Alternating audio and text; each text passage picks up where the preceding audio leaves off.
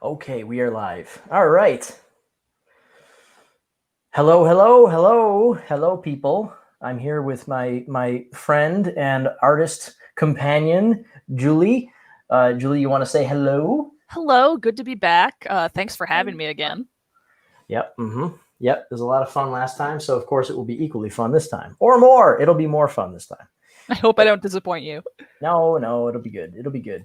And we have another artist friend from across the pond who's going to be jumping on at some point. So we'll look forward to that. And yeah, today's just another art stream, but this time with a few fewer Mitch Murder tracks, because I did get a copyright claim, as I thought I might. But it's funny because he made a point of saying that his music was available for streaming, and so I feel I've been lied to. I'll bet you anything whoever is enforcing those copyright laws is not the same person who was like, yeah, you can use my music, because it's always like a subsidiary. Well, here's the thing. The copyright claim was for a specific album. And so I'm thinking if I just dance around any album that isn't just him, then I think we should be good to go. So, let's try it one more time here, because first of all, my channel is not monetized, so I don't really care. I just don't want to get a copyright strike. All right. Let me see. What do we got? Hardwired. Oh, this one's neat. But yeah, I think this one's just him. Okay. All right. This one should work. So how's everything going? How's life been? Pretty the same since I talked to you 2 days ago, I think. The same? You mean like you haven't bought a new house and cured world hunger and traveled to the Antarctic? No, we already have the house, so I'm hoping I can do like world hunger down the line. Yeah, well, hurry up, will you? I'm hungry. Sorry. All right. So yeah, things have been progressing over here, and some evolution on the plans with Kickstarters. So we'll talk about that later. And but yeah, for right now today, we're just focusing mainly on adjusting the piece that I was working on the other day. So I actually wanted to open this one because I could show people a couple of things that I did. Well, I guess one thing really that I did not show before. And it's a really cool technique, something that I think people would enjoy learning more about. So I used to use this technique all the time in CG graphics. So when I was working on computer graphics, well, I guess this is a computer graphic. I'm still staring at a screen, so it counts as a computer graphic. But when I was working with 3D models and things like that, and I used to do 3D rendering, there's a really cool technique called subsurface scattering. And they always have to use pretentious names whenever it's something in CG. It's always got to be a pretentious name that nobody can remember. I think they do it so that when people talk about it on the fly, they forget the name and they sound really dumb. But I remember the name this time. So subsurface scattering, you didn't get me this time. The other one's like chromatic aberration, and here we go. What was the other one? Ambient occlusion. That one always gets me. So I've shown a little bit about the ambient occlusion logic, where you have surfaces that are close together, and so they get a little increased shadow, which you can either do with a darker shadow or you can add another shadow layer, which is what I'm doing. And the reason I do that is because I like keeping my layers organized and having just one shadow color. That way, if I need to change the shadow color or I need to manipulate it in some way, it's very easy for me to do so, because I'm just using the one color instead of having too much color variance. And also, when you have too much color variance, you can end up with a major problem. And the major problem is you can have too many things affecting the overall image result. And you don't always know where that problem you're experiencing is coming from. It could be coming from 3 of 10 layers, for example. And you don't really know which one it is. Maybe the colors are a little bit too intense or too bold or too vivid, whatever, in one area. And so it's like, all right, I've got to go through layer by layer and figure out what I blew out with too much color and why that's causing me a lot of trouble. Does that make sense? Makes sense to me. All right. So yeah, the subsurface scattering is a really cool concept. Basically, what's happening is you have a... Where are my features? Oh, whoops. I don't want you to see this. Give me 1 second. Is there secrets on the screen? I'm going to, no, secret stuff. I can't show this. I'm in the wrong application. Secrets can't be shared. All right, so we're gonna go back to Procreate here. There we are. Okay, so now I'm back in my drawing program. So subsurface scattering, the logic behind it is that when you have a different surfaces are going to receive light, and that light is going to permeate into the surface to some degree, and it depends on how translucent the surface is. So for example, a metal surface really has basically no light penetration. It stays on the surface and then it reflects off because it's so dense, light can't penetrate into the surface. So when you're looking at a metal surface, you do not get a subsurface scattering effect, okay?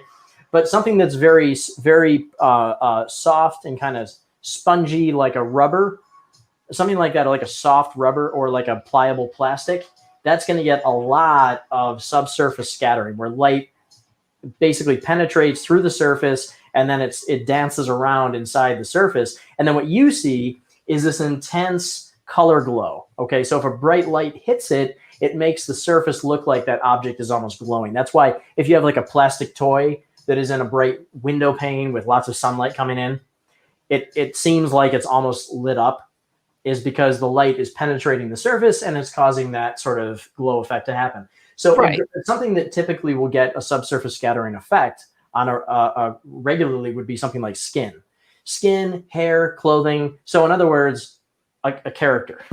Characters will often be the recipients of that sort of subsurface scattering effect. So when I was working in like Maya or 3ds Max, which I used to use for doing 3D graphics, subsurface scattering is something that you basically turn on. Okay, you go through as you adjust the lighting, you basically decide, okay, I want to use subsurface scattering here, and you adjust a bunch of sliders, and then you keep doing rendering tests until it looks right.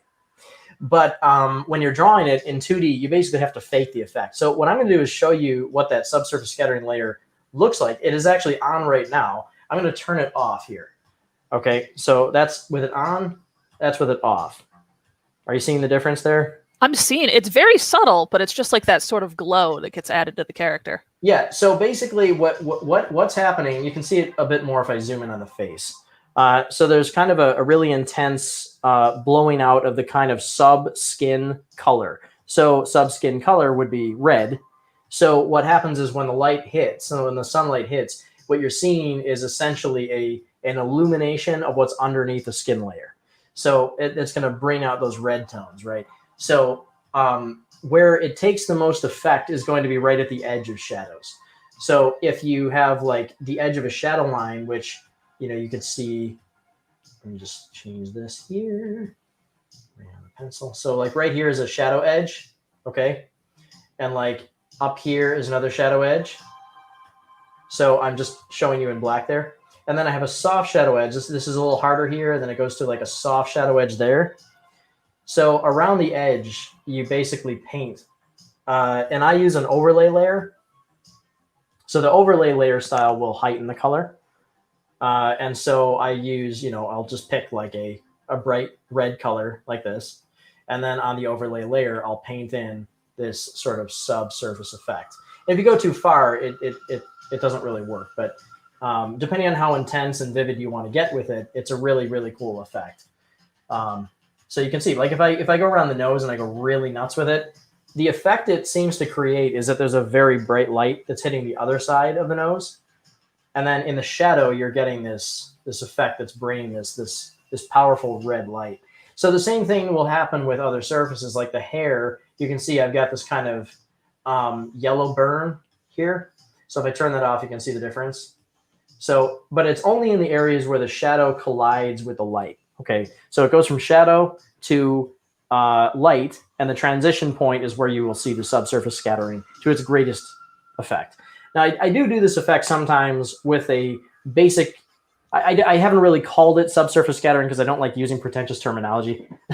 But basically, the effect is essentially to blow out the colors a little bit. And I've kind of kept it simple from an explanation standpoint. But what's really happening there is the light is hitting a surface, and it is dancing around inside that surface, and then it creates that kind of glowy effect. Does that all make sense? It totally makes sense to me. And I really like the vibrancy it adds to your picture. I know you've mentioned this before, but I always feel like your work has like a little bit of inspiration from just Lisa Frank, because you just use such like those bright, vibrant colors wherever you can. And because of the rainbows. You know what's funny about Lisa Frank? And by the way, I think you might be the 12th person to tell me that. I'm sure. The first time I heard it was at Comic-Con in 2018. I was at Comic-Con. I had some Dreamside Art prints, and somebody came by and said that the way they described it was classy Lisa Frank. That's and right. I thought, I'll take that. Lisa Frank. Something interesting about Lisa Frank, though, is that she her technique, what gives it that Lisa Frank look, really, I'll just make a new thing here, is that when she paints a rainbow, so I'll just show you here. Okay, so normally a rainbow is going to have the following colors. I think this is kind of an interesting thing. It's almost an iconic thing about Lisa Frank, and you don't really think about it until somebody points it out.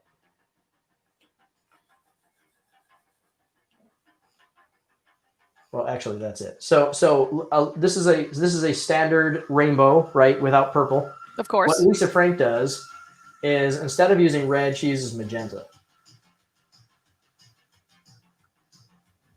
So that's a Lisa Frank rainbow, which I think is interesting. And if you look at the pieces, you will basically never see red. It's only like pink, magenta. I mean, you might see some, and I haven't looked at her newer stuff, or I guess the Lisa Frank company's newest stuff. But anyway, Lisa Frank's original design concept was to use pink and magenta instead of red. So it's just a simple little thing, but it really made an iconic look.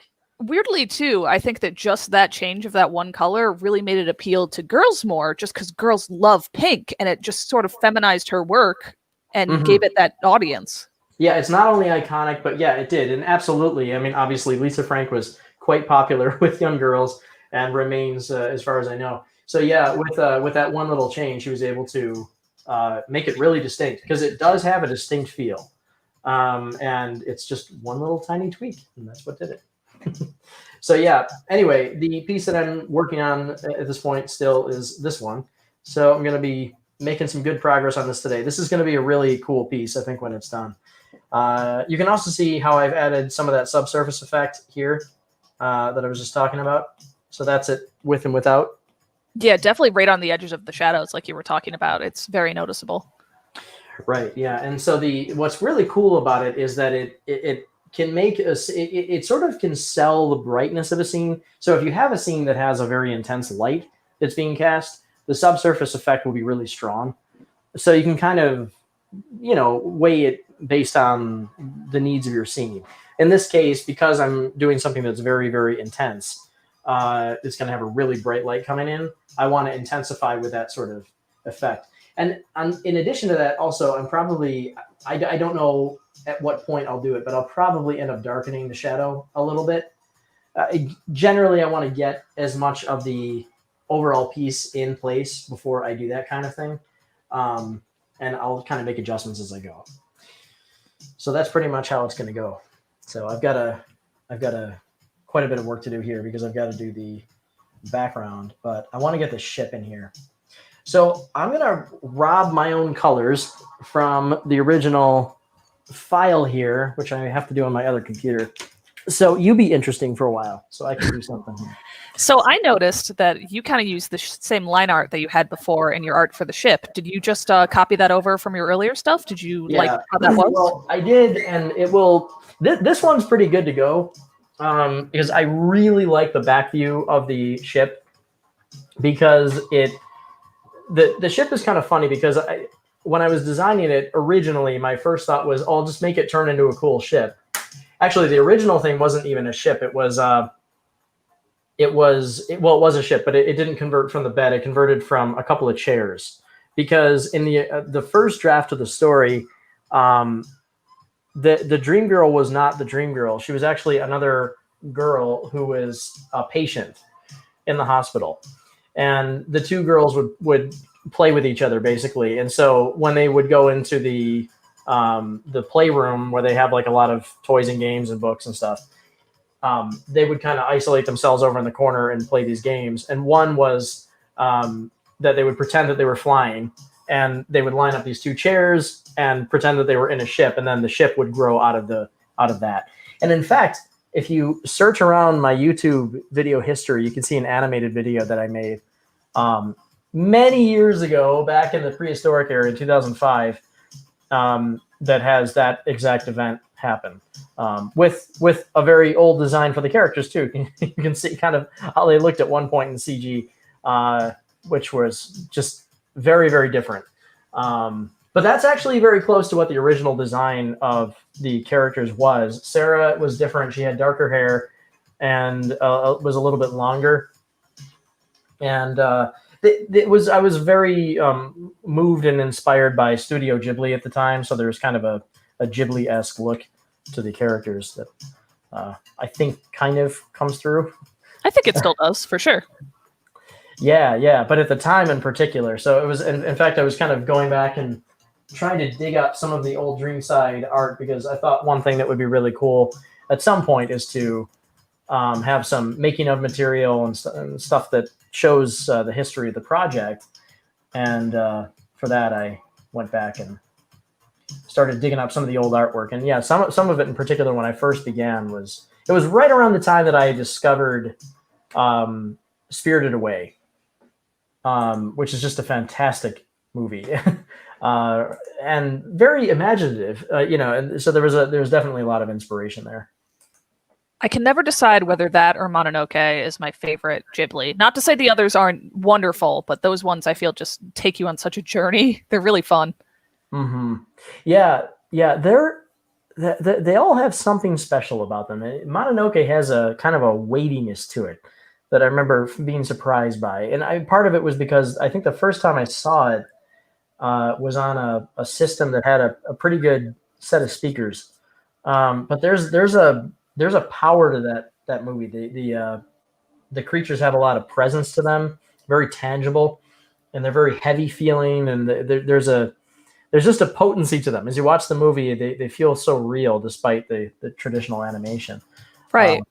And that I remember actually there's always some kind of grotesque creature designs in that are a little intimidating when you're watching them. They're just like, oh, this is kind of scary. It's a little scary, but it's the fun kind of scary where it's the exact kind of scary you want. It's fun. It's kind of the thing that I was talking about before, where you have a few sharp edges, that keep things interesting, because you never know what you're gonna get with that. I think one of the things I really enjoy about it, just plot-wise too, is they don't portray the village as being like villains. Like, obviously they're working under their own means against nature because they like need to colonize and flourish their little like population, but it doesn't make them evil. Like, you totally understand the motives for both groups. It's not just like this person good, this person bad. Mm-hmm. Yeah, that's good. And you have to have some degree of the way that I like to put it, Julie, is I say you've got to give virtues to your villains and vices to your heroes. Right. And there has to be something that is good about your antagonizing force, because if you don't have something that is virtuous about them, then they're completely unrelatable. Now, you can have an unrelatable antagonist. Dreamside actually has two antagonists.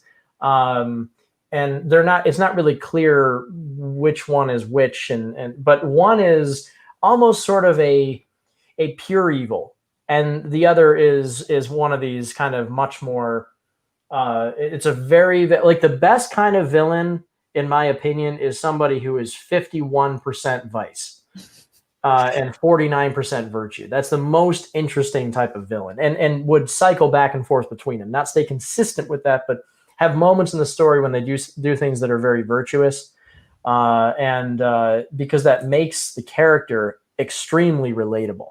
Yeah, you want to understand them. You don't just want a character that kicks puppies for the sake of kicking puppies, because like it doesn't mean anything. Like, why would they do that? There is a filmmaker who does that, that drives me insane. But I have to give him credit because his movies are insanely popular. They might be some of the most popular movies ever. In fact, they are.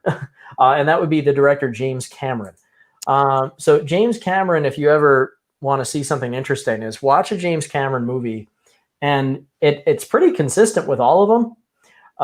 There will be some degrees of virtue to the villains, but for the most part, they are 100% evil. Meaning that there is essentially, they're basically set up to just be purely villainous. And it's kind of, in my opinion, the laziest way to write a bad guy, for the reasons we just discussed. But, you know, you take, for example, a movie like Titanic, you know, the fiance of the main character, I can't remember her name. What's her I think name? it's Rose. Rose, right. I should remember that. That's fine. But the fiance of Rose is just from the beginning to the end. He's just evil. He is he's abusive. He slaps her. I mean, the first time that we see him, he's nasty. And so there's really no virtue to that character whatsoever. And if there is, it's overwhelmed by the vice. And so I don't like that type of villain because they're too easy to dislike. You love to hate him. You know, it's one of those love to hate him villains. And I just think that's incredibly lazy storytelling. I totally But agree obviously with it works really well for that movie, and it works well for James Cameron. He does the same thing with all of his villains, and it just bothers me. I mean, I really like Titanic, but what I appreciate about Titanic is like the atmosphere of the ship and the relationship between Jack and Rose. Like when I think about that film, I never think about the villain. So I guess I would consider that a weak part of the movie for me.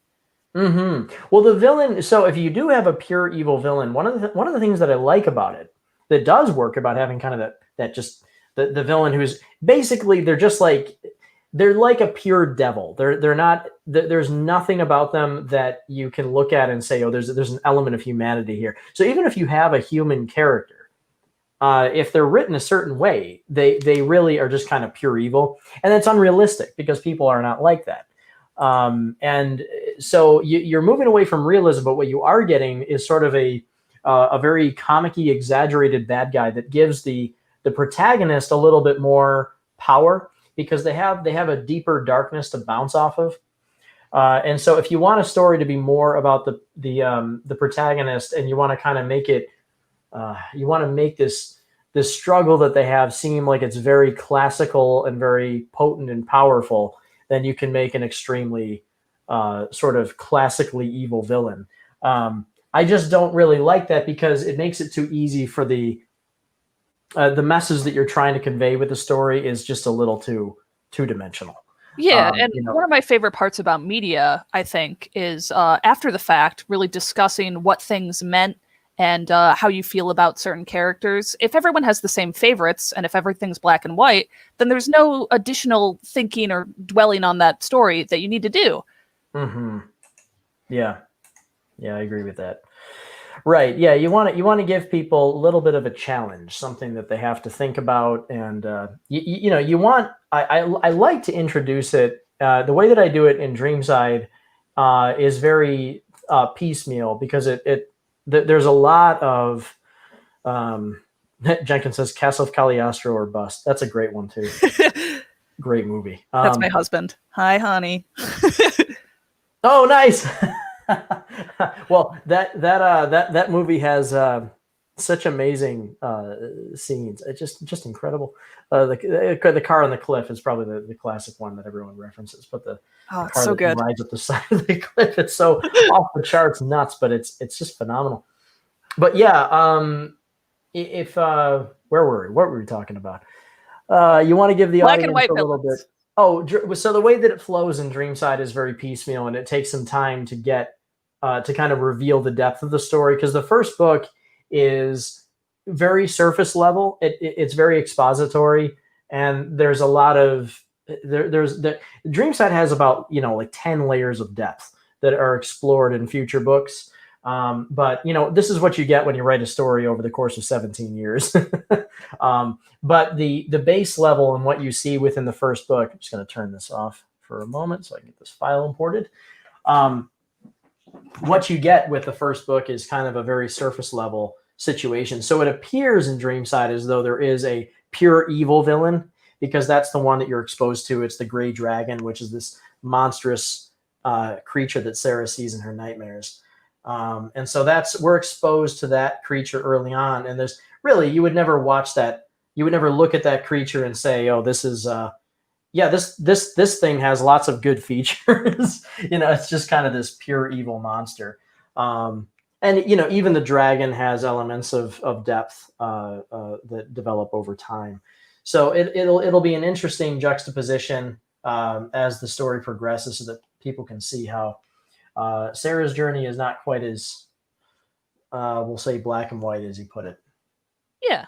And I think I don't want to totally denounce villains especially villains that are meant to represent something, because I do, without knowing the specifics, I do feel like a lot of this will be kind of Sarah reconciling with her real life stuff in her mind. And I feel like if villains are meant to represent something in a different world, it doesn't have to be as nuanced as the villains we were talking about. Mm-hmm. Well, yeah, and when you have an introspective, just speaking just in general about just storytelling in general, and this is the case with Cracklestone, it's the case with Dreamside, it's the case with anything, is that I like to do there's a psychological character arc. There are likely many psychological character arcs within a story. And then there are physical character arcs, right? And the psychological drives the physical. So basically, as you have a progression of character movement within a story, you have to have a sort of a mental journey that takes place that drives the physical. And so if you have a physical without the mental, you have a very, very simplistic two-dimensional story. Because a person cannot make physical growth without first changing the mind. Otherwise, it seems illegitimate. If for example, let's say that you have a story with a character who is very greedy. Okay, so you want to tell a story that deals with greed as a vice. Okay, so maybe a capital B story. Okay, right. So you're like, well, greed is the foremost element, foremost vice, kind of the primary vice, core vice. So that drives all of the vice-based decision-making that I have with the story. So everything will be about greed. It'll be, it'll be, say, capital B. It'll be other characters as well. They'll kind of all be dealing with the same thing. So if you try and suggest that this character who's very greedy, so the physical actions might be, he's stealing the world's books so he can make his maniacal machine, like in the original game. Right? How do you get that character to transition away from that if they are the protagonist? It's like you can't just one day just make a decision and say, oh, I changed my mind today. I made a physical change. There has to be something that drives that physical change, and that's really the core of your story. Of course. So the majority of growth within the story occurs within the character's head. And then you have a physical journey that plays out as a result of it. Dreamside is a real challenge in that regard, because you have actually three realities. You have you have three story realities, in the sense that you have a physical, what Sarah does in the real world, you have what Sarah does physical in Dreamside, and then you have what Sarah does mentally throughout both. So it's a little bit different than normal, because if you have a story that takes place, it's just a normal everyday story, you have, or I'll just use Cracklestone as an example. Cracklestone has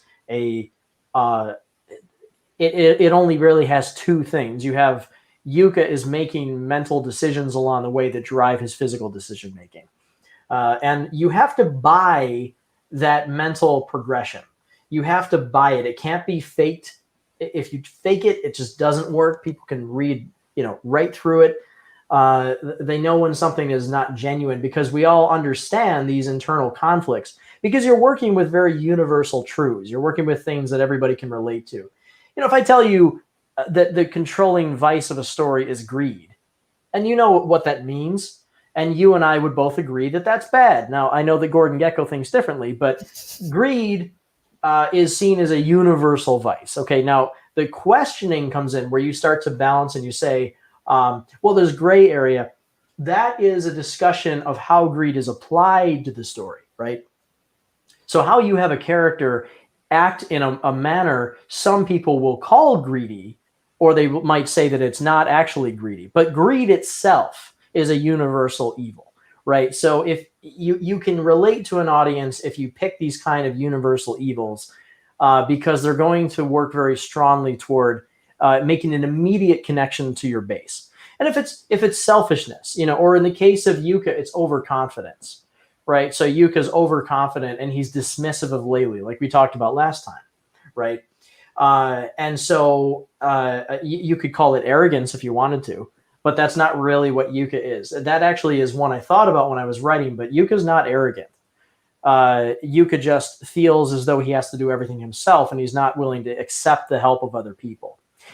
So that in a way is a vice, right? But it would be how it's applied to the story would be all the infinite variables that you could have within a story become a lot more interesting because you say, well, how do you show that effect? How do you show that Yuka needs to learn to listen to his friend? And if you think about it, well, Yooka-Laylee is a story about a person learning to love his friend.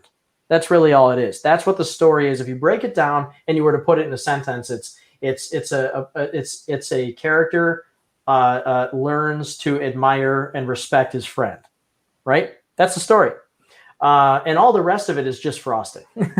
It's where the fun is, of course. It looks like our friend Froggy with Fries is here. So I'm going to go ahead and add to the stream. Oh, wonderful. Hello, hello, hello. Hello, hello. Hello, did I make it okay? Am I alive? You made it in one Did I phase through the wall that is the internet and into this call efficiently? That's what my screen is telling me right now, and unless you're a voice in my head, you made it. I can't see anything. Where is everyone? Fuck. Oh God, no. We're all good. We're all good. We you know what? I'm not entirely confident that anybody wants to look at anybody. So I think we'll keep it just like this. We're all disembodied voices, and that's what we like. That's right. Now, and if you do, of course, want to share your beautiful, pretty face, you can do that, and I can blow it up. I'll save everybody the disastrous results of what that would do. Now, so you're coming at us at what is it, 4:30 where you are? Yes, 4:30 p.m. right now.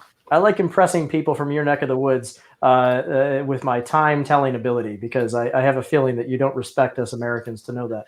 You've got to add on those 8 hours every time. I'm going back and forth between the UK and Los Angeles on a regular basis, so I'm always at the wrong time. Yeah, well, I was living in Vancouver until the pandemic situation, so I was slowly getting used to kind of being able to throw my mind back to the UK, back home. Right, and deal with all that kind of stuff. But I got pretty used to PST and then BST and communicating between them. Well, I'm a little confused about the how what we call daylight savings time actually works for you, because I know that at a certain point in time, our time difference jumps from 4 to 5 hours. But I'm not sure if that's because of our daylight savings time or if it's because you have the same. Do you know?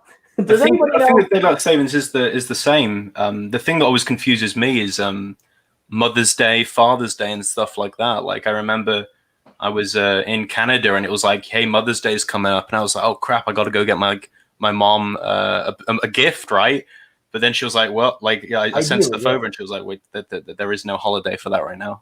Oh, so that's what she told you? Did you bring her a gift? Well, I just had to pass it off. I don't accept this. No, I was thinking of you anyway, and I just thought I'd send a gift over. It had nothing to do with like the pressure of like. This is an illegitimate gift. I refuse to accept, and we must wait for the proper time and place. I don't think that's what my mother would say. She'd be very happy to receive the off holiday gift. Where's that banana based? Are you on the Pacific coast of the PST? No, I'm in upstate New York, where things are not as crazy right now as they are in New York City. It's pretty quiet, but I'm also EST, so I think I'm on the same time zone as Dave. Regarding like particular time zones right now. That's right. Yeah, we're both in the same time zone. So yeah, well, thanks for joining. And yeah, you wanna describe a bit about what you do and some of your own work? Oh gosh, yeah. I mean, I found Dave's stuff obviously through the Yuka collab, but after doing some digging efficiently, The Ratchet stuff, like the amount of Ratchet stuff that you seem to have worked on is crazy. Oh yeah, yeah. I think you can definitely see the influence, especially in like alien designs and Skids McMark and all that kind of stuff. Just feels very Dave. Well, in fairness, I have to come out and say that I didn't design characters with Ratchet, but I did work with an awful lot of them. Yeah, those were made by many creative people over a number of years. In particular, my friends over at Creature Box, who are Greg Baldwin and Dave Girton, who I believe are the original designers of Ratchet and Clank. Very, very good people there, very talented artists, and did a wonderful thing for me because they gave me wonderful characters to work with that I didn't have to do any work to design. So it made me look very good without me having to do much. Was it a kind of similar process to what you did with Platonic in that case, working with like an established set of characters? Yeah, although the relationship was a bit different in the sense that with Platonic for Yuka, there was a lot more free reign in terms of what I was doing because there was an understanding that it was an adaptation, and so there was a bit of reinventing that I could do here and there and play with the characters just a little bit and manipulate as needed. So, they're, again, a fantastic foundation to work with. Steve Mails and Kev Bayless did, I think they did the majority of the characters themselves in terms of the design. So it was really wonderful to work with them, and quite an honor for me because it's really neat when you get to work with even indirectly, as I did, with people who made the games of my childhood. So that was fun. It's really it was a great experience. And coming from Ratchet, it was similar but different. Oh, I'm assuming it was like less corporate. Oh yeah. Well, yes, there were definitely fewer stages of I call it stages of approval. So yeah, there were fewer of that. In fact, the stages of approval with Platonic, it mostly came down to showing Gav Price something, and he would say ace, and that was about it. And there would be the occasion. What was funny about Gavin is I would get feedback from Gavin occasionally that would remind me that he actually does have a very keen eye for what he doesn't like.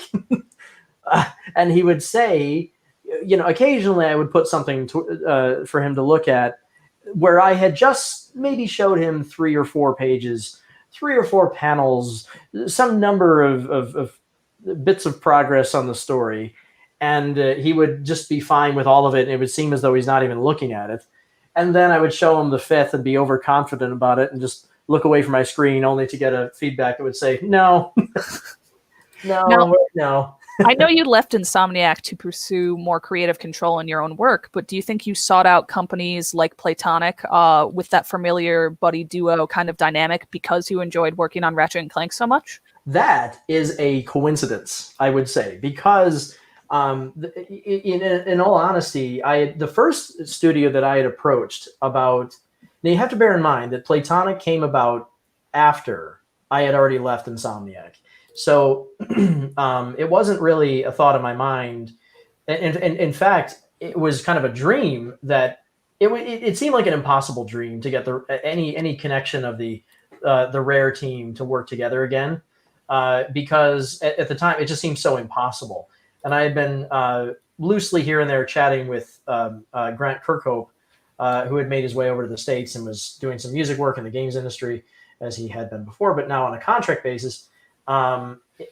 There were some conversations jokingly about how hard that would be to do because everybody had moved on and was in different locations, and it just seemed impossible. How do you get a bunch of people at once to kind of quit their jobs and just get together just to make games that we used to love as a kid?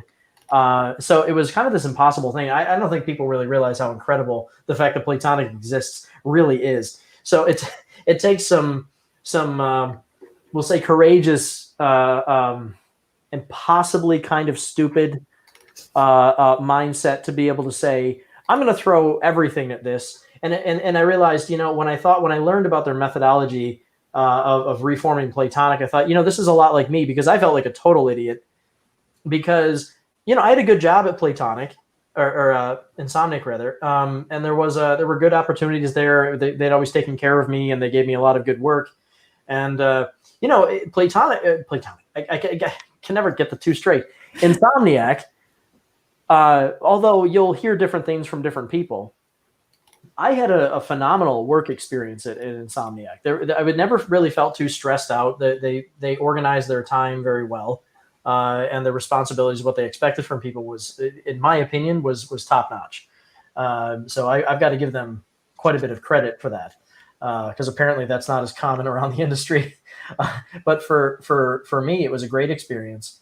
But what was overwhelmingly important for me was to work on what I thought at the time was work on my own ideas. What I realize now is I just kind of want to be able to work on complete projects and develop them, essentially alone, and just kind of have control over that, because that's something that's very important to me, just to be straight up. But yeah, the buddy duo aspect was a funny coincidence, and it just was it was just perfect. It was just a perfect timing, and it was perfect that it was related to banjo without being banjo, because people often ask about banjo and they say, hey, when are you going to do a banjo graphic novel or that kind of thing? And I can tell you that I've reached out to Rare with no success in that regard, because they I didn't really get a straight up reason, but it just seems as though they're just not ready to do that kind of thing. And I feel like they seem scared to even pursue the merchandise too much. They've got slight deals with Fangamer and things like that, but they don't even seem that eager to profit off what is quite a profitable character, especially following the Smash Brothers stuff. They did reach out to First Four Figures and get that rolling. And I will say, in their defense, there has been more banjo merch greenlit in the past 2 years than probably the 18 years before it of banjo. So I think they know. I think they know what people want. But it's really funny to me that fans keep showing up in every thread that Rare ever posts. And they're like, where's Banjo 3? Where's Banjo v. Dewey? When it's so clear to me that, like, Ukulele is Banjo 3, but people just have such an emotional attachment to those characters that they're not willing to let go of those designs yet. Mm-hmm, mm-hmm. Yeah. I see where people are. I mean, it is funny, because I do agree that there are avenues that Rare could definitely explore with banjo. They do have this wonderful property that they could do much more with. But everything, of course, has a budget. Everything, of course, has time. And the bigger key factor, and I'm speaking this way with absolutely no knowledge about how they operate, but just kind of understanding a little bit about the politics of how studios work too. You have to bear in mind also that there may be a desire to move away from banjo. It's if you put time into one thing, it can often. You have to pull time away from something else, Right. And so Rare has, there might be a circumstance where Rare is. I mean, at the very least, it is in evidence that they seem to have kind of moved away from it a little bit. So there's always the possibility that they just don't really want to work with banjo anymore. And I think that's totally valid. Even back when they made banjo, they were known for being a company who just constantly bridged genres and made all sorts of different things. Like, I know it was popular back in the day, but I feel like a lot of people forget that they made like GoldenEye and stuff like racing games, like Diddy Kong Racing. And they've never been someone who sticks with one IP. Even now that Sea of Thieves has gotten really popular, like they're still adding support to that, but they're interested in trying their new thing, Everwild, and that's so exciting to me. I love seeing them try new things instead of sticking with one thing and watching it get stale. But it is kind of a very rare pedigree, actually. I mean, they did work with in the past, with sequels. Right. It's funny that in today's era they moved away from sequels when sequels are more common than ever. So I do have to give them credit for that. But that all that said, it does seem a shame, because you have so many people who you have this franchise that people love. But these two statements can be true at the same time. Also, that they could be uninterested in pursuing development with banjo at the same time as they don't want anyone else to mess with it. Yeah. And so I have a feeling that there is still I think what it is they just can't wrap their head around it, because there are so many people involved with Rare. There's so many people involved with Microsoft. You know, and I can tell you, the guy who was pushing for me to get a rare book, by the way, I went right to the top with that one, and it was I don't know if you know who Ken Lobb is. No, Ken Lobb was basically the liaison between Nintendo and Rare back in the 90s. And I think might be one of the reasons that we had so many great Rare games back in that era on the Nintendo 64, because he was really such a great connection between the two companies. He's now with Microsoft, and as far as I'm aware, is their primary. I really don't know exactly what his role is, but I know that he works a lot with Rare. So if Ken Lobb could not convince them to give me Banjo to work with, then it ain't happening. I think it's mainly due to, you know, most people that were involved with Banjo have left to do other things, or obviously to form Platonic. Right. And nobody wants to adapt something that they weren't involved with. And I think that, as you said, there's a pedigree that comes with, on the sequel side, with Rare is developing, you know, a new Perfect Dark or a new Battletoads, and everybody's expectation is heightened. But if you say, well, Delilah is working on Battletoads, or you know, is it the Coalition that's working on Perfect Dark? That I don't know. I'm not sure on that one either. I'm sorry. I believe it's just rumblings. It might not be legitimate, but I think Microsoft, you know, it happened with KI as well, right? Where they gave that to, gosh, who worked on Killer Instinct reboot? I forget. I think that was it Double Helix? Double Helix, yes. So I think Microsoft is keener to give the IPs to other companies. I mean, we saw it with Conquer as well, where they did the HoloLens thing. And with Project Spark. So it's not like they don't care about these IPs, but I think they're very scared to set a precedent with it being developed by Rare. And as you said, they want Rare to kind of spread their wings, right? They want them to have big new IP, which they can sell, you know, as big multiplayer games and social games and online games. Yeah. They're this one company with this just gargantuan library of beloved IPs, and there's just no possible way they can constantly have those in development and make those for fans. For me personally, my favorite Rare IP is Viva Pinata, and I fully respect that I will probably never see a Viva Pinata 3, just because there are so many things that people want more than that game. And I think at the very least, we're seeing kind of this animal friendship dynamic in Everwild. So they can bring these ideas that were working really well in their games before to new things, but they don't have the energy and resources to constantly be making these sequels to all these things that people want. Yeah, and so I guess to get back to the notion of, you know, what really is appealing about Platonic in terms of we'll just put it this way, is whether or not Banjo is an option or ever was an option.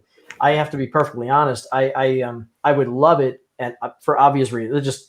Of course, I would love to work with Banjo, but there's so many more things than just the property itself when it comes to working with a project that make it appealing.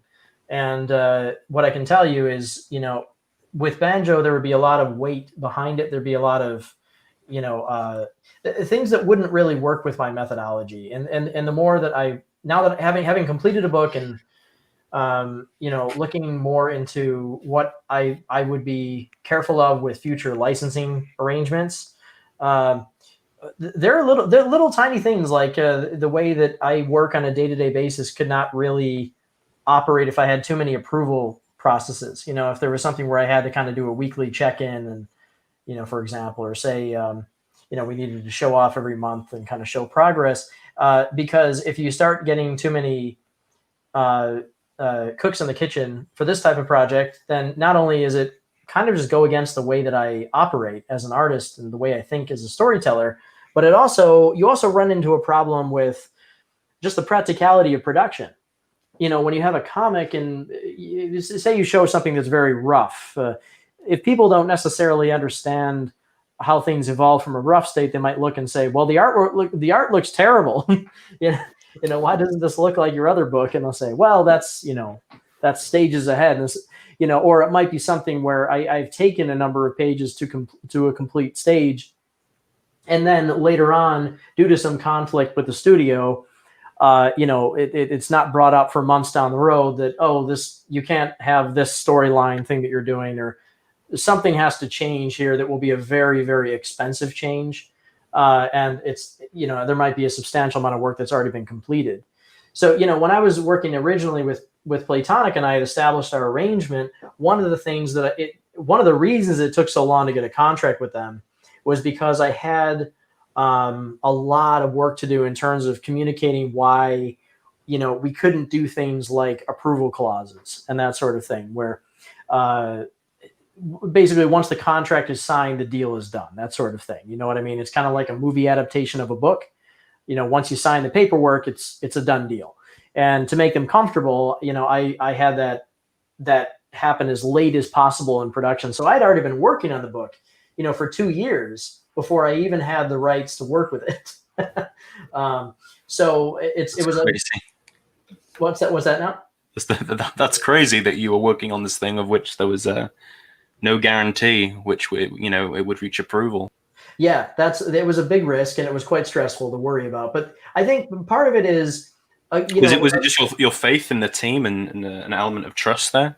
It's a thing that I know about how contracts work. Okay, so let me tell you a really kind of a dumb thing about the way contracts work. The truth of the matter is they're essentially pointless. I had learned over a long period of time that a contract has its purpose, but in order to enforce that purpose, it costs more money than you make on the project. And so it depends on what sort of project you're talking about. But if it's, say, for example, it's a game development that makes, millions of dollars of profit, of course, you need to make sure that you have all your paperwork in place. The problem is, for something like a graphic novel that is independently produced and sells to 1,000 or 2,000 people, it doesn't make enough money in terms of profit, period, to even come close to covering the legal costs that I would face if I were to pursue some sort of an action against a bad partner. Okay, so I can have a contract. It really doesn't matter. Okay, what does matter is the people that I'm working with and whether or not we have a good relationship and we trust each other. So when Gavin, talked to me originally, Gavin is kind of like he's like a magical. He's like a non-human. He's one of those people. When you think back on Rare and you think, I wish there were more people like the Stamper brothers, because they were unbelievable visionaries. Gavin is like that. In my interaction with him, I can say he kind of has that mystique that you look back on and you say, wow, that was a visionary. And not only was he a visionary, but he seems to understand how to let individuals. This is my experience.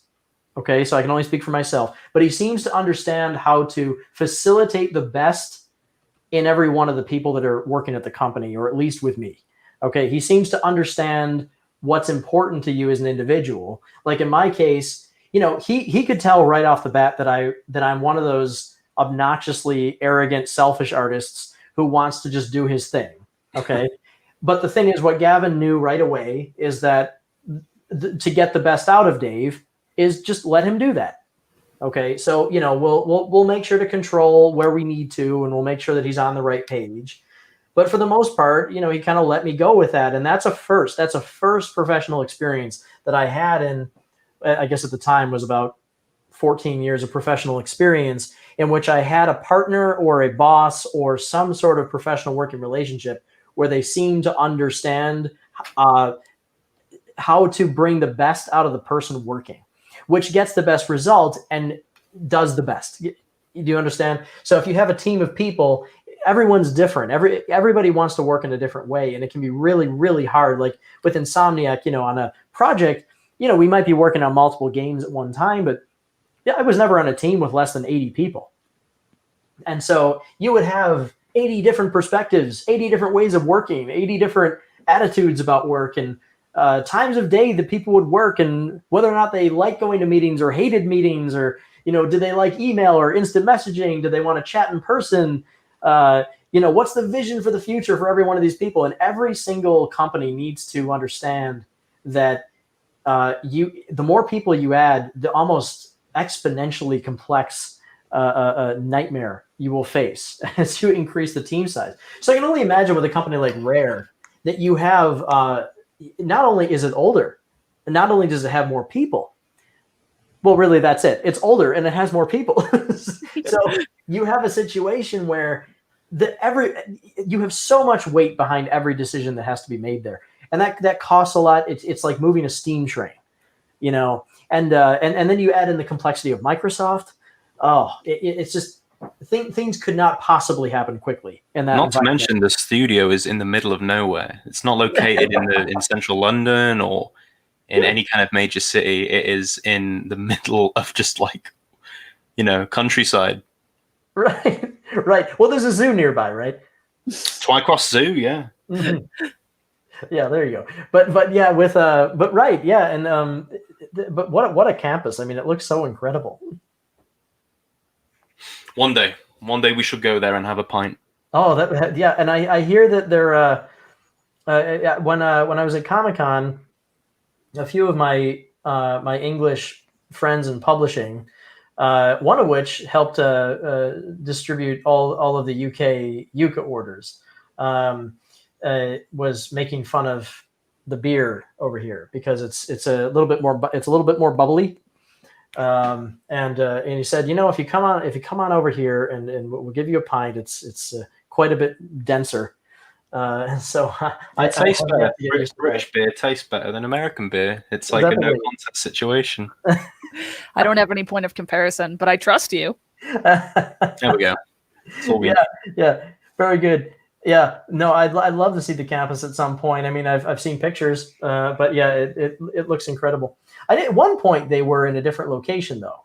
The barns, like the two big converted was it slaughterhouses or like a farm or something? I don't know, but like I hope it was one of those because that's funnier. But I think where were they? It was I can't remember. I know it was this very well, it was much more of a modest building than what they have now anyway. But I think that this was probably back. It must have been around 1990. When did they move? I mean, it must have been like. I think Microsoft splashed out for the new studio, sort of going into the 360 development. Right. They had a huge hiring surge. Yeah, that makes sense. They're still always posting these things. They're like, "We're hiring," and I'm like, "Rare, please. I don't have what you want, but take me." Take me. You can be the person who directs people to find a studio in the middle of nowhere. I'd do it. I'm telling you, it's down this road. Trust me. I know it doesn't seem like it, but there is a studio. Look for the obnoxious 90s animal mascot statues outside. Yeah. Let them welcome you. Speaking of these obnoxious animal designs, is that some of your own fan art in your little avatar there, Banana? Oh, that is. I mostly work traditionally, so that's a piece of just like a little snippet of a colored pencil piece I made a few years ago. Now, of course, when I look at it, there's a million things I would change, but I do draw quite a bit of Yukon lately. Digital because of the quality of like the shading on it. Oh, thank you. I like digital art, but I just always really enjoy the tactile feel of traditional, so I gravitate towards that whenever I can.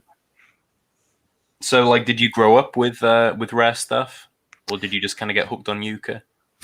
I am just an enormous fan of Rare. My first Rare game that I ever played was when I got the N64 for Christmas, I think when I was 5, and we just got one game, and it was Diddy Kong Racing, and it was just magical to me, and ever since then, I've just followed them intently. Nice one. What a perfect game. The same for me, but with Banjo. Discovered like GoldenEye and Diddy kind of afterwards. They're just so wholesome and fun. I love animals too. I have a lot of pets, so the fact that they always had these colorful animal environments just made me so happy. And I've never grown out of it, and I hope I never do. Right. Yeah. Kevin. Speaking of Diddy Kong Racing, Kevin Bayless has got his first drawing video that he posted earlier today. So I saw it this morning. It's insane what that guy does with his colors. Mm-hmm. Yeah. And there's techniques learned over many years. But you know what was kind of a nice treat, and I didn't realize this because at first I had watched a bit of it on my phone, is that it has some new Dave Wise music in the background, and it's really nice. It's a very, very Donkey Kong Country sounding stuff that he's doing there. So Yeah, I'm not sure if that's part of their Salamandos project, or if I've been following that a little bit, and I think it's so cool that they're just making these characters exclusively for an album. Like, what a rare thing to do, right? Mm-hmm. Mm-hmm. Yeah. Well, I know that Kevin had some pretty ambitious plans with the as he described, with doing some kind of story content along with it, which I'm excited to see. Curious how it'll end up. If it's going to be a comic, are they going to do animated things or what? Yeah, I'm not totally clear on it, but I know it's some sort of a well, I'll call it kind of a newfangled concept. Although in a weird way, it kind of dips back into almost back into the 70s, in the sense that you would have sort of like a book with like an accompanying album. So it's a really neat idea. I mean, I'm not sure if it's meant to be perceived as such with the style of the music. I don't want to draw Gorillaz comparisons, but kind of that cell of imagery and artwork alongside an album. You know, it's as popular as ever with, you know, Gorillaz and a lot of the K-pop stuff, the League of Legends K-pop stuff. People really gravitate towards those music videos and then the tracks alongside it. So, oh, interesting. Yeah. And I think it's cool that Dave, you're looking to make music for Dreamside too, because just anything you can inject music into, I feel like really makes a universe more lively and like something you can imagine being in. Mm-hmm. Yeah. It's well, music is just, because we talked about this in the last stream. It's really it's the heart of the emotion of a scene. You know, and even if you have a scene that can somehow register emotionally to the reader, it's just nothing will ever be as powerful as if it happens alongside music. So it's good. You know, good music improves imagery, and good imagery improves music. So if the two kind of go side by side and they can be experienced together, that's great. The only thing that I wish, and this is something I do want to eventually experiment with more, is more actual integration of the two, because I do miss it. I do miss working with music alongside the visuals, because obviously with a book, it's not really a thing. But one thing that I don't want to get too deep into this, because I'm not sure how much of it I want to keep secret. And you know, Julie, I'm the worst at this. But I'm glad that you are. Yeah, it's fun. I mean, come on. You never know when someone's going to say something that makes it all the more doable. You know, if I keep my ideas in my head, then you know, sometimes they just never come true. You know, we only live so long, right? So anyway, so I did want to experiment at some point with interactive books. In fact, I had there was a pitch I made many years ago. This was back in 2000. Well, I guess it was probably around 2009 or so. So I was at Insomniac at the time, and I had I'm not going to get into a long story about it, but I knew and do still know Todd McFarlane, who's the creator of Spawn. And I had at one point pitched this idea of doing an interactive comic book platform, you know, where you would have a way to have certain interactive components. Now, it was different from what you would think of as a motion comic, because what I wanted to do at the time was incorporate looping segments of animation. So it would use gamey logic, basically. So the way to think about it would be like if you were watching a Zelda cutscene. So in a Zelda cutscene that has text boxes, you'll have characters who will animate. And what they do is they have an animation, and then they'll reach a point where it loops, and it will wait for you to advance the text, right? And then it will continue the animation, and it's done in a cinematic way. You know what I'm talking about with that? I think so. Like an idol, right? Well, basically, let's say that you have a character who's speaking, and in the process of talking, he's moving from the left to the right side of the screen, and then he turns toward the camera, and then he waits. So as he's waiting, the animation still occurs in a looping animation that will stay that way until you advance the text box.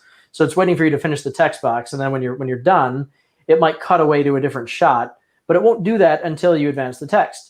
So since you're in control of the timing as opposed to a movie, which has dictated timing, there has to be these looping segments that will just maintain themselves in perpetuity until you advance.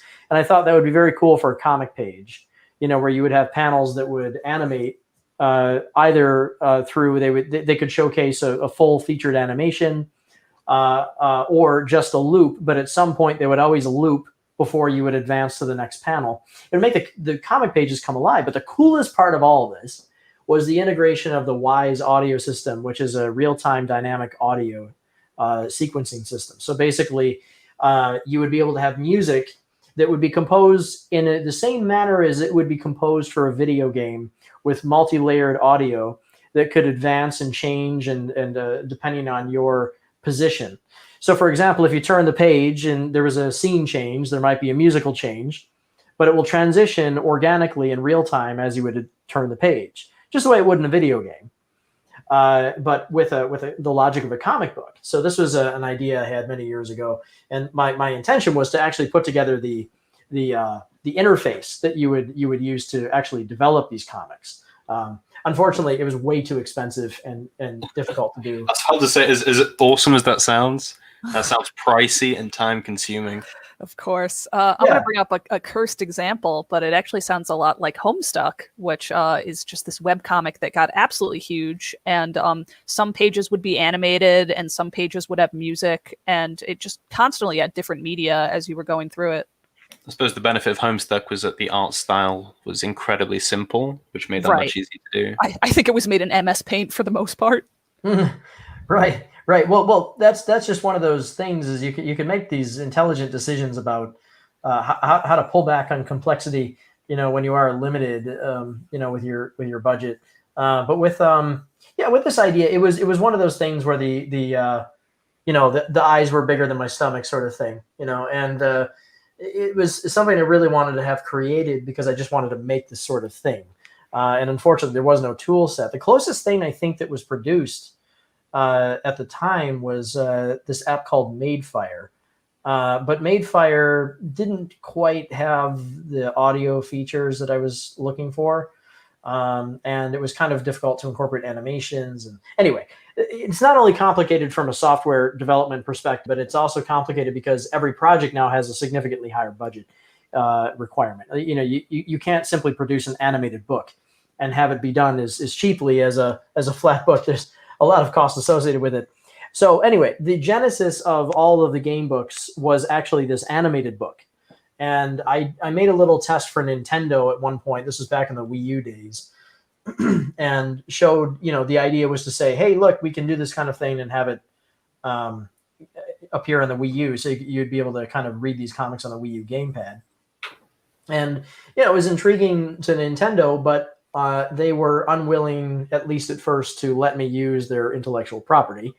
And so the suggestion was, hey, why don't you go and find some other studios to work with on this?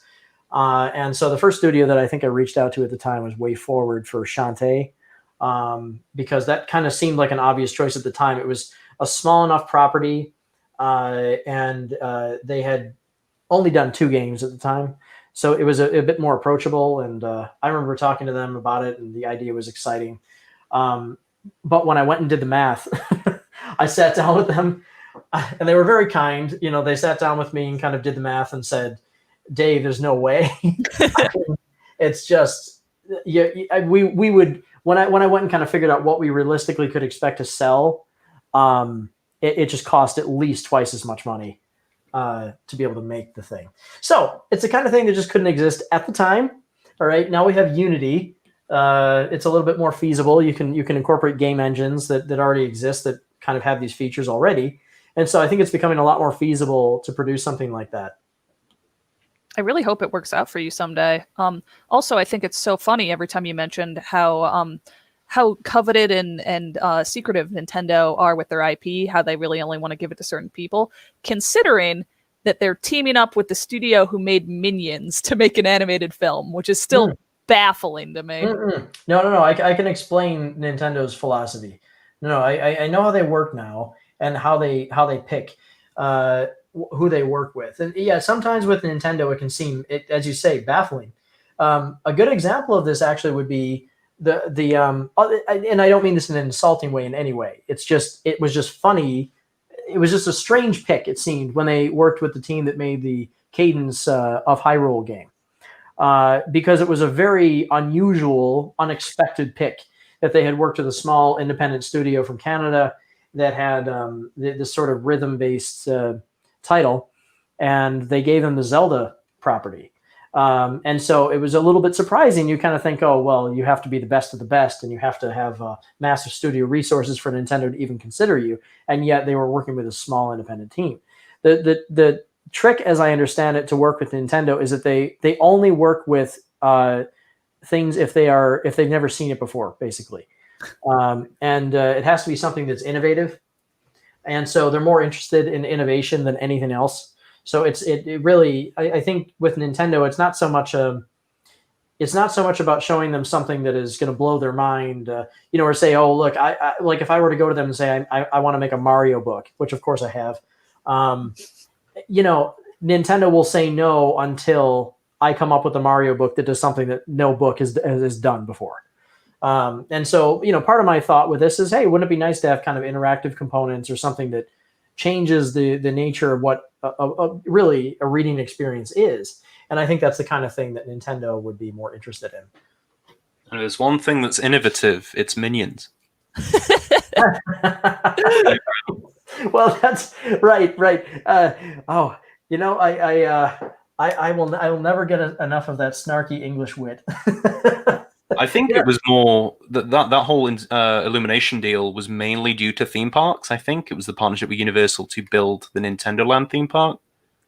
I believe that, but like, what did they possibly show them to sway Nintendo? Like, there's just so many shots every time you see a Minions trailer of just like the worst, lowest hanging fruit jokes imaginable, and just like a big yellow butt, and it's like, this is who you want making the Mario movie? So we know that like Miyamoto loves the Ubisoft Rabbids, right? Right. So he loves that kind of visual slapstick style humor that is, kind of goes across every language.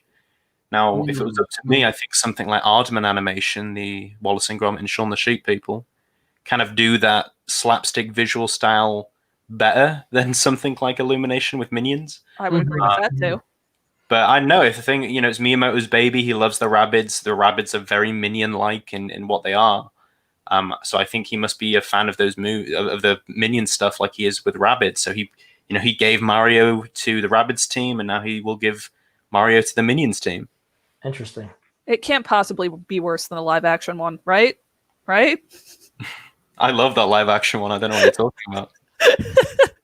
I got that Steelbook 4K Blu-ray with like Bob Hoskins painted art on the front. I love that movie. The Mario movie. Yeah. Oh man. You got any takes on that? That was something else. Well, that was the one thing that you got to say about that movie is that there was nothing like it. Like, that was something else. You're not wrong. But I was horribly disappointed as a kid because I thought, I don't understand, first of all, why this isn't animated. I mean, I wanted it to look like well, I guess at the time, all we really had were instruction manual art of the characters. But I'm like, I want it to look like the drawings of Mario. See, for us, it was strange because it was kind of a discovery after the fact. I was born the year the movie was released, so I discovered it kind of 10 years later. Mm-hmm. And to just watch this weird Mad Max cyberpunk take on Mario, it was awesome. Yes, it was a very distinct movie. I just Googled a picture of a live-action Goomba, and it's just as horrifying as I remember. But again, there's nothing like it. Yeah, that movie. If you think about it as just not being Mario, and you just look at it as a crazy 1990 era sci-fi movie, I think it makes it quite a bit more enjoyable. I think it's not the existence of it that made people upset. I think it was the idea that it could have been such a different Mario movie that really paid more respect to the IP. And it felt like that slot was taken up by whatever that film was. It was all about striking while the iron was hot. I think the producer had just seen Ninja Turtles and how Ninja Turtles had gone from an independent comic to a huge cartoon, huge toy line. And then they were like, right, movie rights.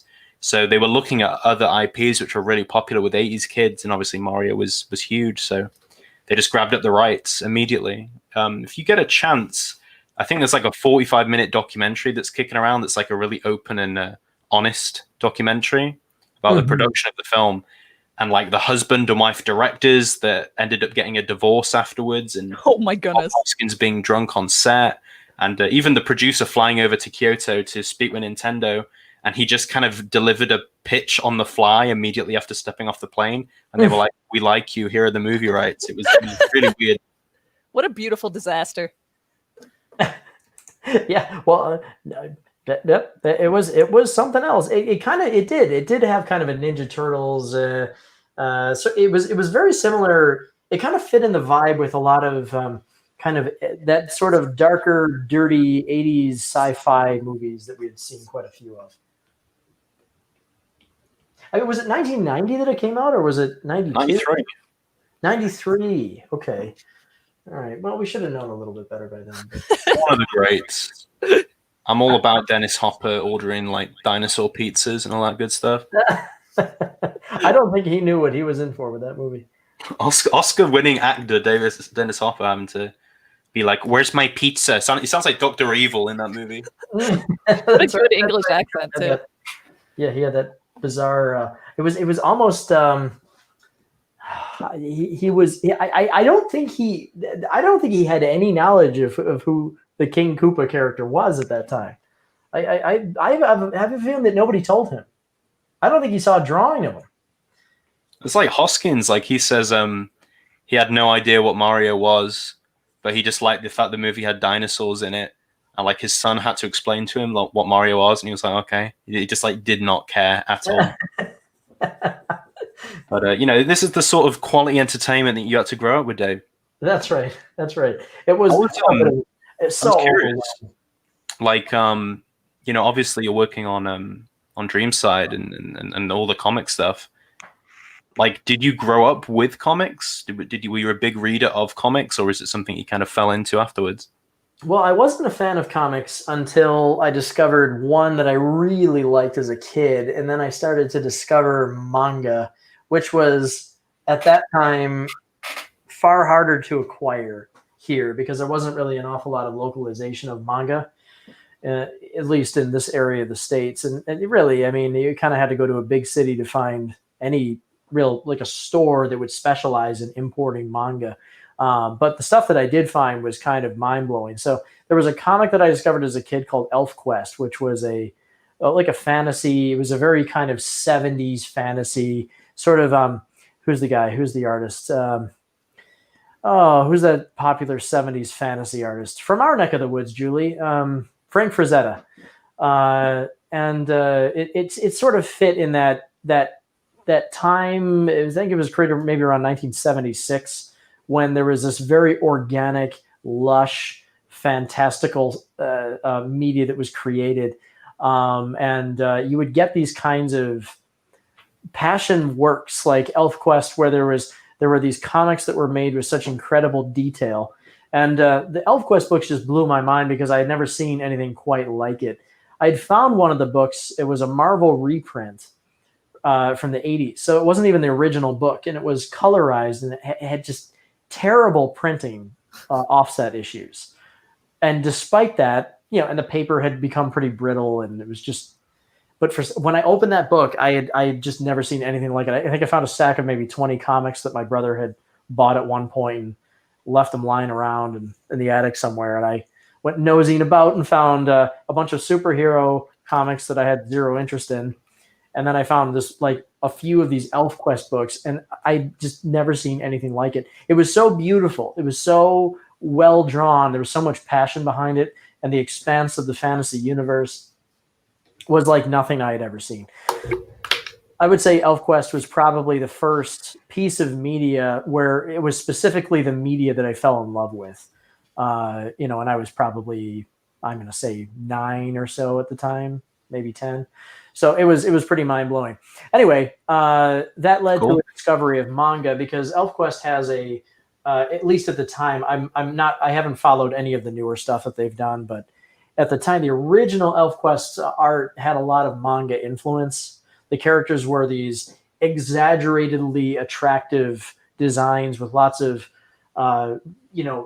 just everything was a line of beauty. The whole book was just Line of Beauty, the book. Okay. And so that kind of led to a discovery of more of this manga, because we did have a local comic store that did have like a very tiny little section of manga books that had been translated by, like, I think Viz back in the early days when they were just getting started out and they were a localization company. They would produce, standard American comic book size floppy books. So they would convert these manga that would be, a 150 page book or whatever, and they would convert it into, 5 30-page books, right? And they would just be like a regular comic release, because there was no way the comic stores had no way really to display the manga size books as comics. And so they had to be converted like that. So, but that was just a wonderful discovery. That's where I learned about artists like Rumiko Takahashi, who quickly became a favorite, with the Urusei Yatsura series, and didn't really read Ranma, but in fact, I was pretty much locked into Urusei Yatsura for quite a while, which is a long-running series. But that led into a discovery of anime. And I can tell you, I remember discovering a tape that my brother had. This is back when we had VHS tapes, and it was Bubblegum Crash. I think it was Bubblegum Crisis, was it? It wasn't Crisis. It was Crash. So it was the Crisis was an 8-episode series, and then there was a separate Crash. Now, I of course did not know this at the time, but I was like 10 years old. And I remember discovering Bubblegum Crash, this VHS tape, which was itself was in a beautiful plastic box. Like it was everything came in a cardboard sleeve. This thing was beautiful art on the cover. And I kept looking at it and thinking, it looks so clinical. It was kind of hard to describe it. It just did not look like something that appealed to me as a 10-year-old. And the character on it was kind of this sort of buxom character that, was, I remember putting the tape in, just discovering it myself one day, and it was like I had peeked into Nirvana. I had never seen anything so attractively beautiful in my life.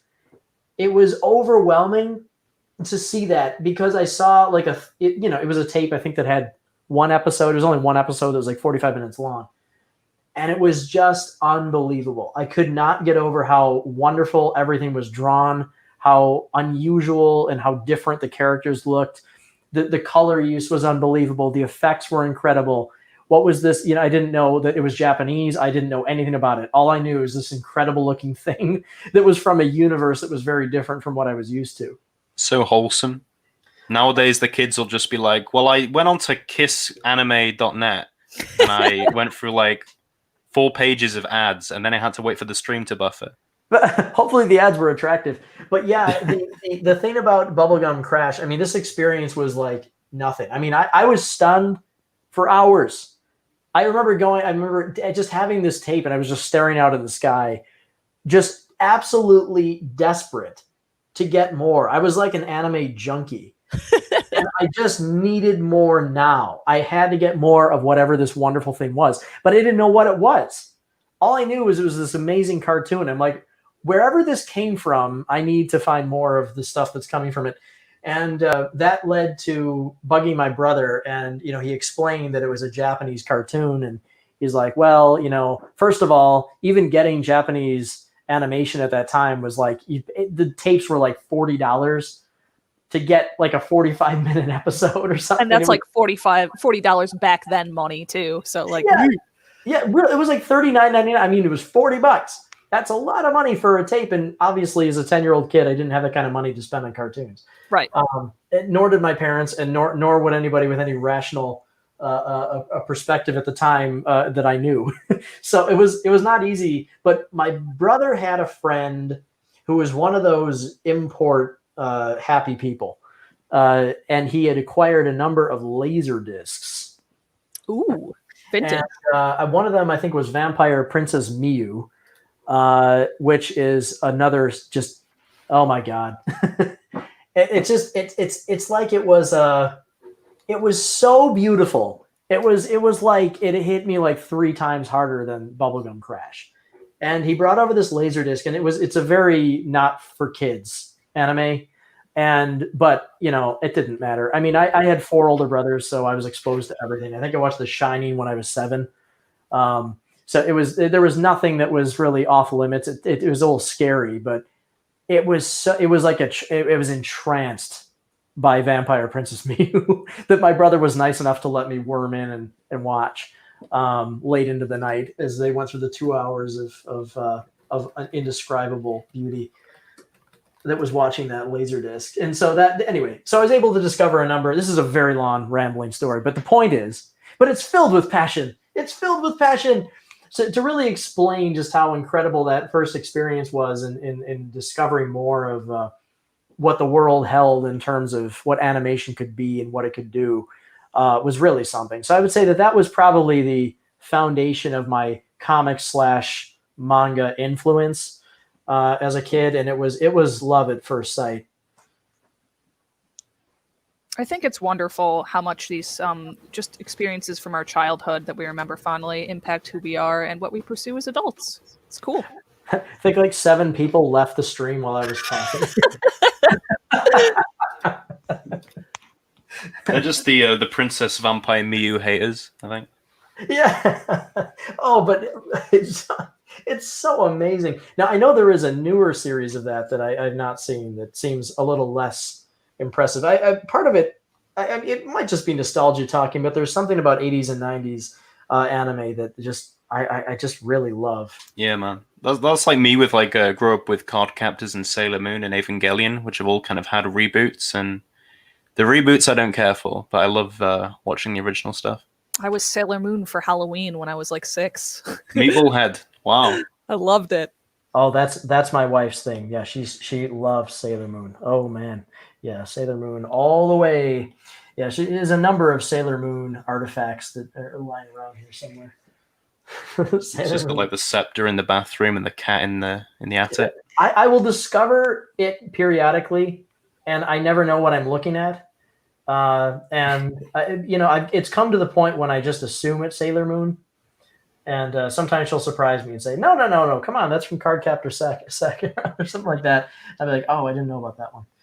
I have to explain the same things to my partners, so it's fine.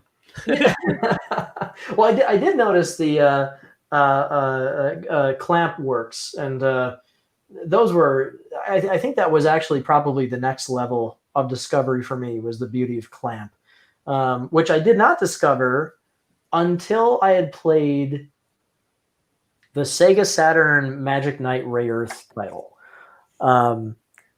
which I've already used such passionate terminology, but I want to go even further. Just pretend I didn't say anything. Ray Earth on the Saturn also blew my mind. I really like stuff. All right, it's amazing, it's overwhelming.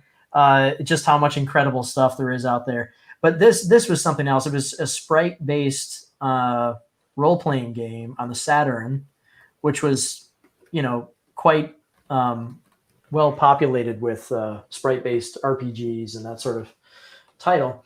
And it was incredibly beautiful. And it made me want to discover more about Ray Earth.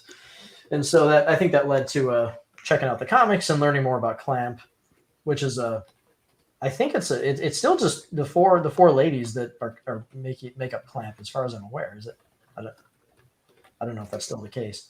I remember hearing that it was driven by women. I think my only exposure is just Card Captors and Chobits, though.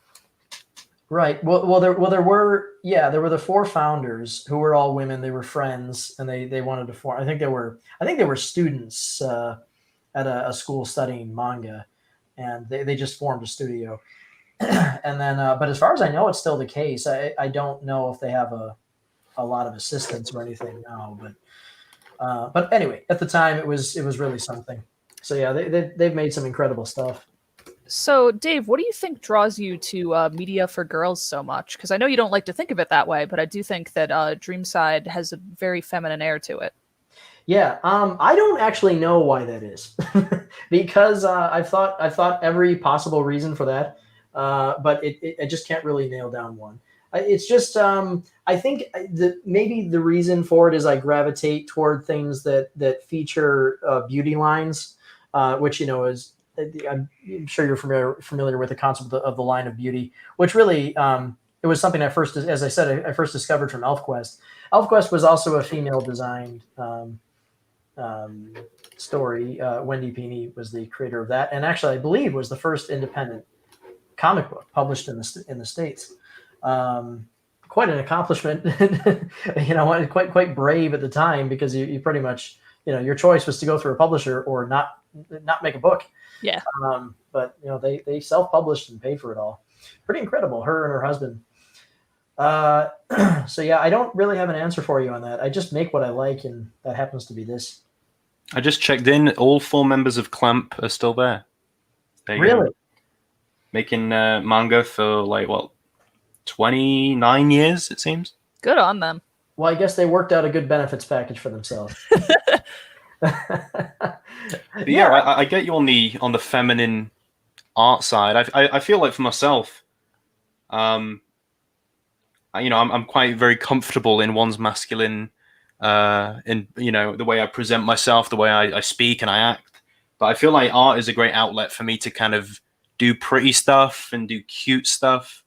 It's like an outlet for me to kind of push that stuff out into the ether, because it does, while it doesn't necessarily gel with how my personality is or whatever, I still find that kind of stuff super appealing. So I think art is a great way to just kind of express that element of a personality.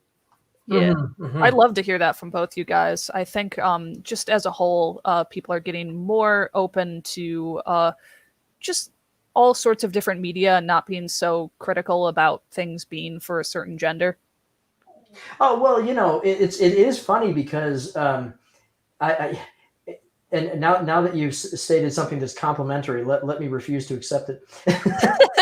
But which is something I learned from the Platonic team. They could never take a compliment. I would, as soon as I would tell them, like, "Oh man, you guys are doing such wonderful work over there." Shut up, Dave. But it is funny. But when I was a kid, I think maybe part of it has to do with my upbringing, because I was never not exposed to things due to that. There was never an expectation. Maybe because my parents had 5 kids, and so there was just kind of like, when they got to me, it was just like whatever. There was no pressuring. There was nothing of that sort. It was just what are you interested in, and that's that. I've always gravitated toward bright colors, which unfortunately just tends to be something that is typically associated with more female oriented works. But it would, I have a real, I have an almost romantic obsession with pink. But it's very hard to find, and I wasn't specifically looking for stuff that would be appropriate for boys or for men. But of course, you will not find too many projects that feature pink as your kind of a primary color that is masculine, put it that way. But with and it's a mix of things too. With Dreamside, I'm drawing what I think is the most beautiful. I think that's really what it comes down to. It's the most beautiful thing I can think of. And so that's what I create. In this case, it's a combination of beautiful elements too. It's colors, it's the characters, it's the world, it's the concept, it's the story. It's just what is most beautiful to me, and how can I convey that, so that other people can feel what I feel. And if I can get that done properly, then that's what it is. Now, as an artist with your own perspective, everyone's going to have a different perception of what that beauty is. And beauty can take on many different meanings and many different forms, but it's just at any given time, I'm always just trying to create beauty. It was the same thing with Yucca. What is most beautiful to me when I would design the worlds and make sure that the pages are set up. The intent is always to create beauty. Even if it's dark or scary, it's got to be beautifully dark or beautifully scary.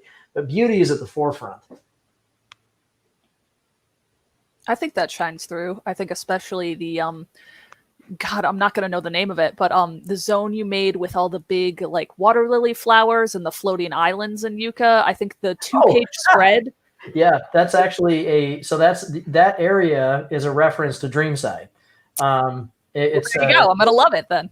yeah, it's called the Dream Shine Sea in Yucca, so it's a play on Dreamside. But the Dream Shine Sea is a reference to the first area that they go to when they go to Dreamside, which is kind of a giant oceanscape. I I'm remember going to call it now like a sorry, cinematic universe. Yucca and Dreamside cinematic universe. Let's go. And they just I'm could in. not be more different, but somehow it works. I mean, I remember when I first got to that 2-page spread where you open up and they show you the Dreamside Sea for the first time. I had to go show my husband. I was like, "Look at this book. This is insane. Look how gorgeous this is." Oh, great! And he was thinking, "It's not Castle of Cagliostro. I have no interest." He is very supportive of my just insane passion for Rare. It's not what really makes him tick, but he respects that this is me and this is my life. Everyone's got their stuff, and his is Castle of Cagliostro apparently, because it was that or bust according to him. So For yeah, him, it's Shadow of the Colossus. That's his big thing. Oh, well, that's a beautiful game. Great, right? Yes, beautiful, overwhelming, really something, man. It's just thinking about the stuff stops me, and I think I get emotional from just how beautiful things can be. I can't believe how gorgeous that game was. Something funny I saw earlier today. Rare uploaded a big Zoom tool, kind of a Zoom call conference with a bunch of people across all these Microsoft studios. And in the background of the Zoom calls with the two of the people in the call, one was just a framed Eco poster, and the other was a big Shadow of the Colossus print. And I was like, this is a Microsoft promotional material, and they've just got these Sony brand Team Eco games up in the background. I think it's Pola's universe. That game is just so beloved. What's funny is when I see the difference between Microsoft and Nintendo talking about each other. It's very I find it hilarious because Microsoft tends to you hear this every now and again from them, as they'll say, "Oh, we love Nintendo. They make such great games, and it's we grew up with Nintendo," and then you kind of Nintendo says nothing. And I just always find that very funny. Well, I mean, they did reveal Steve in Minecraft this morning, so clearly they have a good relationship with Microsoft. Yeah, but they'll do it without praising them. True. Yeah, Nintendo can be mean like that. But yes, Shadow of the Colossus is incredible. But with that area in Cracklestone, that's also that's a take a breath moment in the story too. Is it's where there's a. Do you remember? Did you ever hear David Wise talk about his thought process behind creating Sticker Brush Symphony? Oh no, I haven't, but I'd love to. Well, which is just the best piece of game music ever written, as far as I'm concerned. He was talking about it as in typical modest Dave Wise terms. He said something to the effect of, that the level, I think the designer had made this really difficult level. And so they wanted something that had a bit more of a comforting feel to juxtapose. And I don't know if it was Dave's decision or the designer or what, but the approach to the song was to create something that would comfort you while you were playing this very challenging level. Now, he went beyond comfort and straight into pure euphoria with that song. But the intention was to kind of comfort the player through a challenging time. So the Dream Shine Sea, it's very hard to say. I did a couple of tongue twisters with the names. The hardest one to say is Plum Petal Meadow. I've just gotten so used to saying it. But there's a joke in there with the pun that I won't make here. But anyway, there's a number of puns in the story that are there. And Dream Shine Sea is the moment before the central, the sort of what I call the moment of grace in the story, where there is a dramatic shift that occurs, and in that case, it's what happens with Windy Peak Pass, which is the best name ever. So because of that, there needed to be a bit of a breath there's a breath before the conflict that occurs, and so that's designed to be that's reflected in the design of the world, that it's almost this kind of resort-like paradise, to kind of juxtapose with the darkness of what's happening very soon. If that makes any sense. Spooky stuff. Right. I think that's like a huge element of DKC, though, is the brutal difficulty mixing with these kind of ambient, melancholy, really cozy tracks. Mm-hmm. You're talking about for Sticker Brush? Yeah. Mm-hmm. Oh, it's just that piece is kind of it's hard to describe. That was another thing I remember playing as a kid. I think, when did it come out? That would have been 95, thereabouts. It was either 94 or 95 that came out.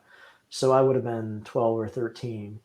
And getting to that point in the game, because it was quite impressive, the Donkey Kong Country games, you had already had the first title, which was mind-blowing, and they could use whatever fancy name for their technology that they wanted, whatever marketing term they wanted. It didn't change the fact that it was just awesome looking. Yeah. And when the second game came out, it's like they had a bigger challenge ahead of them, because they couldn't really advance much beyond what they had done with the first title, but they somehow figured out a way to create a different kind of beauty, and that it wasn't simply about the fancy graphics that they could do.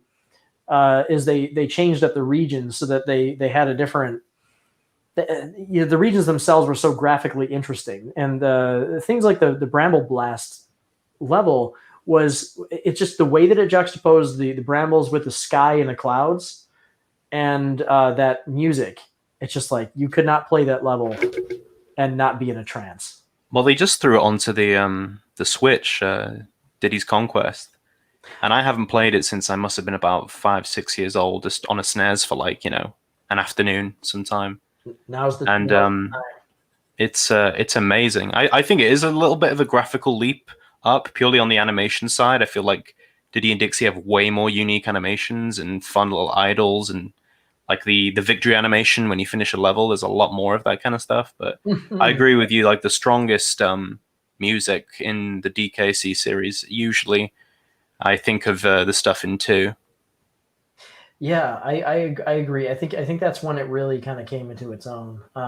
There's some wonderful ambient stuff in the first title, like the various cave tunes that were, really there was nothing quite like that. People are so used to it now because it's been around so long, but at the time it was so cinematic. I told I had spoken to Dave Wise not long ago, and I asked him about Aquatic Ambience. I asked him a question. He said, of course, you're completely sick of getting questions about Aquatic Ambience, which I continually had to remind him was the music tune, because the underwater tune, because at the time they didn't have a title for the name. It was just that music level song. But I asked him, because when I was a kid, my family is actually scuba divers. And so we used to go diving on these diving trips, and I remember getting this sense when I play. Maybe it's because I experienced both at the same time, but I will forever associate that underwater Donkey Kong Country vibe with the actual vibe of being underwater, because it is so similar. It's hard to kind of translate the music into something that is a real life experience. But that music is just the feeling of being under, like 100 feet underwater, swimming around coral and fish and that sort of thing. That is exactly the right music for that. And so I asked him if he had ever been a diver, and he said he had not. So I'm not in the UK, mate. Our waters, it's just like oil and waste, toxic waste. It's just Rusty Bucket Bay from Banjo. Yeah, pretty much. Speaking of Banjo, I think Banjo really nails that underwater feel for the music too, where it's literally just the music from the level with like a filter over it, like changed up a little bit, but just like that distant sound of the instruments is like so just nice and cozy. It's amazing what that adds. Yeah. Grant did a wonderful job with the what was the level? Atlantis. Wasn't it Kremlantis? What was it called? Was that the level? Jolly No, wait, I'm Roger's mixing these up. Jolly Yeah, Roger Bay, right? Jolly Roger Bay or Lagoon. that's Yeah, definitely the one where you visit what- that. Yeah, but wasn't there? But there was a level in Banjo-Tooie where it was the two-part. It was, yeah, it was. It was Jolly Roger Bay, and then there was. But didn't it have like the Atlantis level underwater? There was like a Yes. separate level. Yes, absolutely. Right. Okay. Okay. Dance1211 says, "Someone tell Froggy I said hi." Hey, Dance. Yeah, there you go. Hi back to you. I have done as requested. There we go. No, I don't like it. His avatar has covered my face. I'm so upset. But I wonder if I can move these. There are different choices of how I can display us. Let's see. Here's us side by side. Here's us like this. Here's us with me is the most important. Here's, oh, neat. You can do this little, like, why would somebody choose this? Like, I want to show I guess myself. like webcam and picture kind of stuff. Yeah. That's kind of what that is. And then there's what we have. And then you can go full screen with this too. So yeah. Yeah, it's a pretty cool system that I'm using here. It's StreamYard, which allows you to broadcast to multiple platforms at once. So it's kind of Are we on Twitch right now as well? Yeah, we're on Twitch, but it's on my account, which means there are about 2 followers. Oh, we gotta promote that. We gotta get that up there. Yeah, right. What's the Twitch channel? Named as Dream Press? Yeah, it's all Dream Prism Press.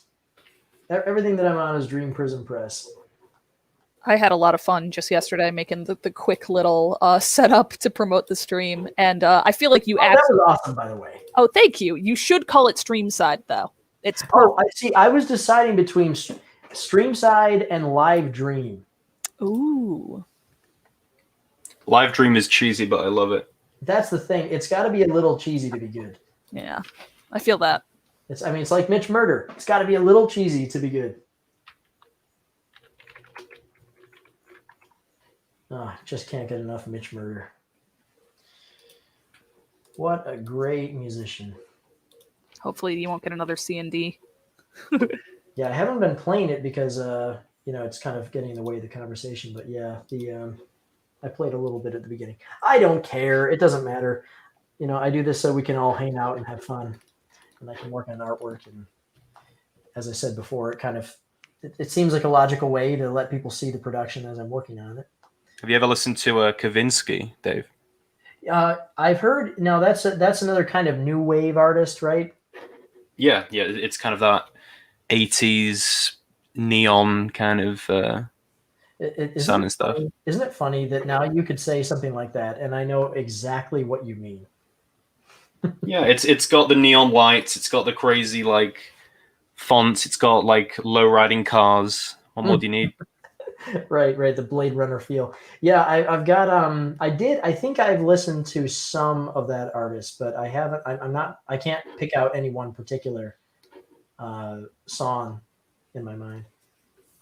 Night Call is pretty great. It was used in the soundtrack to the movie Drive. Nicholas Winding Refn movie Drive. Pretty dope track. I think one of the Daft Punk, one half of Daft Punk, like collaborated on the instrumental as well.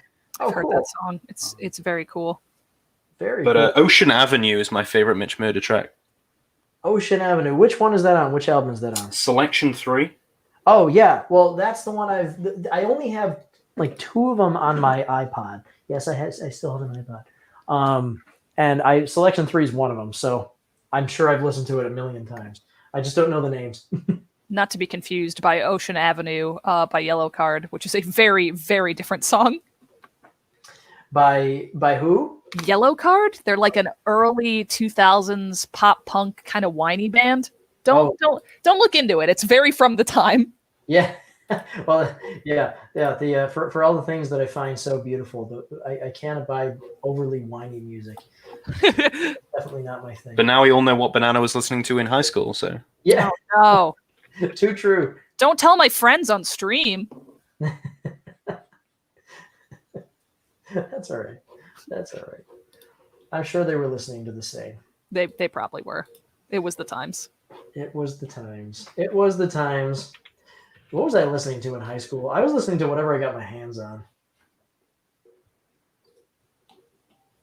Can't really. I mean, it would be everything. For it was a little bit, acquiring music back when I was in high school was a bit of a different process than it is today, which is basically go onto YouTube and see what's been uploaded.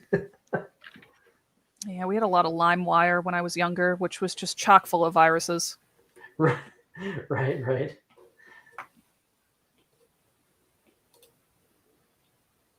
What did I just do here? Why did that happen? Oh, because that color fills. There's like a strong Buzz Lightyear energy coming from this spaceship bed. Yeah. It really is. I think it's the color scheme too. Yeah. Well, I love my greens, blues, and purples. I do tend to overuse those a little bit. Are you a big Toy Story fan? I loved it as a kid.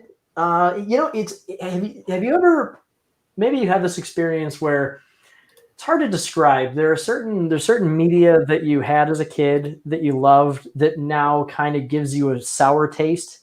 I don't quite know why, but there's certain media that does that to me. Invader Zim for me, big time. Oh yeah. That's kind of soured on you a little bit. And I don't mean it's because you think it's like, oh, it wasn't as good as I remember. It's more like it just gives you kind of a weird vibe. It's almost like you walk into a house that's got a weird energy or aura, and it just kind of, I want to get out of here a little bit. It's a weird sense of stale nostalgia that's kind of the opposite that I get from, say, listening to old David Wise tunes. You know? In the same way that those give me these wonderful, cozy, nostalgic vibes. When I think back on Toy Story, I don't know why, but that film just, it kind of disturbs me a little bit. I can't quite put my finger on it.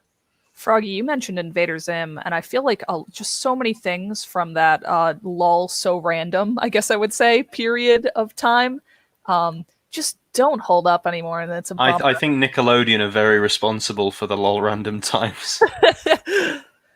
But I think it was a lot of things. I think it was that, and it was kind of the goth culture and all that kind of stuff, right? Yeah.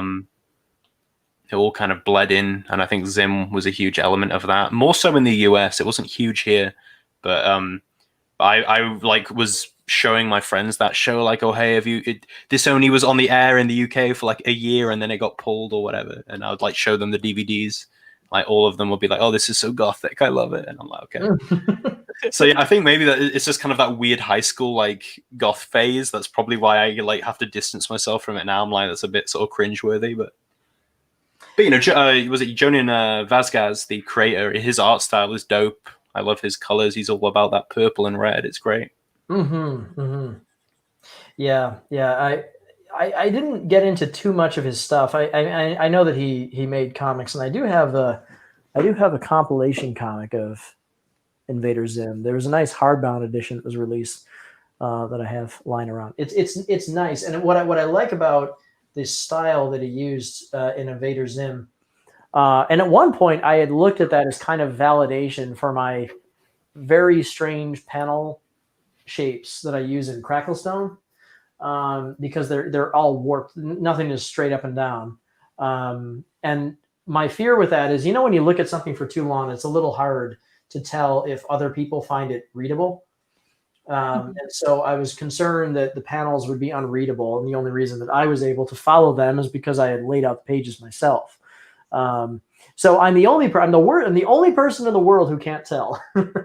And of course, I don't want to rag on like Jonan Vasquez too hard. Obviously, he's super talented, and I love his art style. But I think just the writing specifically of that sort of media just doesn't hold up anymore. Yeah, I think it was just because it was aimed at kids, and I found it fun as a kid, and as you get older, you're like, oh, okay, this doesn't hold up. Right, but that doesn't apply to me for like Banjo-Kazooie, clearly, because we're here now following ukulele. So it's like some things are just almost timeless, and other things you really grow out of. Well, I always thought, for the limited experience that I had reading, I didn't really read any of his comics as a kid, but the little awareness that I had with Invader Zim and that kind of era, and his work specifically, is that I would have called them, they were overly cynical, and I would say that cynicism was kind of at the height of it. But the cynicism for me felt disingenuous because it's like you can have a cynical character, but there has to be some sort of a reason behind it. Otherwise, you kind of just have a jerk character. And I think the problem with it is if you just have a jerk character, it's not going to hold up over time. And I would say, I can pick out characters that kind of remind me a little bit too much of myself, and I might relate, but it won't last. As I mature, it won't last. I think you hit the nail on the head there with it might just be a thing that would appeal to you more as a kid. It is strange the things that we like, as Banana said, a keen interest in rare. I think because you can enjoy it on multiple levels. You can enjoy it for the sake of nostalgia, go back and play those old games, but also just being a fan of the games industry and following rare and having like, I guess, investment in a studio that is grown as you've grown. I think that's a huge element. I think so too. And when I say rare, I mean obviously all the Platonic team and everybody else who's kind of splintered off like Grant. So right. Mm-hmm. Yeah, that makes sense. Makes sense. Yeah, Rare was one of those studios that when their value transcended the title of whatever they were working on for me. It was just if I saw the Rare logo, that's good enough. I didn't have to know much about the game to know that I would like it. Just getting it's Mr. Pants on day one because you're seeing that Rare logo. Now that came out around a time when I was kind of losing interest in games. I kind of went through a little bit of a period. It was right around college, post-college era that I just, for some reason, it was the GameCube era. It just was not as into them at that time. And I think that there were a bunch of Rare titles that were released, the portable Rare titles that were released. I was enough of a fan that if it was Rare, I would buy it, But I think Mr. Pants passed me by. Mr. Pants. I think it had a pretty light release anyway. I think it was quite a good puzzle game though, wasn't it? I'd imagine so. I'd have faith in it. I don't think I've never played it. My only exposure to Pants was on the website back in the day, on the old Rare website. Oh, that's right. Because it was kind of an in-joke that got his own game. What more do you need? What was the original IP intended for his Mr. Pants? I forget what it was. Was it a Donkey Kong puzzle game, wasn't it? I think so. Oh, neat. Let me have a look. And then they just couldn't use Donkey Kong anymore, like post Microsoft buyout, I guess. Oh, is that what it was? Something like that? Don't quote me on that. I didn't know it was intended to be a different IP. Dave, are you currently working at, is this Clip Studio? This is Procreate. I'm using an iPad. Ah, right, got you. I do use Clip Studio, and it's a great software. Wonderful things that you can do with it, but I really like the drawing feel in Procreate on the iPad because it the main thing that I like about it, and it seems like such a silly point, is the high hertz rate, because it has 120 hertz on the iPad Pro, so that it's so smooth when you draw on it that it just feels very much like I have an illuminated sketchbook. So it's just a really unique vibe. And Clip Studio is better than Photoshop as far as I'm concerned in its sort of in its response rate when you're trying to use like a Wacom pen than Photoshop, which I found to be quite sluggish. You kind of get used to whatever you're using. I was very used to Clip Studio at the time.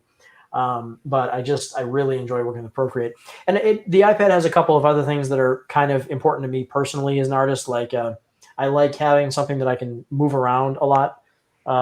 So having a portability is very attractive to me, and the other portable options really are not.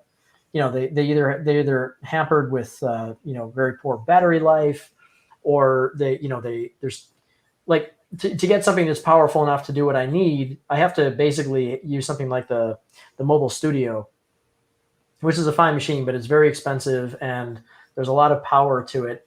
And so it gets like 2.5 hours of battery life. So if I'm going anywhere with that machine, I have to bear that in mind and make sure that I'm close to an outlet.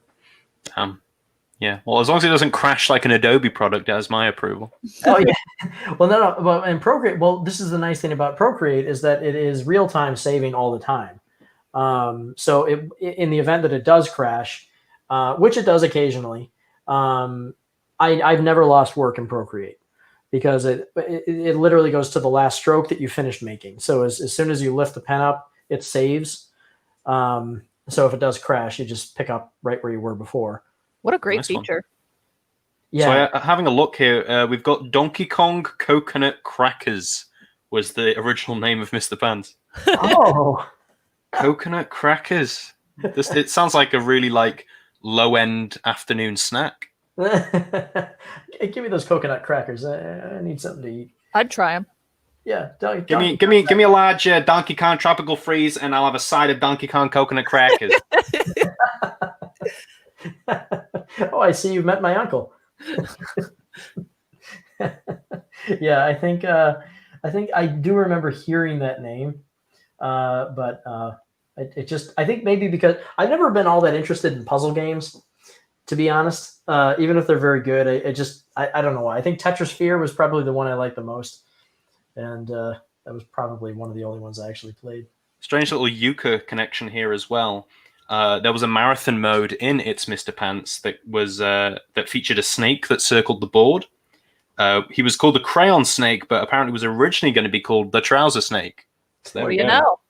They just couldn't let that go, could they? We're obsessed with. I don't know what you guys are on about. It's obviously a reference to the lovely Trouser from Ukulele and absolutely nothing else. Yes. Well. Trouser is such a memorable character for so many reasons. Yeah, he has quite a personality. I would say that Trouser and Capital B of Cracklestone were the most fun characters to write. Trouser, like every scene needed more Trouser. He's a scumbag, man. Oh, he's so fantastic. He's a lovable scumbag. Trouser. This is the fun thing about Trouser. What I found made for the most fun with him is that his rule is he will under all circumstances remain dignified, regardless of circumstance. So he must keep his positivity up and his personal appearance up at all costs. So regardless of what the characters will say. So it was a lot of fun because Laylee will make fun of him all the time, and just take nothing he says seriously. But he'll find a way to spin it into a compliment, and it's just I couldn't have more fun with that. Oh God, I love Trouser. I will say, in Trouser's defense, Platonic did send me a care package once addressed from Trouser. So clearly, sometimes he has a generous spirit in his heart. Really? What was in this care package? And why did I get very early on into Ukulele just being announced, I did a cosplay where I had like a handmade Yuka hoodie and I made a Yuka puppet. And Platonic saw that and they were thrilled and they were really excited that people were excited about the game. And once I sent them an email where I just gushed over how wonderful they are, they asked me if I would like to receive the first non-developer Platonic shirt. And I pretty much foamed at the mouth when they told me that. And I love that shirt so much. Wait, is it one of the ones with the gold logo? Yes, it is. Oh, all right. You know what? I got to have words with Gavin now because I told him, I said, listen, we can have whatever financial breakdown you want, but I need a gold shirt. I need a gold logo shirt. And he kept telling me that he would send me a gold logo shirt. I said, I need 2 of them because one of them will get ruined or will be attacked by active cat or something like that. And I need a gold logo shirt. So that's it. I got to go and have a conversation now. So, funnily enough, to add that you need 2 of them, my friend who helped me make the cosplay also got one in the mail, but she's not a big Platonic fan. Like she's fine with it, but she doesn't live and breathe it like me. So I wore mine every day for probably 3 years. And it eventually just got to the point where it was so worn down that I just messaged my friend and I was like, hey, you know that shirt that you never wear? Can I have that one too? And she was like, yeah, of course. I know you need it. So I have to. Well, all right. Yeah. And I never wear any clothes. So Oh, all right. Well, you know what? I think that might be the way to go. I've just got the Platonic logo like tattooed. Well, I don't want to say where it's tattooed, but I think I'm one step away from that fandom wise. I'm just gonna get Yuka's face tattooed over my own face. That way, I'll never have to cosplay again. That will be very frightening. Yeah, but He's Dave, got some please particularly Gavin, well-running. call him out for that. Tell him you met the person who has the two. Oh, don't worry. I will be messaging him. Well, Also it was Trouser, right? It wasn't any of the staff. Yeah, it was Trouser who sent him to me. So maybe you need to have a personal chat with Trouser and see what he's up to. He's hiding. Whoever I have to talk to, including Trouser. Yeah, I know what he'll say in response to. I know what he'll say because I'm wise to his wily ways. He'll say, okay, he'll say two things. One is they were running low on quantity, and two, he'll tell me that I should have sent him more Cracklestone stuff. And then we'll go back and forth on that. And I'll be like, all right, I'll send you this. I'll send you these Cracklestone goodies, but I want like 10 shirts. Put them in a nice little baggie. And they can't be used ones. Yeah, you want my used one? I can throw that to you. You a men's small? I got you. Will do. He will send me a bunch of used shirts. Probably don't wear it for 3 years because it doesn't hold up great then. I'm thinking about framing the new one, but it seems just so weird to frame a t-shirt. Like then you can't really get the fun out of wearing it. So I'm torn. That might lead to regret. I know. I have like a jacket framed, so it's not that crazy. Just a Travis touchdown jacket signed by Suda51. Oh, that's I was really like, cool. I need this framed. But part of me is also like, I just wish I got some artwork signed so it would take up less space. I hope he gets in the Smash someday. I know there's always murmurings of it, so good luck with that. Yeah, I'm still recovering from the Steve announcement here. I am in I think the minority, but I'm really excited. I love Minecraft, so I apologize. I got Banjo, so I can't complain. Anything else is a bonus, right? Same. But more Microsoft is a good sign, you know. Hopefully, Conker's just around the corner. One could hope. I don't expect it just because it's not going to happen. No. Yeah, they never had the Japanese release, and even more so than Bayonetta. I think he's not exactly kid friendly, but fingers crossed. Never know. Conker. That was a game. That was a game. That was fun. See, if Dave was working on a Conker comic, I doubt it would even be like live streamable. Like YouTube is just shutting it down.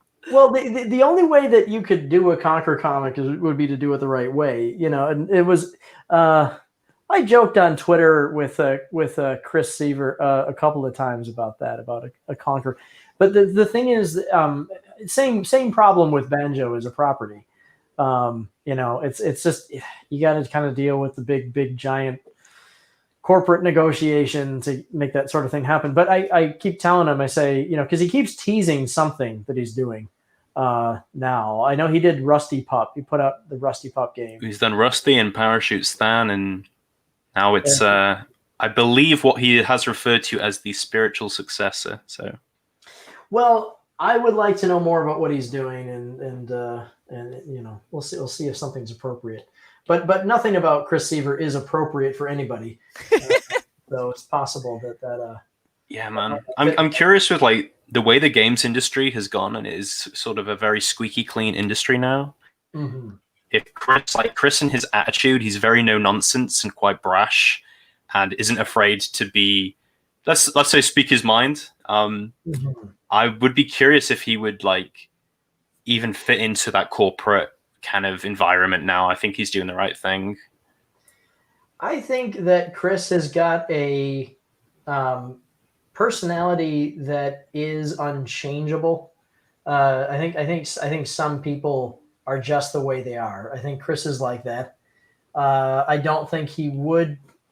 I think Chris seems like the type who would just throw in the towel before he would modify his way of operating. It's just my guess. just listening to him talk, it doesn't seem like he has the personality type that could adapt to an environment that would be too.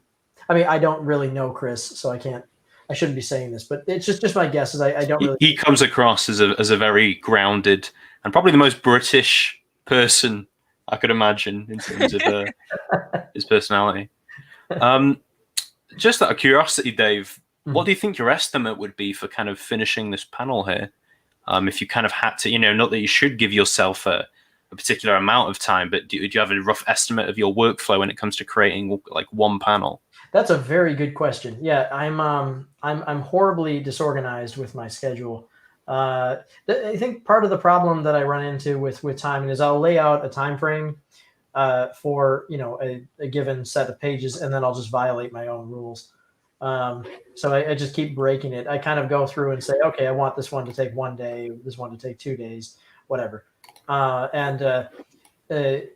But Dreamside's art is very, very time consuming because it uses a kind of an organic drawing method.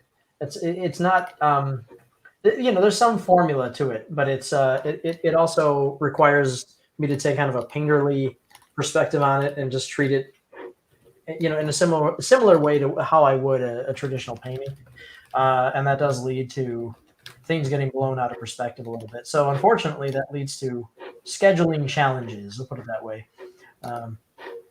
But yeah, I don't know. I don't know. The nice thing about Dreamside is, despite its complexity in the art style, there are fewer panels. It's not broken up like a traditional comic. It's more of it's kind of a hybrid between an illustrated book and a comic. So like this particular spread is this is a splash. So it will have this is the left and right page here. So if I'm working with smaller panels, I might try and move it a bit on the faster side. But I'll tell you what, I've not yet figured out how to tell myself that it's too much. I haven't figured out how to do that. I literally don't think I ever will. To my destruction, I don't think I will ever figure that out. Because if I'm not happy about the way a piece is working, I will scrap it and start over. And I don't really have, like, everybody I know has told me that I'm insane for that. And that there's a point at which you have to call it quits. I've heard it all a million times. But I just don't think I have the ability to just let it go, because it will drive me insane. So I just have to kind of keep working it until it makes sense. Today I'm moving slowly because I'm engaged in such a pleasant conversation with you. So I'm not really focusing all the way here. Should we shut up? No. That's why you're here. But it's This just man's too good. He puts on a fantastic show. But unfortunately, guys, I am going to have to bounce myself pretty imminently. All right, I'm afraid I have prior obligations. Mm-hmm. Well, thank you for stopping by. It was really lovely to meet you. I noticed that you must have liked what I said 2 days ago, because you threw me a follow on Twitter. So I threw you a follow back, and we'll have to chat about Rare from time to time. Oh yeah, I just saw the the really sick collection of kind of Rareware and Platonic alumni, just all the mad little merch and things. My claim to fame, really. Yeah, it's a great collection for sure. And you are closer geographically to Platonic, so go and steal me some shirts. I will be in your debt. Bloody hell. I can try, but if I'm stealing any shirts, I'm just going to sell them off to Trouser, and he can like mess up the order again and just make sure that like nobody gets anything. That's all right. I know Trouser. I'm in contact. All right, guys. Well, thank you so much. Take it easy. Have a great rest of your stream, guys. I'd love to do this again sometime. Yeah, let's do it again. This is a lot of fun. All right. Take it easy. See ya. All right. Bye-bye. All right. That was a lot of fun.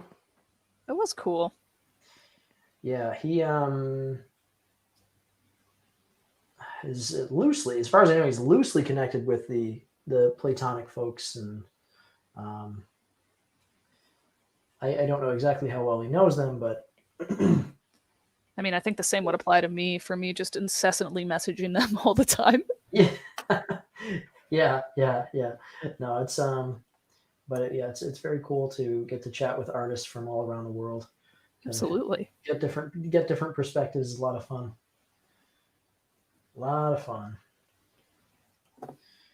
Yeah. So this this is what I'm doing right now is I'm doing like the glow on the back of the ship before I actually have the effect that causes the glow. So there's going to be, smoke that's going to come out of here, and I haven't quite decided how I'm going to do that yet. So I'm just putting the glow on it that I know I'm going to want to have. How did it look in the old illustration, and what didn't you like about that one that makes you want to change it in this one? So I'll pull it up here because I've got it still. Now this is actually not the older illustration because it has a lot of the effects removed because I'd combined a bunch of layers, so it's a little bit harsher than the original worked.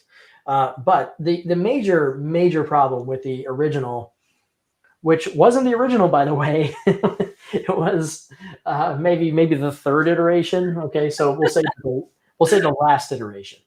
The problem with it is that the characters just are not on model in terms of their performance and conveying the emotion that I want.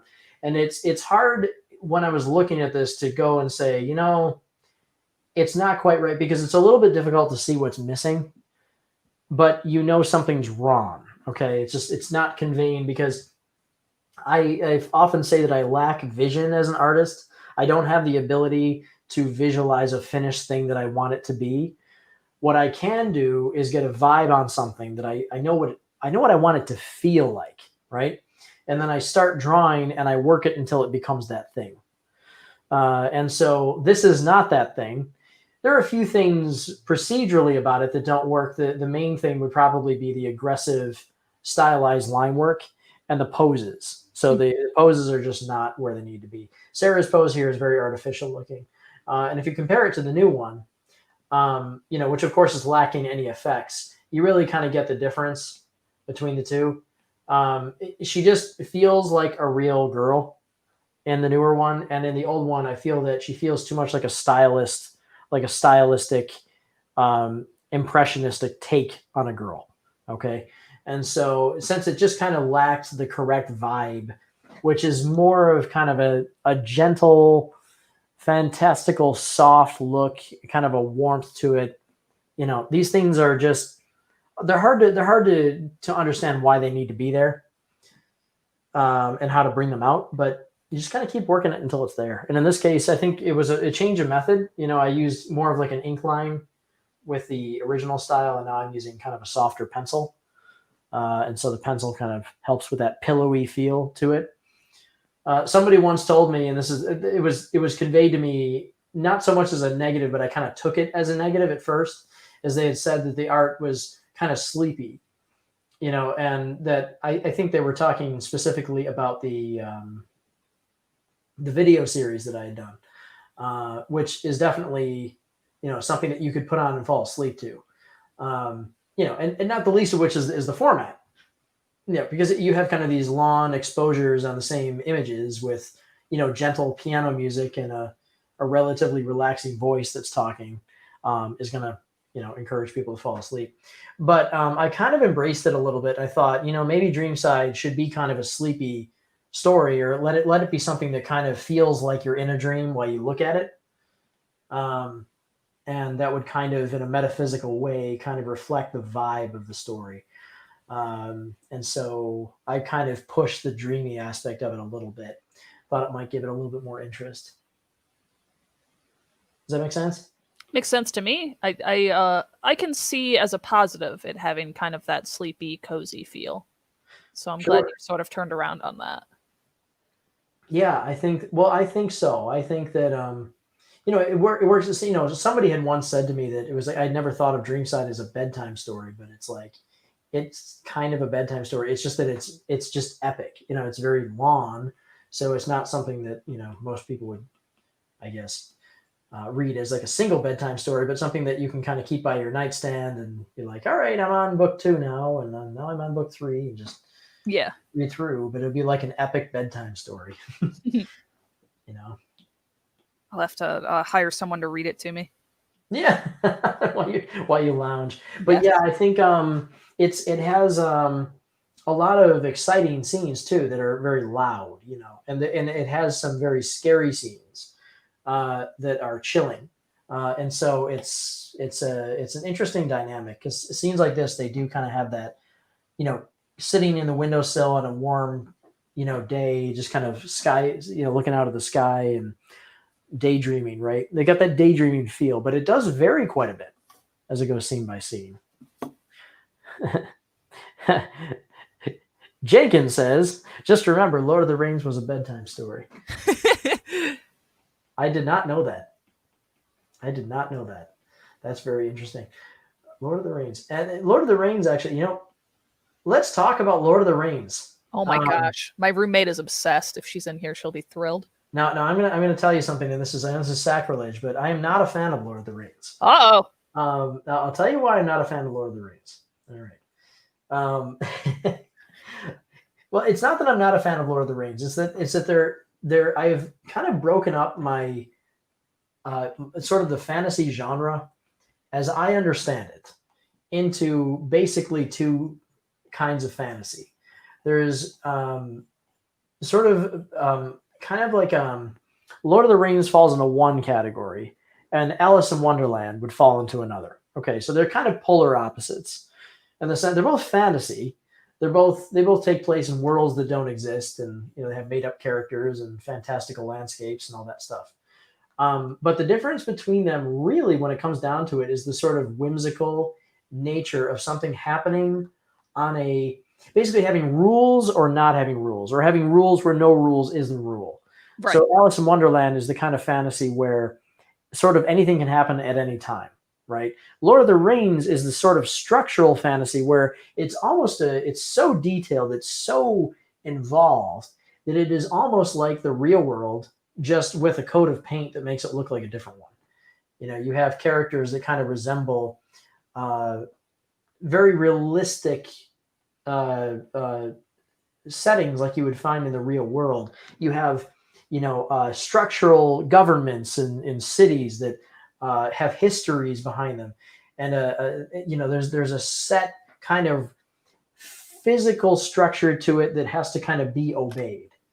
But what the kind of fantasy that I really love is that whimsical fantasy that just lets go and lets anything happen. And they're just two different types of fantasy for me, and I've always gravitated toward the latter. And so Lord of the Rings kind of always bothered me a little bit because I always felt like I was reading a history book. I understand what you're saying there, and I think your criticism of it is very valid. It's not like a problem with the way that it's written. It's a disinterest in the environment that it's set in. Yeah, well, it's a little bit of it's a disappointment on the kind of fantasy that it's presenting. You know, that it's sort of like if I'm looking for a fantasy, I want it to actually be a fantasy, but fantasy means something so different to so many different people. Right. And I really just love the kind of Alice fantasy where you can just, and part of it is what we talked about before, where you can have anything happen. And that can kind of create a heightened state of emotion because you really don't know what to expect. It's why Silent Hill is so much scarier to me than Resident Evil. Both of them have horrific scenes. Both of them are scary in a sense. I think that Resident Evil probably moves a bit more in the cheesy territory, but the point is they're both very dark, scary concepts. And if you go back to the original games, the gameplay was kind of similar. But what differentiated them in a really significant way to me is that Resident Evil kind of set a few basic rules of physics, so to speak, where it's like, all right, you knew the extent that it was going to go. But in Silent Hill, it would break walls apart. Walls would melt. There would be a rearranging of the geography of the environment just to throw you off. You'd walk through a door and suddenly the hallway is half the length that it was last time. And this sort of unsettling, surreal style of horror was always so much more potent to me. So I like that unexpected, the thing that there really are no set rules except the ones that they decide to put forward, and then they follow their own rules. You know what I mean? But right. So does that all make sense, or does that just sound like I think I'm following? I do want to ask, creator aside, because she has been in some some hot seats at the moment. What do you think of Harry Potter, which is kind of like a middle ground, I would say, between Alice and The Lord of the Rings? Well, Harry Potter, I got to be honest with you. First of all, I've only read one Harry Potter book. Okay. So it was a little bit like Harry Potter definitely appeals to all ages. But it just that just came out at just the wrong time for me, for me to be interested. And so it was just kind of weird. Like I knew there were a number of family friends and some kids that, some people's kids at the time that I knew who were really into Harry Potter when it was first written. Right. And they were so obsessed with it, but they were such a younger, I was in high school, and so this was the kind of thing that was like, because there were kids who were, 8 or 9 who were reading it, I just kind of always wrote it off maybe at the time as just being, well, it's for, a younger crew than what I would be interested in. Mm-hmm. But so I'm not as familiar with Harry Potter as I should be. So it's hard for me to identify, but it seems like Harry Potter kind of falls in a middle ground there. Yeah. From what I have seen, and I've got to refresh my memory on it, but it does seem to put a whimsical take on fantasy at the forefront, but it still has a structural solidity of like the Hogwarts institution, right, in the school and whatever it is. So there are still elements that kind of it's still a world built fantasy that's got some complexity, but I think the playfulness of Rowling is what kind of there's a lot of her in that story, as there would be with any fantasy. It's going to resemble the creator to some degree and the things that they find interesting. So I'm there's no doubt in my mind that it resembles a lot of what she thinks of as fantastical. So it might not even so much be that it's a combination of the two, so much as it is something completely different. And it's a little hard for me to kind of nail it down. I get that, especially with the current controversy surrounding it. I don't think there's any need to go seek it out at this point. I was in an age group where almost all of my friends loved it and were like waiting at the midnight book releases and stuff for it, and were cosplaying it. So it very much was a strong part of my life. But it is very different from what you're working on. And even though it pulls elements from different kind of fantasies, it also is its own thing. And Right. No need to pull from that for your unique world. Well, it's and the funny thing about that is I've every now and again, and maybe this is just something that happens as you the more and more media that you experience and working in the industry and things like that, you will encounter this is what I have a little bit of I guess it's kind of a controversial way of looking at things that are media, is remember that every single production that's ever been made that involves so much as, we'll say, any more than a single person will have somebody on the team who says something that bugs you, and the issue about it is it's basically impossible to get the chaste media that has no ugliness to it. It's virtually impossible to find, and it's one of the things that we used to have back in the 90s, which was actually quite nice, although it got made fun of into oblivion. Although they still exist to a point, was PR departments.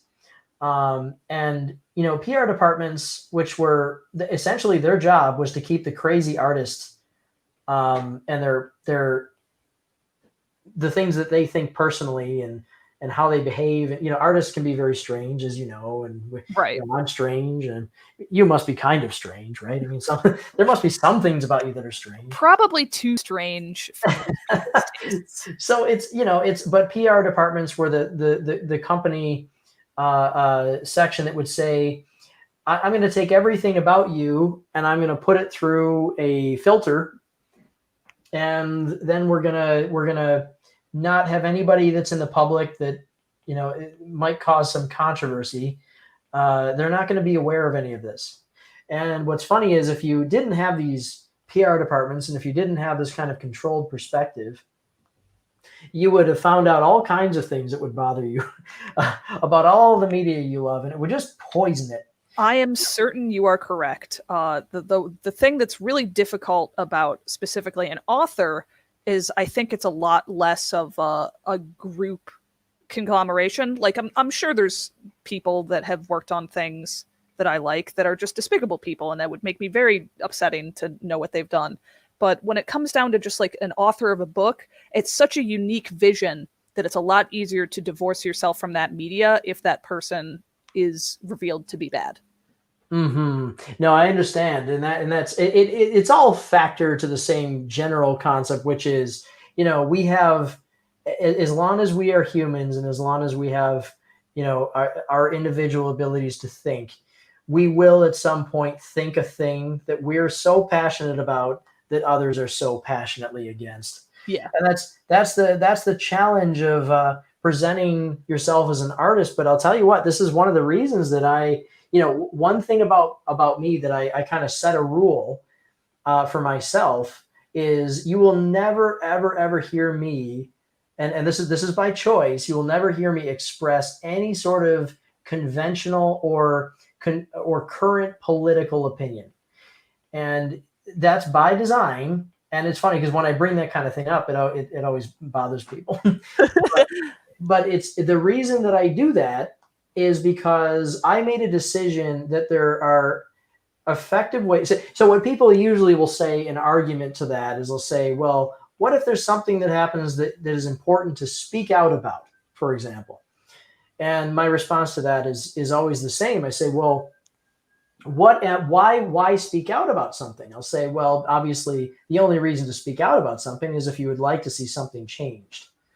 And I say, well, okay, how do I actually enact a change? How do I make the world a better place, especially if I'm a know-nothing artist, who's got views on things, but everyone's got views on things. What is the thing that I can do that will, in my opinion, present people with ideas that could be impactful for the better?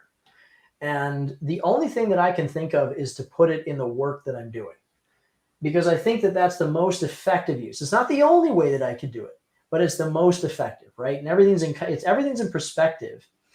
So it's like I choose to say, look, if there's something that's important to me, like for example, we were talking about earlier about those kind of universal truths, those things like, greed and you just go down a list. These are things that if we reduce instances of people moving in directions that could be sort of universally despised, then we're gonna improve things a little bit through the work that we do. And that's really what I mean. A story at the end of the day is not just to entertain; it's also to, in my opinion, it's to kind of suggest a moral truth to some degree. And as long as you do it in a way that's entertaining and is not preachy, there's a great opportunity to do that through artwork. And I think it speaks a little bit louder, because if I just say the words, people don't want to listen to me. Who wants to listen to Dave talk about some political issue? What's much more interesting is seeing an expression of an artistic movement of some kind that conveys an idea that is inspiring and makes a person think for themselves about the things that are important for themselves. And I have to keep an open canvas, because there's so many different perspectives. The worst part about it too, Julie, it's impossible, because if I come out and I say something that say I say something that rubs 40% of my audience the wrong way, well, I've just lost 40% of my audience. And maybe I can go through and say something. Maybe I'm just a blumbering idiot someday, and I'll just say the wrong thing at the wrong time. It's like, will they forgive me? It's like, well, today it doesn't seem like it, and then what if I have 40% of my audience gone? How long is it going to be before I offend 40% of my remaining 60%? If I just kind of keep opening my mouth, it's not my education. It's not what I'm known to do. So it bothers me about, in my opinion, this is just my perspective on J.K. Rowling, or really anybody who is an artist, is that, look, we spend our time making fantasy and drawing pictures. you know, and I don't spend nearly enough time learning about the world, you know, in terms of what current events are occurring. And sometimes I never even know what people are talking about. Half the time, some people are upset about something and I don't even know what they're talking about. They just assume that I know. But I think she would have been best served if she kind of experimented more through the medium of her artwork. And what's great is art doesn't lie. It doesn't lie. If there's something that she believes that's despicable, for example, you can't lie in your art in that way. You can say the words, but your art is going to show. If you have an idea that's so disastrous and you put it in your work, it's not going to expose your idea for the better. It's going to expose it for the worse, because you have to do it like a formula. It's like we talk about James Cameron, right? When he makes the universal evil characters. Mm-hmm. Somebody out there is watching a James Cameron movie. Some poor sap is watching a James Cameron movie like Titanic, and they are identifying, they're relating to the fiance of Rose. Absolutely. Someone's relating to that person, and the movie is showcasing, if it's honest, and I don't think it was that honest, to be honest, but that's another conversation. But let's say it's not Titanic. Let's just say it's any movie that has we'll say a character who is presenting a legitimately understandable, as you said earlier, virtue-infused evil. You know, you have a character that has some elements of virtue to it. Then that's the great stuff. That's the thing where I can look and say, you know what? This is a tragedy I'm watching. And I'm relating to the person who's tragic. And that's helping me identify an element of myself that I have got to improve. You know, and it's like, oh, I can't get that movie out of my mind because it's just, it reminds me so much about something I didn't want to look inward about. Right. You know, and that's terrifying to me. So I just wish that whenever you have a situation with J.K. Rowling or whatever, because that'll just be one thing, and then there'll be somebody else who will say something soon that will be a problem. Certainly. They just need to kind of keep their mouth shut. And they kind of just need to do what they do well.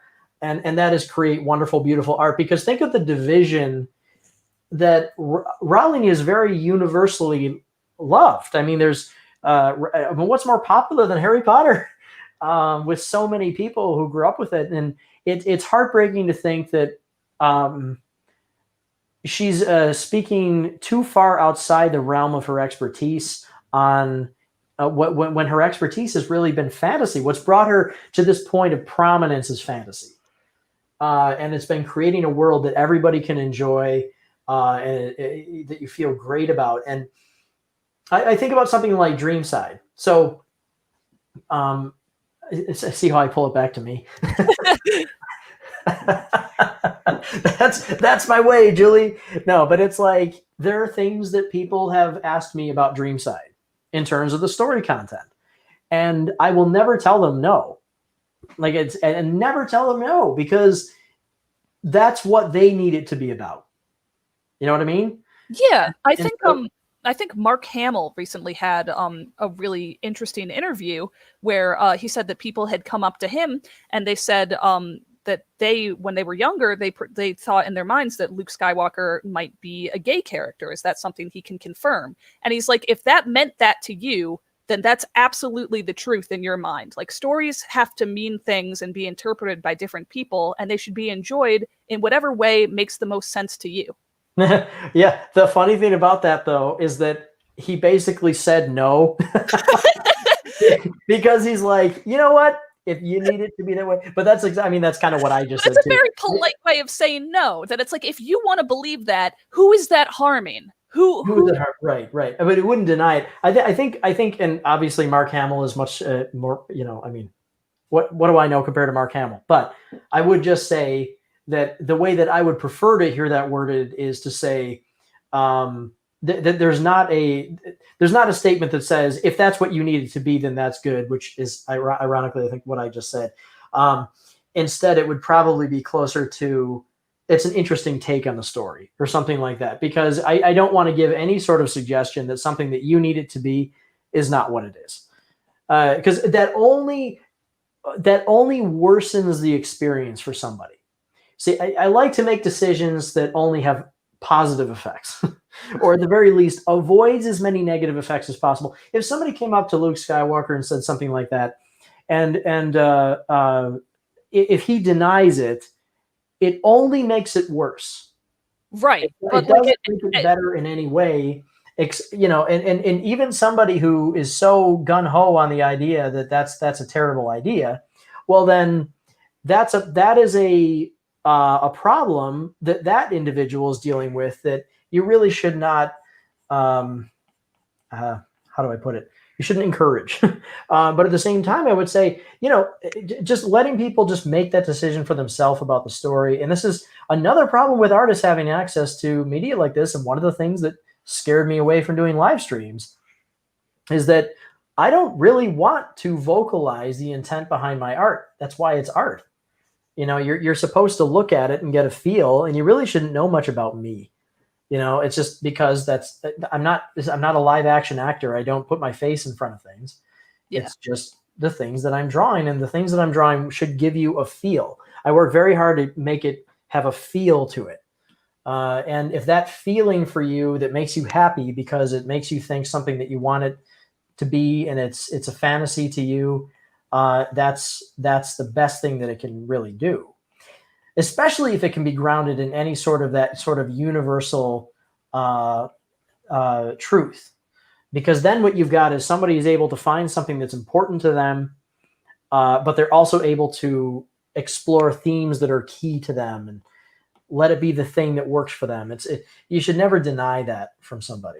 Yeah, I think defining Luke Skywalker's story that way, or rather leaving it up in the area with what if, is fine to do with a character whose arc has reached its conclusion. Like, I'm sure Disney will find some terrible, awful spin-off to do later with Luke Skywalker to make money. But as it stands now, his arc is completed. Like, there's no more things that can happen with him.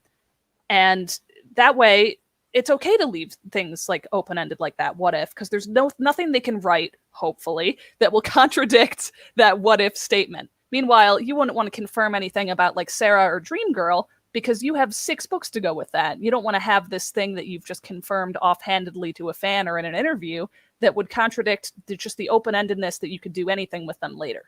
Mm-hmm. Yeah, well, the nice thing about Dreamside is that the story is like 100% done. It's totally solid. It is what it is. And there are, within the story, Dreamside happens to be one that's pretty well defined. Now, I'm going to put that into the story. If upon reading it, someone misses that point or they read into it in a different way, that's when I leave it alone. But it will present everything it needs to present, and that's just going to happen. So I think that with there's never going to be a time when, once the story is finished, I can't imagine any reason that somebody would come up and say that it is something for them that I would ever say, you know, oh no, you got to read the whole thing, buddy. That's probably not going to happen. First of all, I think it's bizarrely petty also to do that, I think, because I don't, you know what I mean? It seems very, very petty. Like, why? I don't think enough import comes from what I'm doing for me to go we'll put it this way. I think it's out of proportion for me to make such a big stink about something.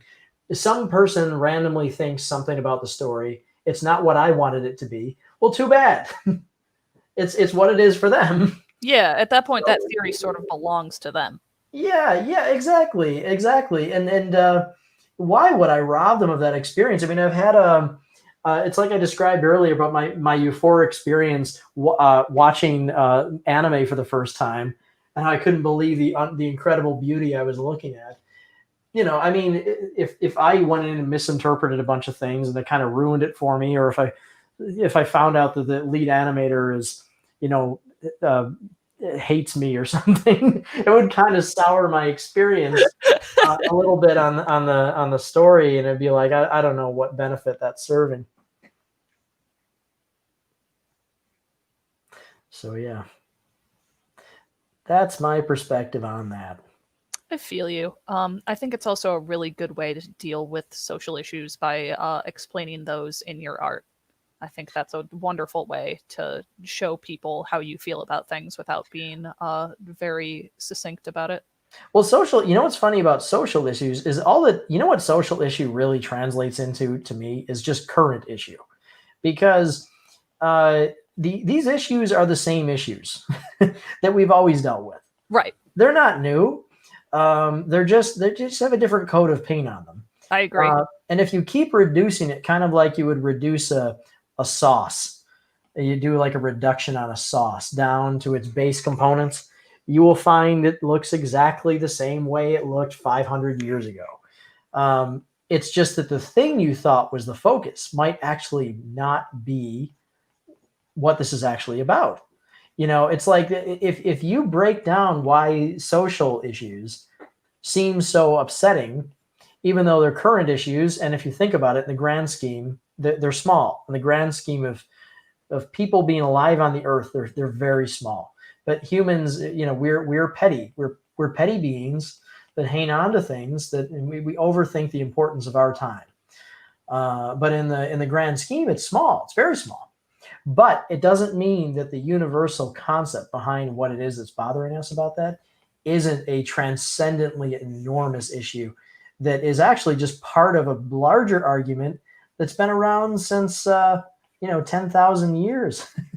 It's not a new concept.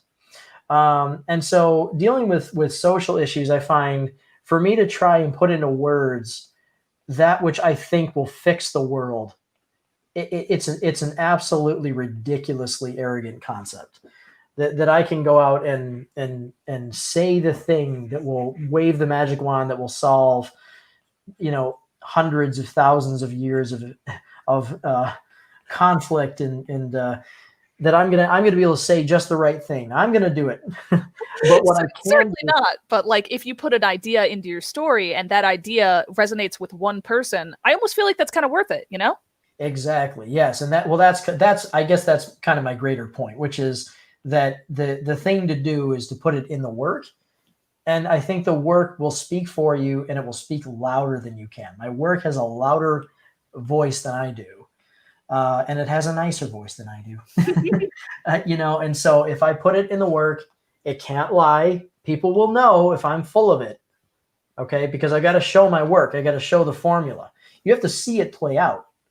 Right. And if it seems fraudulent, if it's like, oh, this guy's got a message, but it's nonsense, right? It's not real. It might still mean something to somebody, and that's great, but it won't really be successful. It just won't be. People won't buy into something that they feel like it lies to them. So it's got to be genuine. Right. And that takes a lot of thought. It really does. It takes a lot of thought. You have to really think about the concept that you're putting forward. Dreamside, at its heart, is not a fantasy story, and it's not about cancer. Cancer is the setting of Dreamside. The fantasy world is the setting. Okay, these are all settings, but they're not what it's about. Okay, Dreamside is about a journey of purpose. And it's about a character essentially trying to prove her own value as a person. And so that's what the story is. Okay, so it's in order to create an equation like that, it took 10 plus years of thought and growing and thinking about, what does it mean to be human, and what does it mean if you're a young person and you people are telling you that you're not going to live a long time. So those are the kinds of questions that Dreamside deals with. And so people who are in that circumstance, it's funny because I would write something and I think, oh, this sounds pretty good to me. And then I would talk to people who have dealt with, death at a significant juncture. Like they had a sister who died, when she was 16 or something like that. And I tell them my ideas and they, it's like the ultimate nonsense detector. They can just go and be like, oh, that's just a ridiculous concept. And there was a lot of fighting. I mean, one of the harshest things that I got as a criticism with a version of the story that was different. I ended up changing the story literally because of this criticism. In one of the earlier versions, and this is not a hint about how it ends. Okay. Because the ending of Dreamside is so complex and it's so impossible to predict. I guarantee you will not guess how it ends. And it transcends the thing that you're even asking if that's what happens. Because I know everybody asks the same question about Dreamside. They want to know what happens to Sarah, and it's not an answer that you can get unless you read the story. It's a complicated concept. But anyway, one of the earliest drafts of the story, I was kind of doing this battle with myself over whether I wanted it to have we'll just call it a happy ending or a not so happy ending. And I remember talking to a doctor who had been working in oncology for a while, and I was telling him this concept, and he was listening, and I got the feeling he was really interested in what I was telling him. He was, he had that kind of stern look on his face, like, oh, this is an interesting concept. And then he just stopped me, and he said, I was talking about like this character and the situation, and I described the illness and everything about the story. And I didn't realize that he was listening in the most medically procedural way ever, as though he was a doctor listening to a patient describe symptoms. And he just said to me, no, David, they die. That's it. That's what happens. They die. There's no happy ending. They die. When you have a situation like this, it's death. It's just death. It's misery. It's death. It's pain. His family suffer. People suffer. It's awful. And that was his entire feedback to my story. And I said, that is merciless. Right. And that's also assuming there's like nothing to be gained. Sorry, go ahead. It was intense, and so I'm like, all right, so I had to rethink the entire structure of the type of story I was trying to make. So I'm like, that's the kind of feedback that I got at the time. And I'll tell you what, if I had proceeded with that story, that would be reaction I would get from people in the public, and they wouldn't be nice. Because you have to be really careful about a story like Dreamside. You can't tell a story about pediatric cancer and have it be something that is a lie, or assumes too many things, or is not very careful about the way it deals with the subject, because emotions run high. Nothing runs quite as high as that. So it's dangerous subject matter, and at the same time, it's also beautiful subject matter. Very, very hard to find that balance. And I'll tell you, nowhere in there is there room for me to just kind of come out and start running my mouth about my philosophy on life. It's got to just be in the art. Yeah. And I'm sure you've thought about this more than me, of course, but I think it's funny that the doctor you talked to assumed that the story would be an unhappy ending if there was death involved. Like, what's to say there's not like a bittersweet beauty in that? Right. I think that's a good point. And I think at the time, I can't even really remember exactly what brought that up. But there was an air of hopelessness. There was an air of clinical hopelessness to him. And I thought that's a very interesting concept. And that is a huge element of the story of Dreamside. Because the opposite of meaning is meaninglessness. And so it kind of gives you a hint about the antagonizing force of Dreamside is not quite what you think, but it deals with concepts of meaning and purpose in a way that are challenging, and they've challenged me to think about them. But it's like I say, it's like doing a math equation. You work these things out, and if I try and put it into words, it's kind of like, think about how long it took to write, and then imagine that I try and say that all in a sentence at once. I'm going to sound like a bumbling idiot, and I'm not going to make any sense. And it's going to make it sound awful. So Dreamside, I mean, it's the kind of thing where I could at some point, do like a story commentary or something like that, but it would have to be once it's all said and done. But Dreamside, what's killed me about Dreamside is that it's part of the thing that makes this story more impactful for people is actually if they're there while it's being created. because I think that's gonna make it a lot more impactful. And so it's been difficult for me because I don't want to just like put the book out there. I'm trying, there's a deeper reason for wanting to do things like these live streams. Is I'm trying to bring people along a little bit for the journey because it ties into the story. And it's something that I'd always hoped for the story, but I guess I was a little presumptuous about how quickly I'd build a following online. It's tough, right? It's tough. It's tough. I'm always happy to help you boost these streams though, because I think they're so cool. And I'm sure that once you have the Kickstarter too, a lot of ukulele fans will be coming back as well. I'm hoping that's the case. I'm hoping that it crosses the divide there, because it's definitely very different from Yucca. I had some thoughts on what really should be done next, but Dreamside's been bugging me for so long that I've got to get it out. I've got to try and see if this will work, and then we can kind of balance it with more of the game related content. But I want to, I can only do so much, right? You know what I mean? Hey, guess who's back? Guess who's back? In search of followers, primes, and views? Come to bigfollows.com. All right, you know what?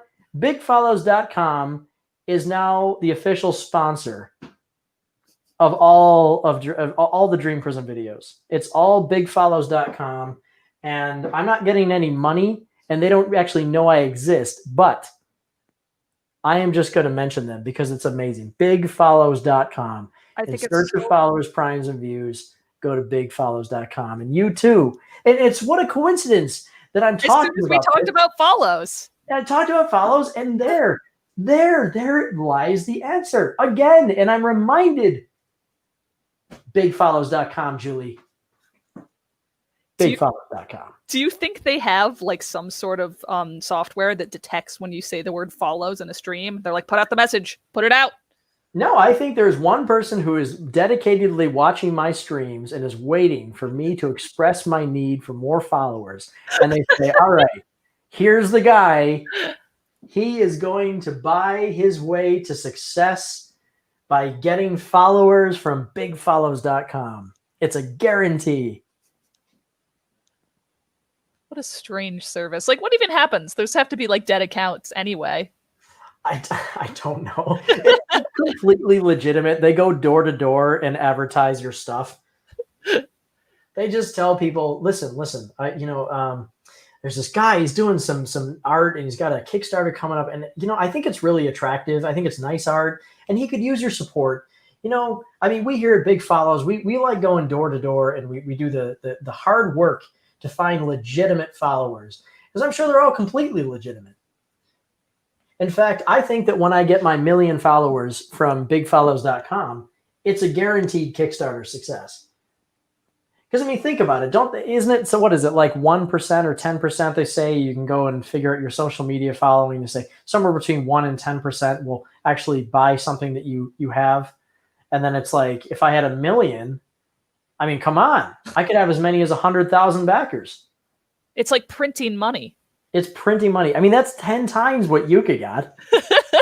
And why was I wasting my time with something like Yucca when I could just go to bigfollows.com? I can't believe companies told you not to pursue your original IP when services like bigfollows.com have got your back at every step of the way. Mm-hmm. Bigfollows.com. I think it wouldn't be funny if their secret evil plan was to literally just get people to say bigfollows.com and send a live stream. I'm sure someone watching is like, well, I got to look at this now. We're not sponsored. I kind of want to know about bigfollows.com. Keep saying the name, and that's really all it is, right? That's what the branding comes down to, is if you say the name enough, like, people can't forget it. It's true. Well, if anybody wants follows, you can go test it out. Go test out bigfollows.com and see how many books you sell. I'm guessing lots. Big lots. I am going to put more pink on her because I like pink, but you know that. You love getting into that local color. You love it. Even if I do, because the smoke itself is actually, the way that I had it on previous pages, is it's more of like a bluish purple. It's a little dark and dull. But at the area when it first comes out as an exhaust, I want it to kind of be illuminated as though it has like a bunch of sparks or light inside of it. You know what I mean? So it'll cast off a light, and I'm thinking that will be like a pinkish light. So that's where I'm coming at with this. But I might end up changing the color of the bounce light. Are you thinking about making the smoke trail entirely rainbow again, or just pink this time? It was going to be rainbow originally, but what I found is where they're going, there's just too much color. And so the problem is that what a thing to say. There's just too much color. I have too much color. We've got to pull back on it. But it was contrasting a little bit too much. I mean, there is a point where the put rainbows on everything philosophy that I have can sometimes go overboard. And you do kind of have to have some control, because a rainbow is a powerful thing. If you think about it, having your color harmony concerns can be dashed instantly if you include too many of them. And so there's a way to do it and still kind of keep a dominant color, and do it carefully. You can really use, here's honestly, Julie, here's the rule that I have about color. Okay. I studied color theory. Most of it's nonsense. All right. This is really what matters. Value. It's really just value. Okay. If you've got a good sense of contrast and you have your lights and your darks done well, then you can pretty much do whatever you want with color, and it will be readable. It's a matter of taste, of course. I mean, some people don't like things that are too colorful, but I mean, if the value is there, if you're able to read the image, that's all you really need.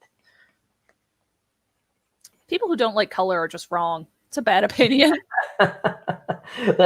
Yeah, and it always just makes me feel good if whenever I go through and I add a few extra, if I'm going in and I'm doing some color gradients on things. It's like last night I was just noodling this a little bit because I was putting in some of that glow, some of the SSS, the subsurface scattering, and I've just painted this purple into her sleeve, and I don't know why, but it just made me happy. I'm like, getting that little color gradient in there just makes me happier. And the more I do, the better I feel. The problem is if you just go a little bit too far with it, then it just becomes visual noise.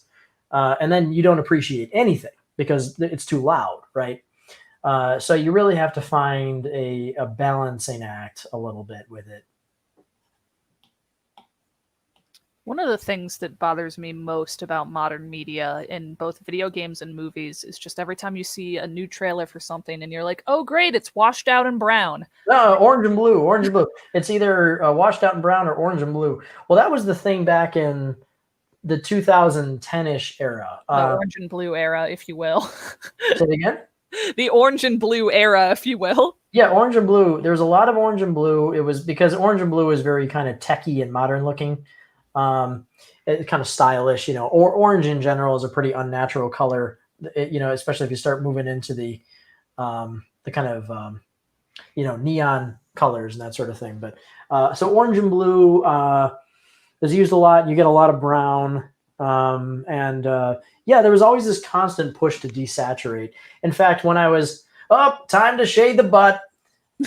So there was always like a desaturation process in a lot of the media that was made at that time, because it was focus testing and all of that junk. So obnoxious. But it would be something kind of like, we tested this character and, the audience did not like the hair color of the character. And so it would be like, now we have to go and change the character. It's like, well, we picked that hair color for a couple of reasons, but the focus test said, so now we got to change it. And it's like, it's not really in my opinion, a valid method of judging this stuff anyway, because it's like people sometimes in focus tests will just kind of say what they think you want them to say. You know what I mean? Sometimes they don't really offer the best perspective on that.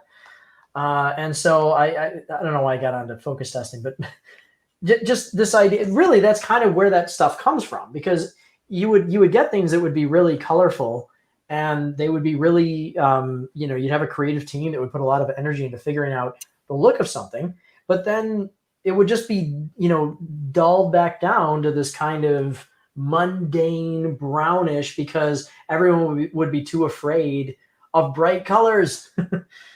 It's like, oh, I use too many bright colors, and then people will think, oh, it's for little girls or whatever, and it's you just couldn't have any fun with this stuff.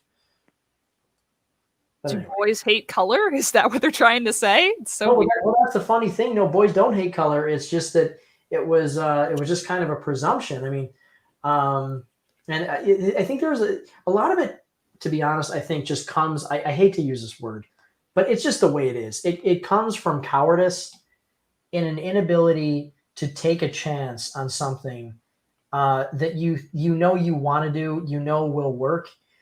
But because there's a lot of money behind it, it's hard to justify it. It's like you have to go through and be like, well, let's take the safer route, the one that we know will work. I'm not going to give you a specific on this because I don't want to throw anybody under the bus. But I will say that there was one time at one point where I was discussing something related to production. Okay. And there was a feature that I did not like, and I suggest, they said, hey, there's something I don't like about this feature, and a bunch of people agreed with me. Okay, and I could tell that this had been discussed before. I had kind of come in late on the discussion. It was kind of like, oh yeah, no, yeah, of course, Dave, we know. All right, this is like an obvious issue, right? And so I said, well, why don't we change it? And the reason that I was given is that's how it's been done. Oh, great. And I thought, well, that's a really weird reason. I thought, I understood where this person was coming from. I actually did. It made sense because there's sort of a comfort zone that people like. Like there's a thing like, you don't want to play a Mario game and then be surprised that he handles like a tank, right? Like Mario kind of plays like Mario, right? And if it's a Mario game that you can have some differences, but if there's too many differences, it will bother people. So there's some things that people kind of expect and they want, right? And so I understood where he was coming from, but I didn't find it was a valid reason to not fix what just about everybody agreed was a flaw. And this was weird because it's like we were doing the flaw because that's what people were used to. They were used to the flaw. And that I've heard that reason professionally before, and I've heard it more than once. So sometimes it comes down to a fear of making changes that will, hurt sales and hurt people's perceptions of the thing, which, I mean, at the end of the day, sales have to be considered. Otherwise, we don't have studios and we don't have productions. It's like this stuff costs money. It's like it needs to make money or it doesn't work. Right. Same thing goes with something like Dreamside. Like the difference between Dreamside being done in 3 years versus Dreamside being done in 10 years is if I can make money on it, right? It'll still get done, but if the project actually is successful and it does well on a campaign, well, then I can make it my primary focus, right? Yeah, you can make that your full-time job. Well, if I'm too afraid, though, and this is the funny thing. You ever watch Indiana Jones and the Last Crusade? I believe so, yes. That's an unacceptable answer. It's only yes. How could you not watch Indiana Jones and the Last Crusade? That's Is that the first one? No. That's Raiders of the Lost Ark, isn't it? Uh-oh. Uh-oh. All right, so this is our last live stream.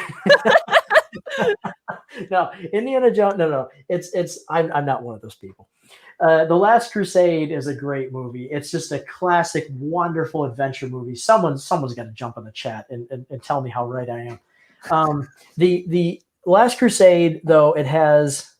I don't want to spoil it. I guess what I want to discuss is at the end. You know what? It's like 30 years old. Yeah, I kind of deserve to be spoiled at this point, right? Yeah, come on. All right, but I'm just talking in generalities anyway. So there's a part near the end where Indy has to go through a series of trials.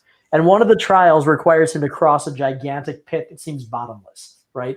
He can't jump over the pit. It's too far, and it's the last step he has to take before he reaches his goal, right? Right. And the movie covers this philosophy a number of times throughout that it requires a leap of faith. And the idea is there's this bridge that will form if he jumps. All right. So the real killer part of it, remember, guys, bigfollows.com. All right. Bigfollows.com for all of your follower needs. Just want to throw that in there. There is no bridge. And if he were to feel out with his hand and he didn't make the jump, he would feel no bridge. The only way to make the bridge appear is to jump to your death. And then the bridge would appear. Right. So it's like the ultimate leap of faith. Right. Also insanity. Right. So the leap of faith is kind of what you have to do with some of this stuff. It's like you can't test the waters with it. People won't get behind something like Dreamside unless I've 100% thrown myself into the pit. It's like I'm firmly committed. I've chosen this over other things. You know, it's like this is what I'm spending my time doing, and I'm going to go all the way. And only once I've thoroughly committed all the way am I confident that people would get behind it and support it. You know what I mean? I know exactly what you mean. And I think it's that passion that drew me into this project too, because I was there for ukulele. That's what I'm about. But seeing you want this to work out so much makes me want it to work out too. Oh man. Oh, that's great to hear. I hope that more people think that way. Just seeing you want it so badly, I mean, I felt bad. God, I just want you to have that one thing you want so badly. It's like a stuffed toy. Just give him his stuffed toy already. That's me and the Project Triforce figure. May the universe deliver someday for me. That figure. Keep your hopes up. Keep your hopes up. I'm just gonna go to that dude's house and just knock on his door and be like, "Hey, you know me, the person who bothered you? Give me the figure." Don't worry about him. There's something, Julie. There's something better coming. Gosh, I hope so. I want to see it so badly. There's something better coming. It's going to be better. I will do what they failed to deliver. I will deliver what they failed to deliver. You'll see. Wonderful. You will see. You shall see. Yeah. Man, ukulele figure just has to exist. It's funny because there are people who have the desire for something like that for kind of an independent property like Yuka, which is popular within its independent circle, but it's very, very hard to do the math and make it work like it would go into Target or something like that. Right. It probably wouldn't do that. They wouldn't do that, at least not yet, because it just doesn't, it's going to cost so much money to mass produce that it's like they have to weigh this stuff out. But that leaves kind of a weird niche where you've got an audience that wants something. They're very happy to buy it, but it just doesn't exist because, people want to mass produce and mass sell stuff like that. Right. But I think that there's enough of a dedication, and my operations are lean enough that I can take on a project like that and actually make it work. And it's just something that's for a very specific group. I don't know how many of those we'd sell. I have absolutely no idea what like the Triforce figures actually sold. Do you think Platonic has data on that? Do they have any clue how many people pre-ordered that? They might, and I might bug them for that. But I don't know, because I'm not sure if it was Platonic that handled dealing with them or Team 17. Right. Which is a little harder to get information from. So I'll look into that. But yeah, I would really like to know that. And it would be different today, of course, because the property is in a different state than it was at the time. Because I think that was after the first game released, but before the second game. It's possible it's more or less popular now. I don't know. I don't know where the desire would be. Yeah. And then you have to weigh in the added factor that inevitably some people are going to look at that and say, "Oh, not again." Yeah. I'm not going to fall for that again. The first sentence has to be like, "Disclaimer, I am not Project Triforce." Yeah. I was thinking about that, and I was thinking, one of the funny things about branding and the dangers of branding is literally just saying the name of something is more convincing. Here's a funny little psychological trick that you can use. Well, it's not really something you can use, just something that's kind of cool to be aware of. Those card readers that you put your chip card in now? Yes. Okay. In order to read the chip, you got to keep your card in the reader for a moment. So a lot of times people put the card in, they'll take it right out again because they think it's like they think it's like it's like it's just an older style where you would just take it and it would scan it really quickly and then you would remove it, right? But the chip reader doesn't work that way. You have to keep it in there so that it can then read the information. So the chip readers have to convince people to leave the card in. And what they used to say, what a lot of them used to say is, do not remove the card. And this is a funny thing, but guess what people tended to do? They remove their card. And you might think, oh, I mean, are they just kind of like messing with the card reader? Are they just messing with it? And it's like, no, the reason is because their brain would perceive the words remove the card louder than don't. It's a really interesting thing. And if you're not really paying attention, then it's a really easy mistake to make. You just see the words remove the card, and that's louder in your brain. And if it can overwhelm the don't, then you'll pull the card out. Because you say it's like, oh, just tell me to remove the card. And I said, don't remove the card, right? So now what they say instead is leave the card in. Did you see the difference? Right. And it seems like weirder phrasing, but if it works to make people not mess it up, then it works. Yeah, it works. It works because there's no action language other than the affirmative. It's just leave the card in as opposed to take the card out. As in like, don't take the card out, doesn't matter. If it says take the card out, even if it says don't, people will take out the card. If it says leave the card in, it doesn't matter how you read it. All you see is an affirmative language saying leave the card inside the slot. Yeah. So it's funny. I would like to, but I will not mention Triforce in any way if I do a campaign, for example, because all it will do is remind people that they're bad. Exactly. They'll just remind people of the terrible experience that they had with Triforce. Even if I were to make a nonstop effort to talk about how different I am than Triforce, the harder I do that, the worse it would be, because the more I would be mentioning Triforce. That's so funny when you bring it up that way. I know that you're right now that you've laid it out that way, but like, gosh, the human brain is weird, huh? It really is. But it's so true. It's of course, if you sit down and you really think about it, you can avoid these pitfalls, but people don't, and you can't really change the effect. It's kind of like if somebody just saw the ukulele figure, they might even have been burned by Triforce. But if I specifically say Triforce, all I'm doing is guaranteeing negative feelings. Yeah. You know what I mean?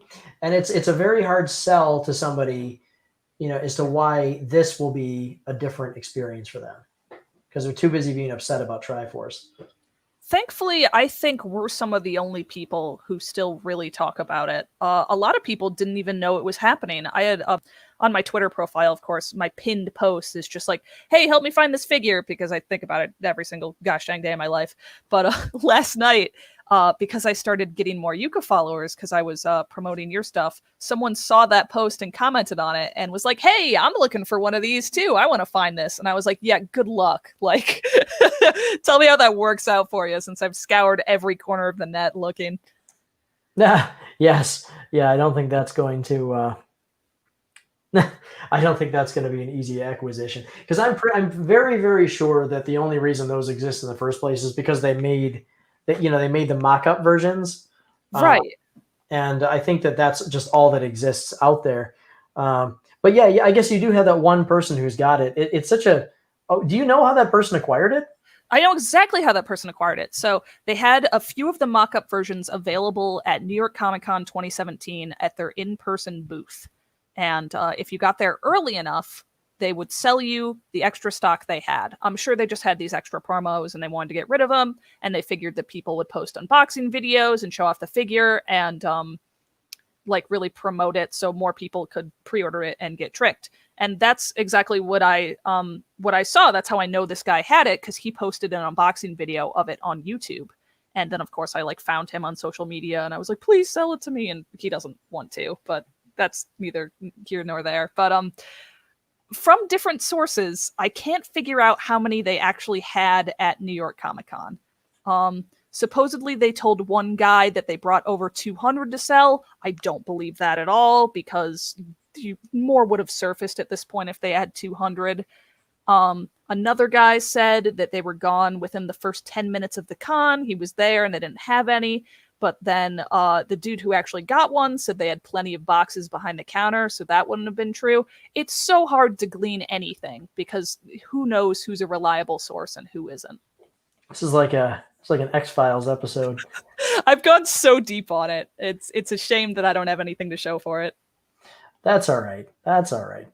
I at some point in time, if you keep at it, somehow, somehow you'll probably end up with one of those. Gosh, I hope so. Thank you. Mm-hmm. Yeah. But yeah, I mean, it was a really cool figure. It's just that it's like I said, I mean, I was going through and doing the math for myself, and there's just no way that collection could be sold for $60. Of course not, because you're doing just the figure and you're looking at a price point of like 75, right? Yeah, I'm playing around with that a little bit.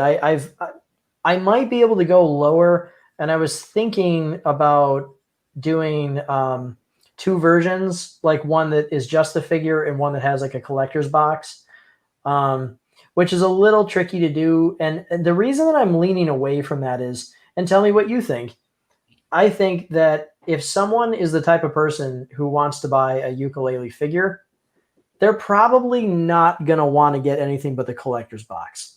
Yep. Like, I don't really think there are too many people out there who will just want the figure, without getting kind of the whole caboodle, because it's kind of it's a collector's thing. And I just kind of feel like I almost just want to have just a one thing. I think that's the right play as well. I think when you're getting really into collecting toys and figures and statues, you are looking for the premium version of that product. Well, the other reason for that too is it might seem easy, like, well, why not just offer a cheaper option that people can get? Well, there are two reasons I don't want to do that. One of them is why I'm a horrible, greedy capitalist. Okay, and I'll get to that second because I'll remember it more easily if I go second with that one. But the main reason, honestly, is there are quantity pricings, right, that you need with this stuff. So, like, for example, if I were to say, like, one thing I was considering doing was including like a pin. Mm-hmm. And so it's like I would have like a pin. It would be like a really different pin from what we've seen, and have that be included. Like doing the 3 pins that they did before is probably, and the keychain and the art cards is a little bit of that's a little much, even for a $75 price point, right? In terms of the cost of producing all that stuff. But then the bigger problem is if I divide the audience, say, from say half the people get the $50 figure only, and then half the people get the collector set, and say I had, just for easy math, say I had 500 backers, well, then I would be producing only 250 of the extras as opposed to 500. And then the cost per item would go up really high. So it would make a lot less money, because I would basically be shooting myself in the foot, because I would be raising the cost of the item just to have a cheaper option out there that I don't think people would really go for. And then I got to sort it too. Like when it goes to packaging, there's like different items. What's really nice for the shipper is if he has 500 orders and they come in all at once and every order is the same, it's like stick the thing in the box and ship it. That is so much easier for them, and it costs me less money. Because like if they have to put a bunch of things in the box or they got to like mix things up, it's like it costs me like 10 cents per item per package to go in the box. So it'd be like, okay, that's like 50 more cents per package just to have extra things that will differentiate from other packaging. You know what I mean? And then kind of keep it all organized. So there are a lot of factors at play. And then the greedy capitalist reason is because this sounds awful, but bear with me. There's a logic to it. If you have something, this is something that I found on Cracklestone, right? Because I had, if you remember, I don't know when you backed Cracklestone, but it was, you came in during the backer kit phase, didn't you? I backed it when it was up on Kickstarter, but then I came back for the backer kit to get more goodies. You were all over the map. Okay, so the original 30-day. Yeah. Okay, so in the 30-day, you might remember I had 5 tiers originally until Halloween, which is the midday of the campaign, where I introduced 2 more tiers. So basically, I had the $75 tier, and when I launched the campaign, I thought no one's going to pay $75 for my stupid book. Okay, and then it launched, and what I found was, now granted, I had the $50 tier, but again, if you take that out and you just take the backing that it got and push half and half to 30 and half to 75, right? And you just think of those 2 tiers, they were almost 50-50, meaning that just as many people bought the $75 collector's pack as bought the book by itself. I believe that, yeah. Well, I thought that doesn't make any sense. I thought, well, what it should be is like 80 or 90% will buy the cheaper thing, and then like 10 or 20% will buy the expensive thing, because the more expensive, obviously, the fewer people will buy it. But here's what I didn't really account for, is that most people who back a Kickstarter are the high-end collectors, and what they want is the most expensive thing you offer. Right. And so in a manner of speaking, by not offering a more expensive option, they're just going to pick the next most expensive thing that you have on offer. And so if there's a way to make the statue, because what I can do is I can make the statue cheaper and make it a less premium statue, but I am very convinced that if I were to say do a $50 one that was a little lamer, not like lamer, but simpler, or it's not lame. Okay, something that is less expensively produced. Okay, and I could sell it for $50, or I could do like a really top-notch one with more detail that was $75. Everybody is going to prefer the $75 option, because if they're gonna come to the Kickstarter, now it's because if it was mass produced, that would be different. But because it's like what we're really talking about is like a maximum of 1,000 people who would come in and get this thing, and they're like the diehard Yucca fans who would want this kind of thing. And I think what they're gonna think more about is the quality than the added cost. And so even though it costs more money to buy, it also costs more money to make. I want to shift it up and go with a more expensive item, because I think if I go cheap, I think it will actually get less support than if it's more expensive, if that makes any sense. I think by raising the cost, I will increase the backing.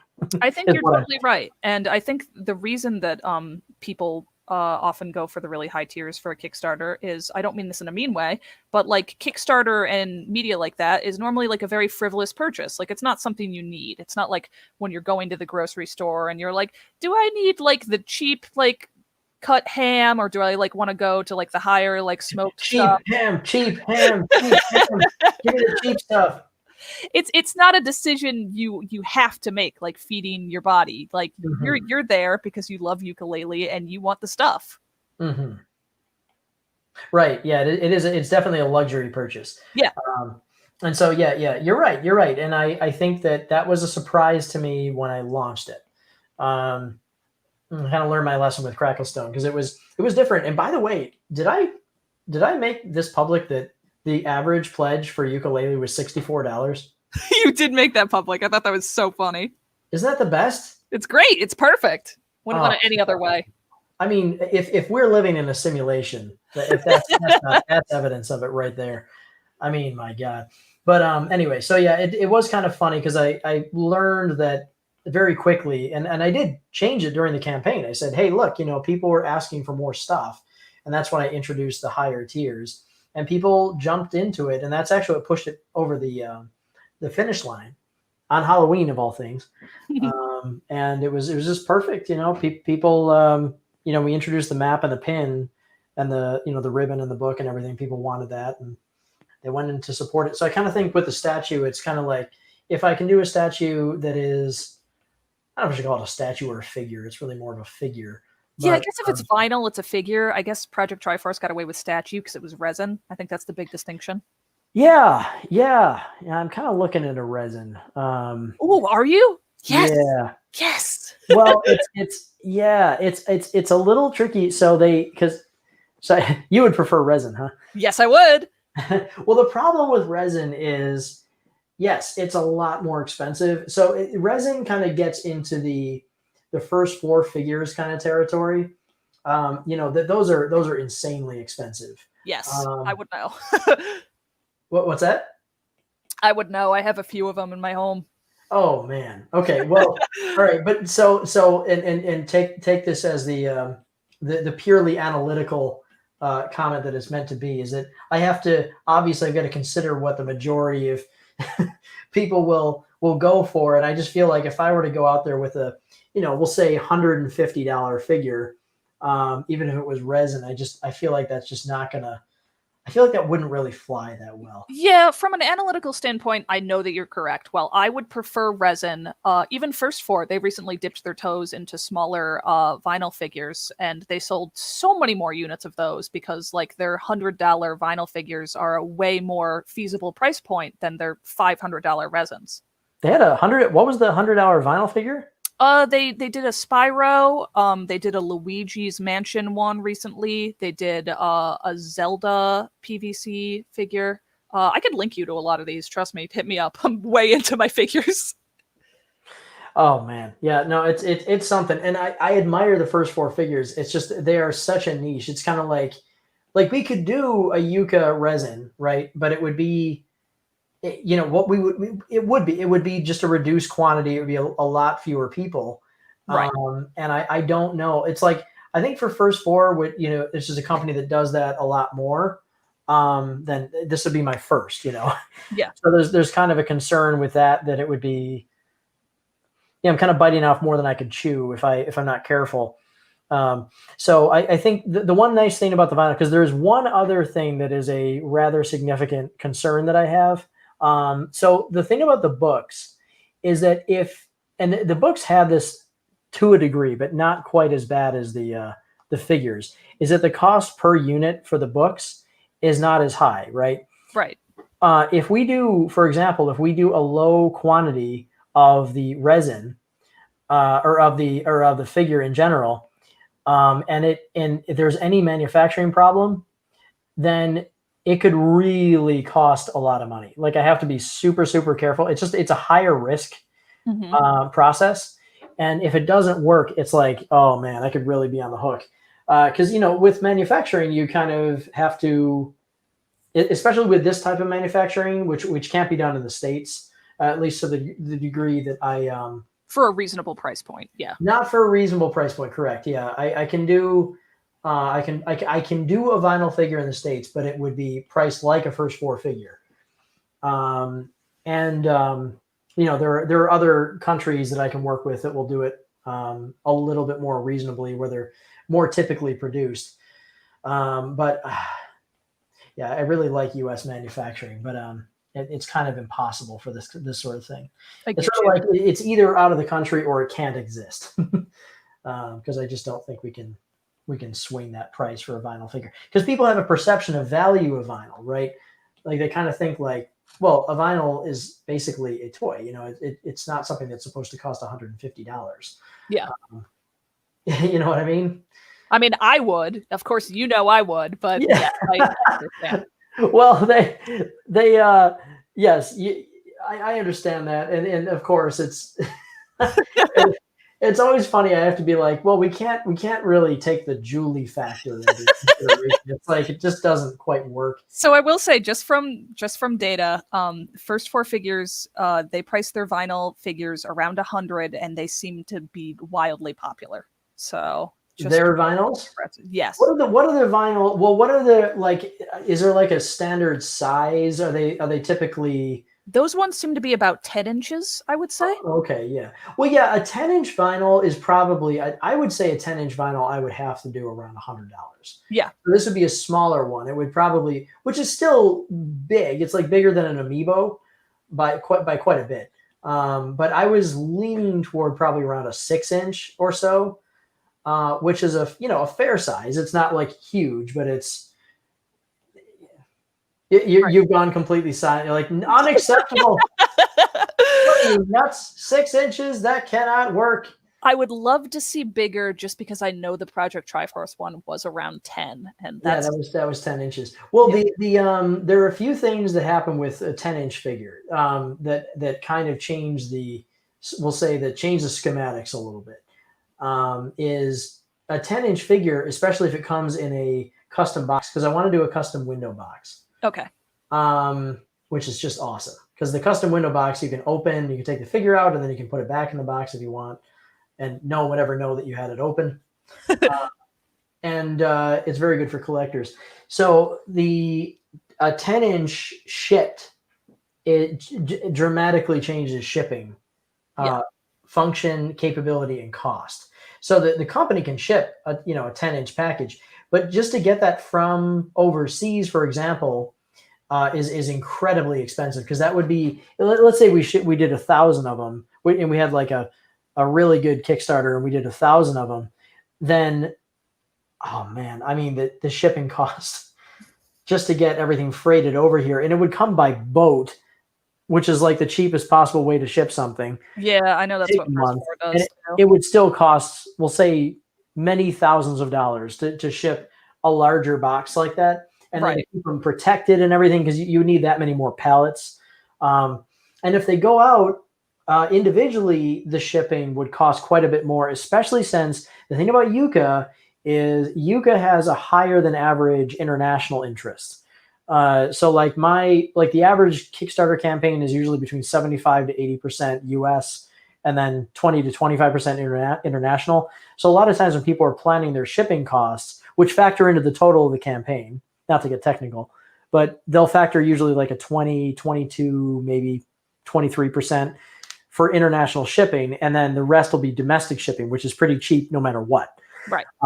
But the international shipping for a large box like that would also be kind of a heavier figure. I mean, it's gonna get up to, I'm gonna say $60 is probably what it will cost per figure to ship that. I know you got burned really bad with shipping on Cracklestone too, so I know it's Cracklestone. So this is assuming if it's a vinyl figure, but if it's that big, you're still looking at least 2.5 pounds, I would say, for it. And then you've got the box, and then you've got the packaging. So you're looking at a box that's between 3 and 4 pounds minimum. Yeah. In total once packed. Because Cracklestone with its full pack weighed around somewhere between 2.3 and 2.8 pounds, I think. Mm-hmm. And that's a book. So I would say this is probably going to be under 4 pounds of total weight, but then the volume blows it up even more. So yeah, I think we would be looking, like, my international cost on average for shipping was more than we collected. It was, I think on average it was around $30. And then I also had to pay the shipper. So it was like $34 basically that I paid. And I think the average collected amount for shipping on Kickstarter was like $25. So that was like a $9 loss, for every international package, which is like half of the profit of the book. So that was dumb. But hey, live and learn. But I just worry that if I have $100 figure and then international, it's like $60 on top of that. It's gonna be so expensive. I just worry that it's really gonna cut down on interest. Does Kickstarter not have a way for you to charge shipping based on zones of the world? It does. I'm not talking about like not being able to collect the right amount of money.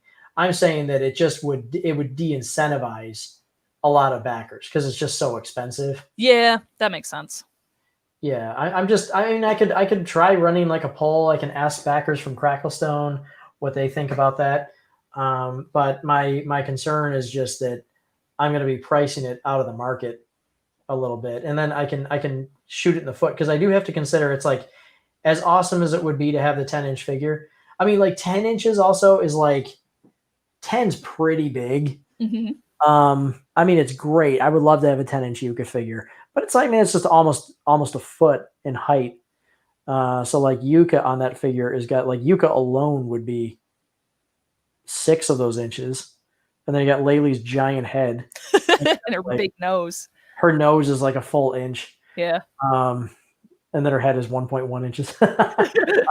Her like ears will poke up to the top. And I mean, I'm going to say that's, I'm visualizing it on the shelf, and it's big. Like, I'm thinking we could maybe go to like 8 inches.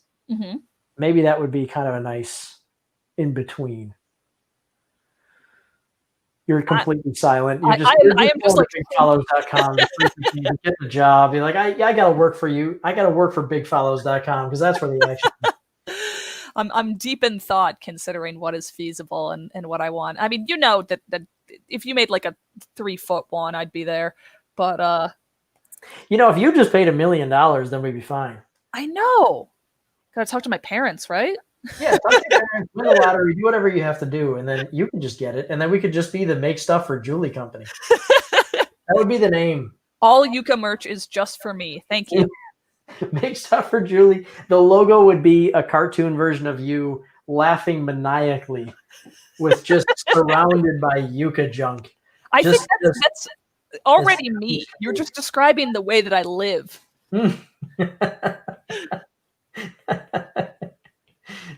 Oh man. Oh, it'd be funny. That would be funny. We'll see. We'll see what we can do. I mean, I've got to talk to manufacturing. I also have to talk to Platonic and make sure they're on board. Right. And if the 6-inch figure is most viable, I get it. I totally get it. It would still be cool. I mean, it would still be Yuka in the flesh and not plush. Finally, a figure that's real and not a scam. I hope. Right. Yeah. Well, I don't know. We'll see. But anyway, keep your ears open. Keep them peeled. What's the expression? Keep your ears earing for news on that front. I certainly will. We'll put it this way: if something's going to happen with a figure, it's probably going to happen sooner than I thought. Okay. So yeah, like maybe disastrously soon. So that's why I'm playing coy here, because a couple of things might get shifted. So we'll see. Do you think that Kickstarter will come before Dreams? All right, I'm just going to tell you what I'm thinking. So basically, here's the deal. Right. Here's the problem. The problem is I've consulted with a number of people about Dreamside and about books in general. And so here I am, apparently totally getting the wrong information years ago about book Kickstarters, because my understanding, as I learned before, is that the fall season is the best time for books. People are in the mood for reading. It's a cozy season. People just like the idea of books, and it's also because of its tie-in with. This sounds a little strange, but I think this was a psychological factor in Cracklestone's success. Is it because of its tie-in to like Nintendo adventure games, which often would come out in the fall season? I think there's just something there that kind of hit people about Cracklestone. But apparently, the closer you get to the end of the year, the worse it is for books. And in fact, I guess the best time is the summer. Huh.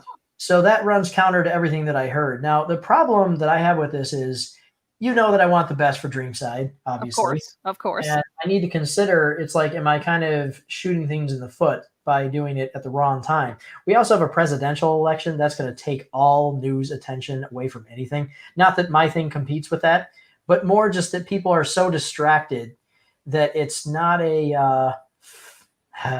I'm a little worried about it, especially because it's an independent IP. Now, meanwhile, why was that not a problem for Cracklestone?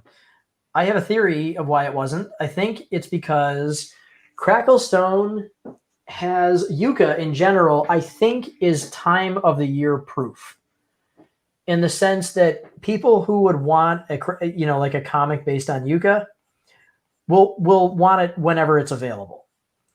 I don't think that the time of year dissuades. I think to some degree it does, obviously. I mean, people have to be in the right financial situation where they're like, all right, I'm going to put money into this thing that's not going to come out for 9,000 years.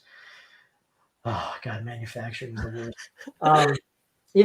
But the point is, I think that it was a little bit, I was a little protected from these concerns with Yuka, because I think it just has a built-in audience that would want the stuff related to Yuka, regardless of the time of year. So I'll let you do the math in your mind of what that means. But I was basically thinking that I might consider pushing Dreamside back a little bit. And the nice thing about it is that it would give me quite a bit more time, to prepare the campaign. It would give me a lot more time with things like these live streams and kind of build up a little bit more support. Right. And so it's a little bit of a more of a comfortable situation. Plus, there's some things that I really want to do with the video that are extremely hard to do right now with the virus. Since apparently the virus isn't lasting forever. I don't know when that will change. Right. But that said, there are a variety of reasons that I don't know if it's the best time to do Dreamside. So that's kind of where I'm thinking. I do have a theory, and obviously I don't have any data for this, but I don't think that the time of year really affects Kickstarter backings, because I know personally when I'm backing something, I don't expect that product to be delivered in a timely manner. And that's not a knock against anyone who I'm backing, but I just know that things arise and problems happen. And as long as it's a quality thing, I'll get it when I get it. Yeah, especially you, Dave. No, you were fine. No, and something like both Dreamside and a figure or something like that would both have a different situation than Yuka did, because Dreamside is almost, it's not almost finished, but the revisions are getting very close. I'm more than halfway through at this point, and I think it's moving relatively quickly despite how slow it seems. And so when I compound that together, I think ultimately Dreamside will, if we did it now or we did it maybe in the early spring or something like that, it would be like, if we did in the early spring, it would be done, meaning that it would have immediate fulfillment, which would be really neat. And at the same time, not immediate fulfillment, obviously the books have to be printed, but pretty soon fulfillment. Soon fulfillment. Yes. I could I could take a chance, and just, if the Kickstarter seems to be going well, I could say, all right, I'm just going to get them started at the beginning of the campaign, and that would cut them out roughly a month of wait down. But anyway, that's a different conversation. But anyway, so I'm just kind of thinking a little bit about that. The real problem is Christmas, because if something goes past November, like the end of November. So if I started any campaign, in say before, as long as it's before the start of November, it will end before the start of December. But once December comes, I think people pretty much kind of check out a Kickstarter, because you got Christmas presents and the seasonal thing, and I just don't think it's like a big time that people back campaigns. I think in that season, people generally are not thinking about their own, kind of future projects that they want to get. They're more like thinking about presents to buy for other people. Right. I think you're totally right in that regard. But almost any other month seems fine to me, because December seems like the only month where you're really in the moment for your financial purchasing, more so than you would be. Well, maybe that's the case. But yeah, the one thing that I kind of really like is I do think that the desire for a Yuka figure is there enough that it could be a successful campaign. And if I work the math properly, I think it could be it could be smart to do it despite the risks. So I'm leaning toward wanting to do that figure campaign anyway. And I think that it might just be a more sensible thing to do that first. So that's kind of what I'm leaning toward. Yes, I'm so excited. Yeah. Well, yeah. What was that? Was that your devil's advocate situation where you had to not feel guilty to get me to do Dreamside first? I'm gonna back both, but I want to get the Yuka figure sooner, because there's a hole in my heart where it should be. I need this pain to end. Need it. Yeah.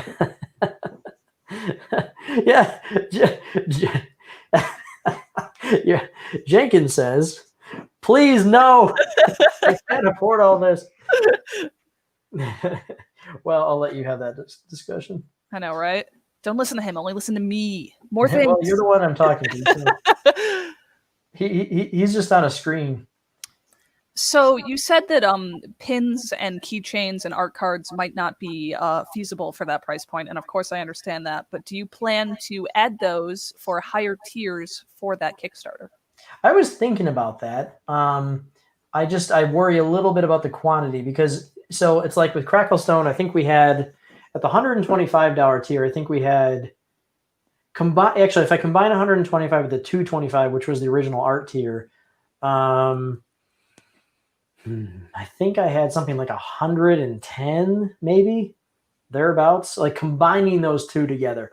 So the same rule applied, like if I did $125 tier, so I had the figure with its set, whatever's included with it, and then I had like a super collector set that was 125. If I assume similar numbers for that, then it would mean that every one of those extras, I'm only making like 200 of them at most, because I would always overproduce, so I have extras. Right. But if I'm making 200, the cost is pretty high per item. So for example, if I did a pin, like it's kind of lame to do the one pin. I kind of feel like it should be a pin set or something that maybe is a few pins. But the cost of the pins, like if we're only doing like 100 or 200, goes up quite a lot. And it might, especially if I did it like in a little case, which I would kind of like to do. If I did a pin set, I might do a case, like a little plastic case for the pins instead of doing a bag, or maybe I'll just do a mounting board again or something. But if I did pins and say there were 3 of them and I only did like 100 or 200, assuming that I'm also doing something besides the pins like art cards or whatever, that's going to almost eat up the difference in cost. It won't be tremendous, but it's almost like I would just have the tier to have the extra item, but it wouldn't really support the campaign anymore. Yeah. So I have to be very careful about that, because that's a funny thing about the Kickstarter stuff. It's so hard to explain this logic to people. It's like when I would talk about the stretch goals, because it's so hard to explain the math. I get it. I get what you're saying. Obviously, you know more about the financial side of things than me. So if you're telling me it won't be profitable, I don't know why I'd argue with that. Well, I don't know. I mean, I'd have to balance it and just see, because I think it can work. We'll put it this way: it can work. It's just a matter of figuring it out. It's a puzzle. But I know that we can make it work. I just I need to think about how. Okay. I need to think about how. I'm going to take this. I'm going to take my background now that I got the plane here, because before I do anything else, I think I have to get the background in there. And I don't know that I need to repaint that whole thing. I think I'm going to repaint it because I think I can do cooler effects now than I could before. Now that I know things. All right, let me see.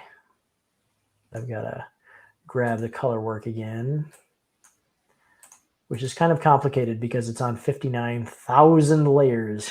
I know. Just from the way I do digital art, I use way less layers, and I saw your layers, and I was like, oh no. Oh, it's my own fault. I was so careless with it. It's like I would just say, oh, there's something I want to try. Well, make a new layer, whatever. And then I'll make a new layer. And then I forget what every layer is.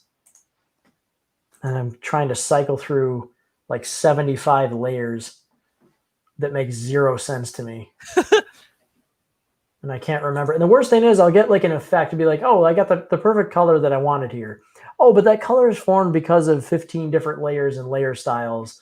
And if I just I can't pick that color and paint fresh on a new layer that will then receive shadows and things like that, because this layer already has all of those effects applied to it. So I have to isolate the layer and then figure out how I got there again. It's just a nightmare. Yep. Just more reasons I love traditional. Oh. With traditional, you are forced to commit, and that can be one of the most useful things in the world. Yeah, I kind of like it. I kind of like that it makes you make decisions where you're like, well, that's how it is now. That's how it is, right? Right.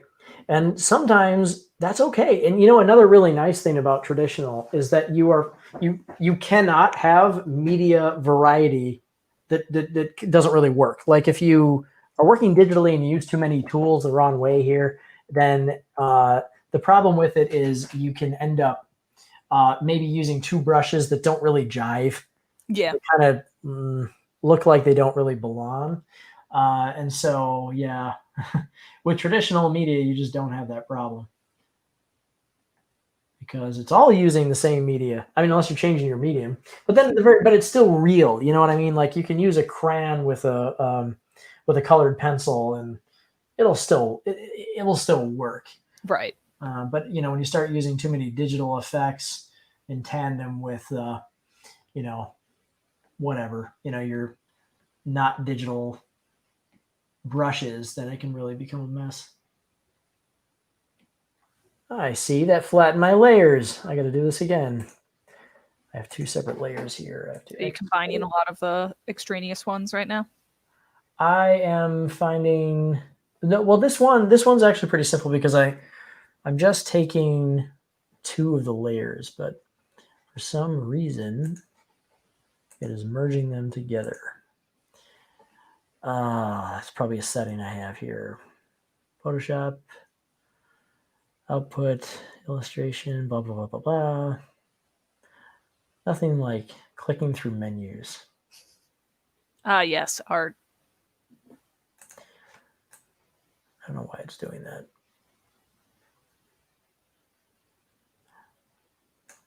Yeah. Yeah. So what are so you? I mean, you draw a lot. I mean, do you do it just for fun? Or are you working towards something? Did we talk about this already? I kind of do it half just for fun, half for freelance projects I get. It really just depends on what's going on and what kind of clients I get and what I'm feeling at the moment. Mm-hmm. That makes sense. It's kind of fun because one of the challenges when you're working on a lawn project like this is whenever you're working on something, you always kind of want to be working on something else. That's true. It's just the way it is. Even if you love what you're doing, it's like you get a random idea and then it's like, wait a minute, I want to do that now.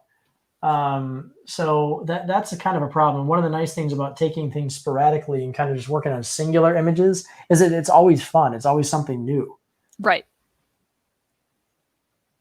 I think that's a good point to just quick projects and stuff like that. Mm-hmm. Yeah, no, it's fun.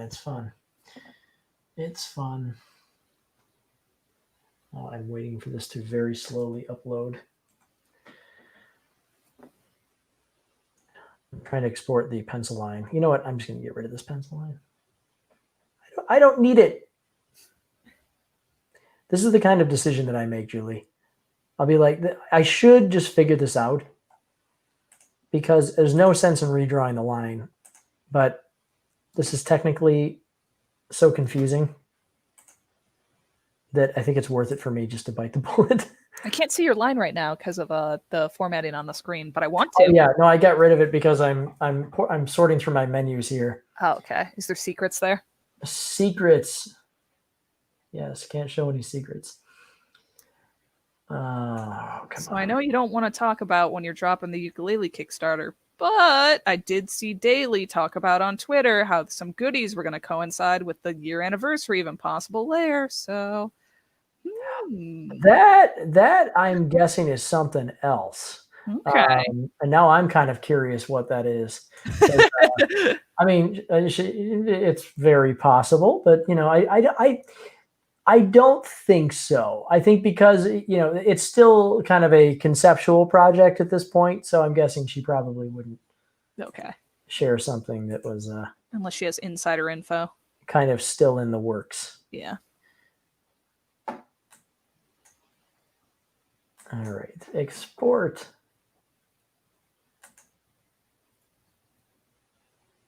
I have no idea if that just exported. I wonder if there's like new Fangamer merch coming. I know Fangamer has gotten really popular lately. Oh yeah, right. All right, I'm just gonna import this. I don't care. It'll be faster than trying to figure it out. All right, there we are. New Fangamer merch. Yes, that would be rad. I am guilty of purchasing a lot of Fangamer merch. Oh, yeah? Yeah. I know that Chris Seaver just released a Conquer plush there that he recorded unique voice lines for. That was like the first time he had revisited Conquer in a long time. And I was like, well, I gotta get that. Oh, right. Yeah, the Conquer thing. Right. Yeah. That's right. I forgot that was... Now they've been doing a lot of teaming up with Rare. They have like Perfect Dark merch there. They have Banjo merch there. I'm holding out for Viva Pinata, but I think I'm like one of 10 Viva Pinata fans. So we just have to hold strong. Well, keep the faith. I know. You never know. You never know. You never know. All right. Now see how confusing that is now? So I need to make Do quite you a few. plan to try to kind of make the sky more visible around Dream Girl's hair so it pops a little more next to the blue? Yeah, I'm gonna probably do that. So the tricky thing, so what's happening in this scene is that the room itself is melting away almost like a crayon that's blown by a hairdryer. Um, so it's kind of a cool effect. But yeah, what's happening around them just needs to be pushed a little bit. But it's challenging because I wanted to make sure that I'm showing the elements of the room so that you can see what's happening and it doesn't just literally look like a hole opening up. You know what I mean? Yeah. So it's challenging because I'm trying to find a balance there. But I think since I repositioned the Dream Girl in particular, because again, in the old picture, I did this kind of cheat glow behind them, that kind of pops it out. It's a very comic-y thing to do. Right, but it does really differentiate them from the background. It does. And I might do something similar here, but I also just structurally want to make sure that the layout works well. So I'll need to do a bit of work on that. So yeah, I'll probably just eat into it here and might just make the change of the color and then I'll draw the line around it. God, I love how the lighting on the back of the ship looks so much. Looks great. Oh, thanks. Yeah, that was we just did that today. Yeah. So that'll be fun to get it mixed in because what I really need to do is, first of all, I need to darken this background because it's going to be, I'm going to need a lot more contrast in there.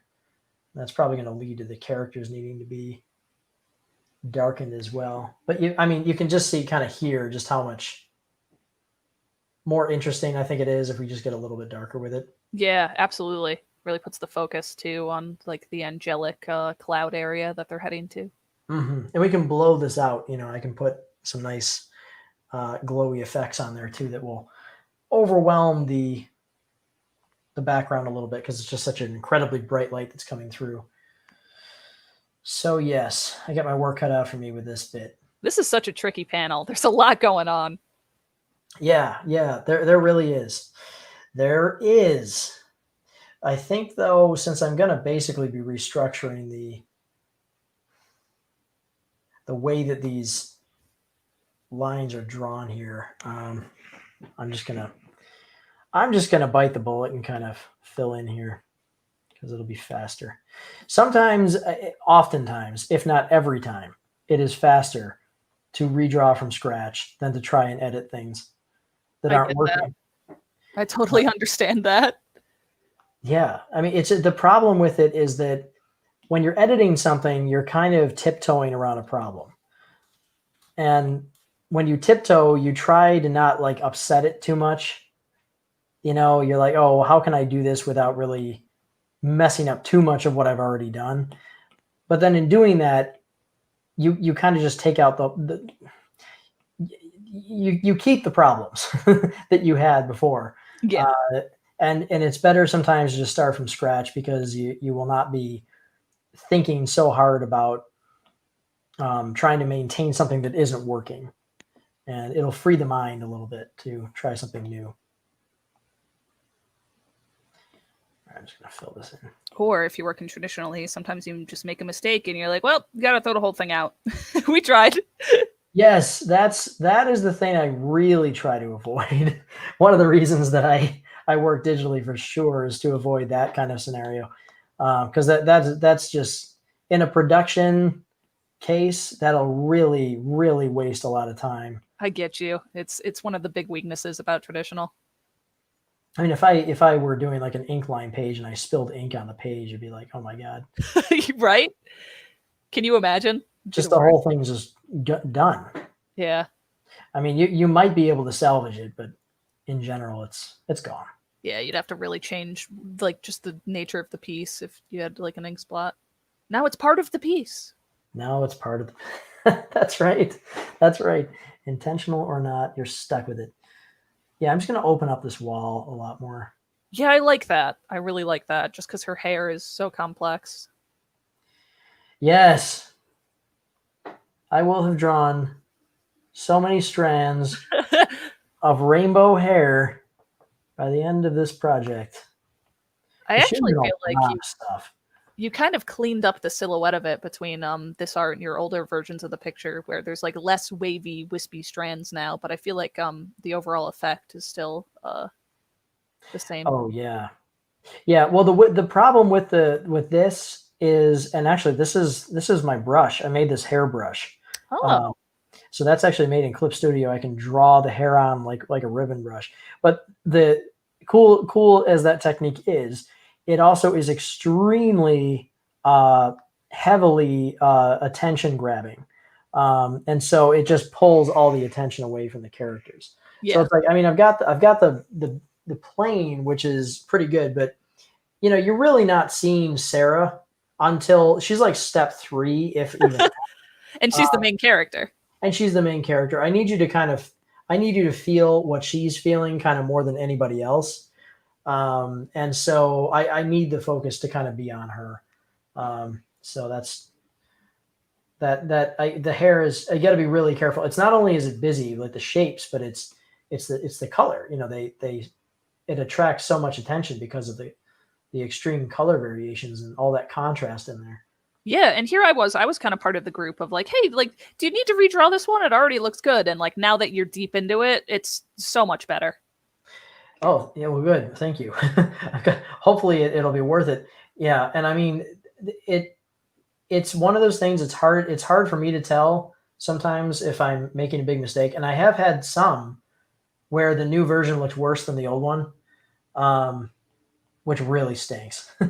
Because then I've gone through. But the thing is, I still kind of, in some of those cases, I've kept the new one, and I've since refined them, so I think they do look better now. But the thing is, I've kept them because stylistically they match. Yeah. There are certain things stylistically about this that are just not as cool for some things. There's some things about the way I did it before that were just kind of, you know, it lent itself a little bit better to certain kinds of things that I'm trying to do artistically. Right. But it's important. I think it's more important to me that it matches stylistically than that it's just outright cool to look at. I think so too. Stylistic continuity is really important, especially when you're reading the story too, because it's, you know, you got to bear in mind, I'm staring at these images for hours and hours at a time, and then I move on to another one that I stare at for hours and hours at a time. So my mind has the chance to get used to what's going on, and I don't, you know. But if you think about the actual finished book and somebody reading through the finished book, it's like they're gonna see all this stuff at once. So if things don't match, it's gonna feel really weird.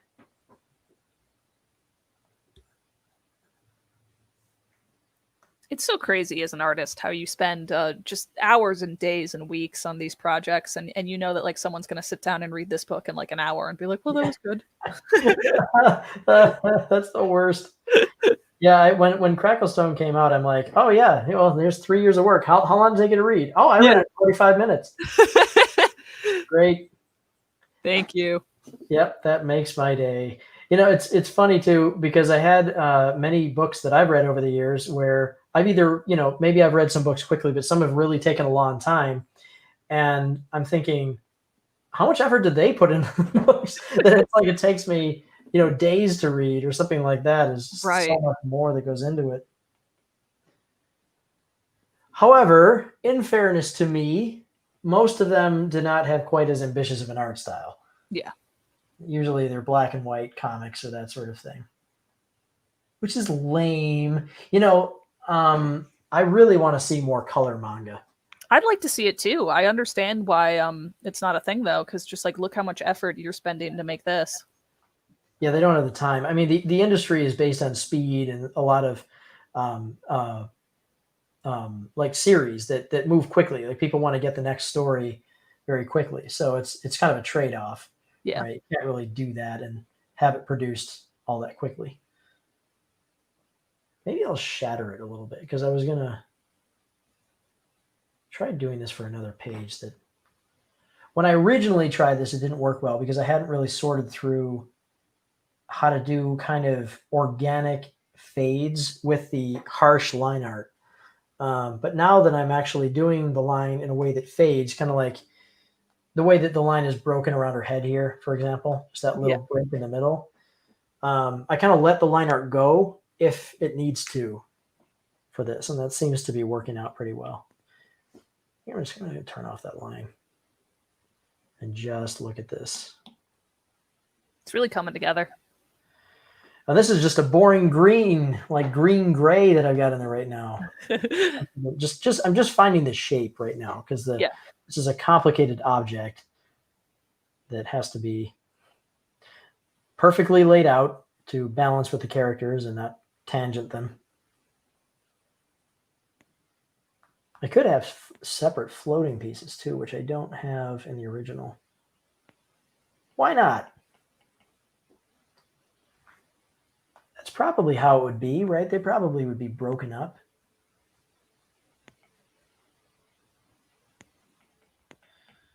Yeah. Ah, that's cooler. Yeah. I love making discoveries like that.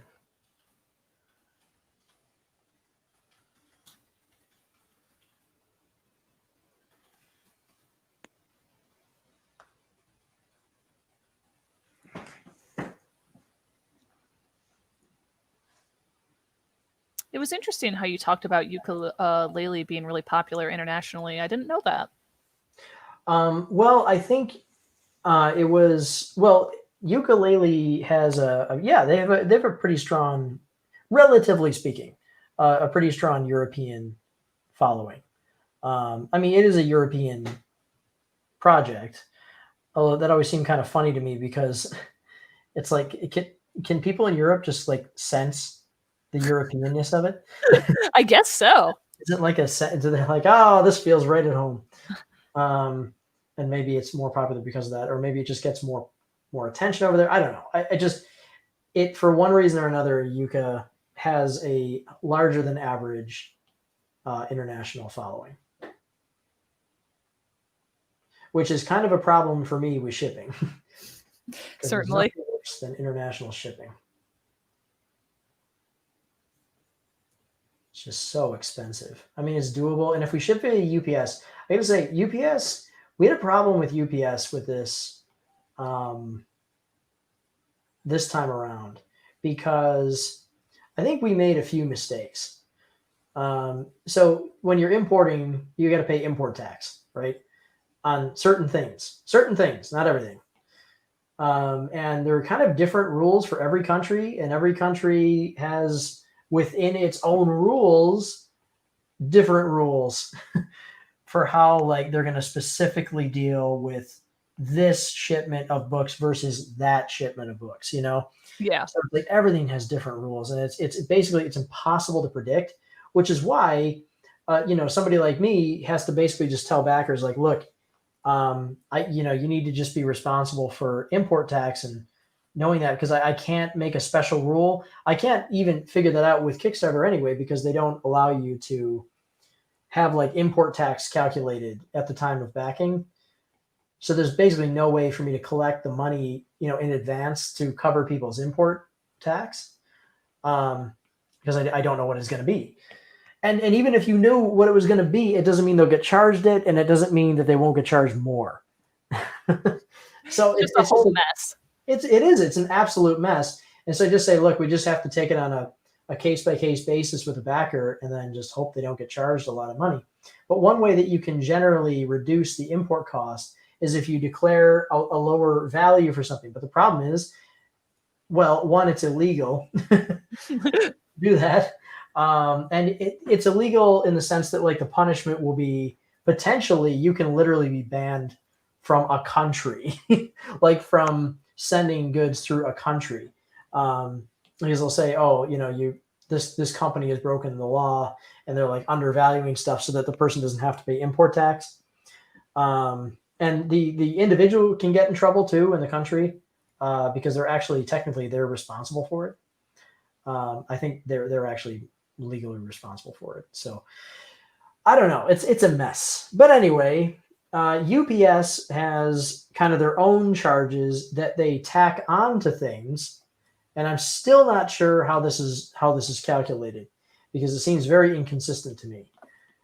Almost as inconsistent as taxes themselves. And they tack on like these import calculation fees, or like what do they call them? Brokerage fees, where they are basically working with the customs office, and they have to like take the time to deal with customs in some cases, so they'll charge you for that. And so some backers got charged these like brokerage fees from UPS, which is a real problem, because they just weren't expecting them. Canada got it the worst of all things. I mean, it's kind of funny, you know, we're this close to Ontario, and the worst problems that I dealt with were actually in the Ontario region. So bizarre. It's like the closest region of the world to me that's outside the country, and they got the worst customs charges. Did you print the book locally? I printed the book in the U.S. Okay. So yeah, it's a U.S. It's an American printed book. So yeah, I didn't have to import from China, but some of the products were produced in China. Like half of them were made overseas, and half of them were made here or in Canada. Like the art prints were made in Canada. Pin, the coin, like the metal stuff was all made in China, because that's basically impossible to do here. I checked with a number of U.S. Manufacturers, and they basically were all just sending it to China anyway. So it was like a middleman company that I was going to pay extra money to, and I'd be like, well, wait a minute, why don't I just deal with the Chinese manufacturer myself? You know, and I would hear from these manufacturers. They say, oh, you don't want to work with the Chinese. It's too difficult to understand. There's translation issues, and they won't understand what you want if you're not used to speaking with them. And they had every reason in the world. And then I would contact these Chinese companies, and it was like the easiest thing in the world. They'd be like, what do you want? I'm like, well, let's see. I need a pin. Okay, how big? What do you want it to look like? You have a picture? And I'd be like, okay, oh, yeah. They're like rushing me. I'm like, oh, yeah, well, here, I want it to kind of look like this. Okay, how many? I'm like, when do you need it by? And the best part about it is I gave, like, for the pin maker, I gave that factory a date because they wanted like an expected delivery date. Uh-huh. And I think I told them, I told them like January 6th or something. I can't remember when it was, but I'd been doing it over the holidays. And they take something like 3 weeks or so to manufacture. So I said January 6th. How's that? Because they just need to put a date into the form. Uh-huh. And it was at my doorstep on January 6th. They take it so seriously. Oh, no, down to it. Like, because I think I told them January 5th, which I think, if I got the dates right, was a Sunday. Because I just pulled the date out and they said, no, it's a Sunday. So I said, okay, the 6th. So it's just funny because it was so arbitrary. But from China, the pins were air freighted, and transported to me and landed on my doorstep exactly on the date that I requested. Hilarious. And that was consistent with like I get the book plates done. The same company that did the coins did the book plates, because they work with like metallic gold stuff and doing like anything that needs like gold foil. Yeah. So they can actually do both of them. They work with metals as well as the gold foil. So they were able to make the book plate. Oh man, it was funny talking to the lady who managed the book plate production. She didn't know what a book plate was. And a book plate is like, and I like tried to send her a link, and I'm like, blocked by China. Like, I send her links. Oh man, I'm like, all right, I've got to send a different description. All right, what's a book plate? All right, it's the thing you put in a book. It's like 3 by 4 inches. Sticker. And she's like, oh, you want a sticker? I'm like, but not exactly. And so I was describing this to her, and now you got one of the book plates, didn't you? I do have. I have one of everything. You know that. That's right. Now, the book plate, if you notice, that book plate is phenomenal. It's like just the right paper. It's beautiful. It's got that nice kind of like eggshell feel to it. It's this soft paper. This was all something that I described to this poor lady. And she got it down. I described in thorough detail. I even described that I wanted the paper to be like a little bit of an off yellow, just like a little bit of a weathered look to it, mixed with the gold. And she took all this down, gave me zero indication that she understood me. And just produced them. Like they were just made exactly as I needed. Well, she killed it. Oh, she did kill it. She did kill it. But I felt bad because she told me, and this is a true story.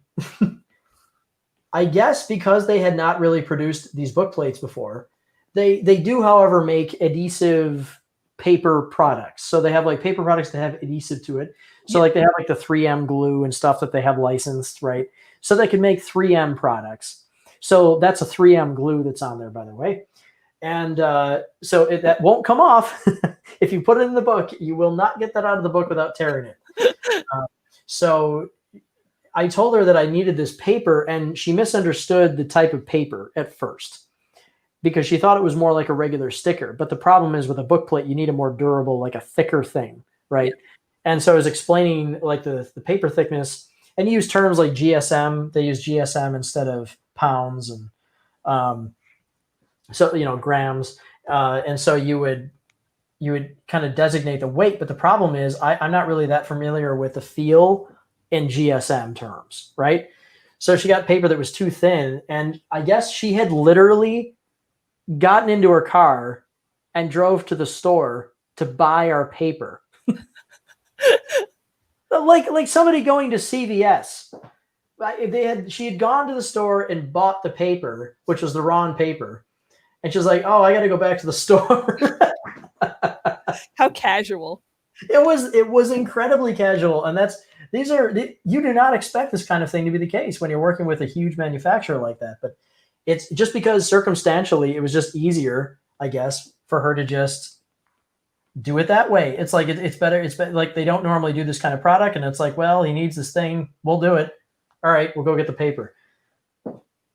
Like there's basically nothing that these manufacturers cannot. They're not going to say no to anything. You got to be careful what you ask for. What? Ask them to reproduce the Project Triforce figure perfectly. Yeah. Honestly, if I went to the manufacturer and I showed them the Triforce figure, I don't think they'd ask any questions. They would just do it. And like I can give them, for the figure, it's like there are certain things I obviously have to give them, so that they understand what I need. Concept art and like a turnaround. Ideally, you would do like a turnaround, right? Right. Now I would do the turnaround because I want it to be just right. But so do you model yourself? Are you like making that in a Blender program to show? Oh, I won't do a 3D model of it because they do the 3D model. So what I would do is you can do a 3D model and you can give it to them. And I do 3D models. But the reason that I will not do it for that is because I don't know. There's sort of a technical setup that they need the model to be made a certain way in order to go right into their molding system. Oh, okay. So I don't want to try and produce something that won't be compatible with what they need. And they charge more. Obviously, they have to basically pay an artist to model it. But I think it's worth it. I'll give them I give them, what I do is I give them very precise 2D drawing, of the thing in different poses or different angles so that you can see the whole thing. But the funny thing is she was not expecting that. And she said, "Oh, most people just give us like a sketch." And then we figure it out from there, because, and I'm like, well, how would you know what the character's back looks like? Yeah. What if they had like a marking on their back? Would you just guess? Yeah, exactly. But what was funny about it was the thing that occurred to me was like, okay, obviously they wouldn't just be able to randomly guess that Yuka has those like red spines down his back. Yeah. Right. There's no way they could know that. However, since she said that it's more frequent that they just get like a front sketch, and that means they must be just kind of figuring out the backside of things. And I'm like, how many figures have I seen that are like that where it's like they just left it to the manufacturer to creatively design the back of the character? And I'm thinking that does not fly. Like it looks like Yuka from the front, but it really doesn't from the back because they do not know what the character is. I would personally hate that if I was getting a figure produced of like my character. I would want to like control every aspect of making sure that it was correct and like had everything in the right spot. Right. Yeah, exactly. Yeah. So, but anyway, obviously they prefer if you give them more information. It's just that I guess they're not used to getting, a full turnaround, for the figures and stuff. So that'll be something nice. Should we expect a figure that's more in line with your style, or more with the like Platonic renders style? What I'm leaning toward is more like the game, because it's I've done concepts that I'm pretty happy with, and I think that they harmonize well. I think it has the slightly more expressive look from the comic, but with the design of the game characters a little bit more. So like Laylee in particular, the way that I drew her, she is far more like her game model. Because the reason that Laylee looks the way that she does in the comic primarily is her eyes. So like because I have outlines, right? Looks you gave her like eyelashes and stuff too, which aren't in the game, I think. I'm sorry, one more time. You gave her eyelashes in the comic, and I don't think. Right, they gave her eyelashes. Yeah, so it's like, since if you're doing line art, eyeliner is just lines in the real world, right? If you put eyeliner around your eyes, so in a way, a cartoon is just it's like just body liner. The whole thing is lined, and so if you then want to have a part that stands out, you kind of have to overemphasize it. And so eyes in particular, I like doing dark lines because they do pop the eyes up. Yeah. And with Laylee, it was kind of a hard combo because when you add the secondary effect of adding exceptionally detailed or long lashes is characters kind of start to take on a different type of beauty. And sultry look. Yeah, a little sultry. And yeah, it does lead to deeper shadows on the eyes too. And so you will inevitably have a character that has a certain vibe when you give them longer lashes and that sort of thing. Laylee in the game doesn't have any lashes at all. What she does have is, however, there's the indication of what looks like a darkening around the eyes because her eyes are sort of in these cavities. Yeah, they're recessed. Yeah, they're recessed, and it kind of has this bulge. And the bulge actually does have a little textural line, like for an eyebrow. But for the comic, that just didn't work because I was going to draw lines. But since the figure is not going to have the lines on it, I don't need that as much as I did before. So what I've got is kind of like I kind of brightened up the eyes a little bit on the characters to kind of match. I did round Laylee's nose a little bit because the wider nose is great. It's still wide, and it's got more of the indication like the nostril, and you got like Yuka's nostril on there, which I didn't have in the book. So it definitely, I think that people will look at it and say that it resembles the game. So my main thought with that is I want to make what people want the most. Okay. Yes. So if what people want the most is something that looks like the game, then that's what I want to make. Wonderful. That's definitely where I fall. And it's not that I wouldn't want a figure that has your really unique style that you did for the comic, but it's just we don't have the regular canonical figure yet. Like Dave, I hate it. I hate your look. Don't make it look like your comic. I will not buy it. I will only buy 10. No, only 10. Roughly 10. So no, but I think that most people want the kind of the game look like you just said. And yeah. And if nothing else, it provides a foundation that could be expanded upon. But as a first effort, it would best be served, I think, if it just looked like the characters as they exist in the game. Yeah, I'm with you. And also, I also just think that will appeal to more people. It's like if I were to go through and say, I insist on doing it my way.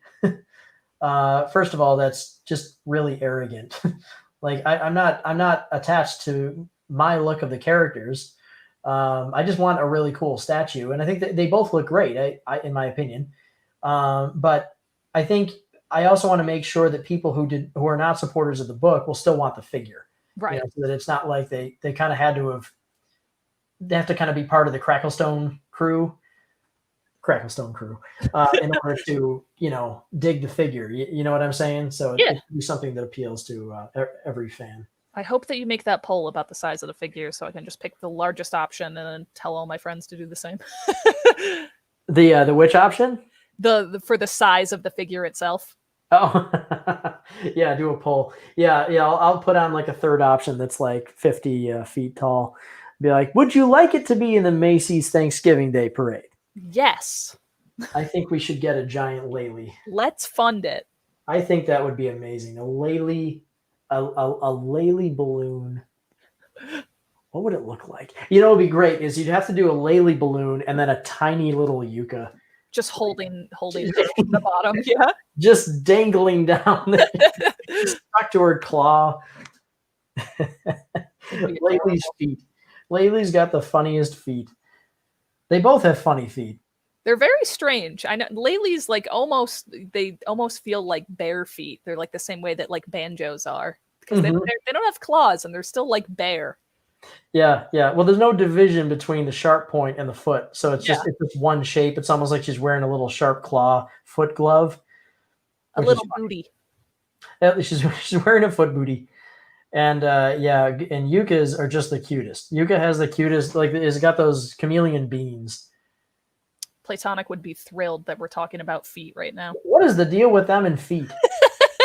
So, early on, when they were kickstarting Ukulele, they teamed up with this British sock company. I think they're just called Brit. And they got an exclusive pair of ukulele socks funded for their own crowdfund campaign. And that was great. I got a couple of those. I love them. But in response to that, they asked fans to wear the socks and show them their feet to share on social media. And fans ran with that. And then they retweeted that tweet and just sent them tons of pictures of feet. And now it's just like an in meme with Platonic that they're always talking about feet. Well, I remember seeing pictures of tons of people's feet, but I actually was not entirely sure why that was. So now I know. Now you know. Now I know. I feel like I should have known that already. That's okay. I'm glad to be able to share the knowledge. Well, I need to be in the club for this kind of thing. I need to know what's going on. I need to know when there's foot-related humor and when there's not foot-related humor. I need to be at the top of this. So you're helping me do my job. I'm glad to help. It's very funny when it comes time for tax season, when I have to go through and figure out my expenses, and then I realize that I have some of the most ridiculous sounding expenses ever. List one off for me. Well, let's see. Just the simple concept of trying to explain to the IRS why a copy of a video game would be deductible. You'd be like, oh, no, listen, it has a bat in this game that I have to draw. I have to draw the bat from the game, and people pay me money to draw the bat, and I need to look at the game, and I have to play it, and that's why it's an expense. It's always very funny. Perfect. That's part of being an artist in the games industry. I can't tell if I'm part of the games industry or the book industry or the comics industry or the both. All of the above. All of the above. Makes it very confusing when you're trying to categorize. There's never an even categorization. It can never just be simple. Like, what's the Dave categorization? Let me just pick the Dave one. If I can find that, I would be happy.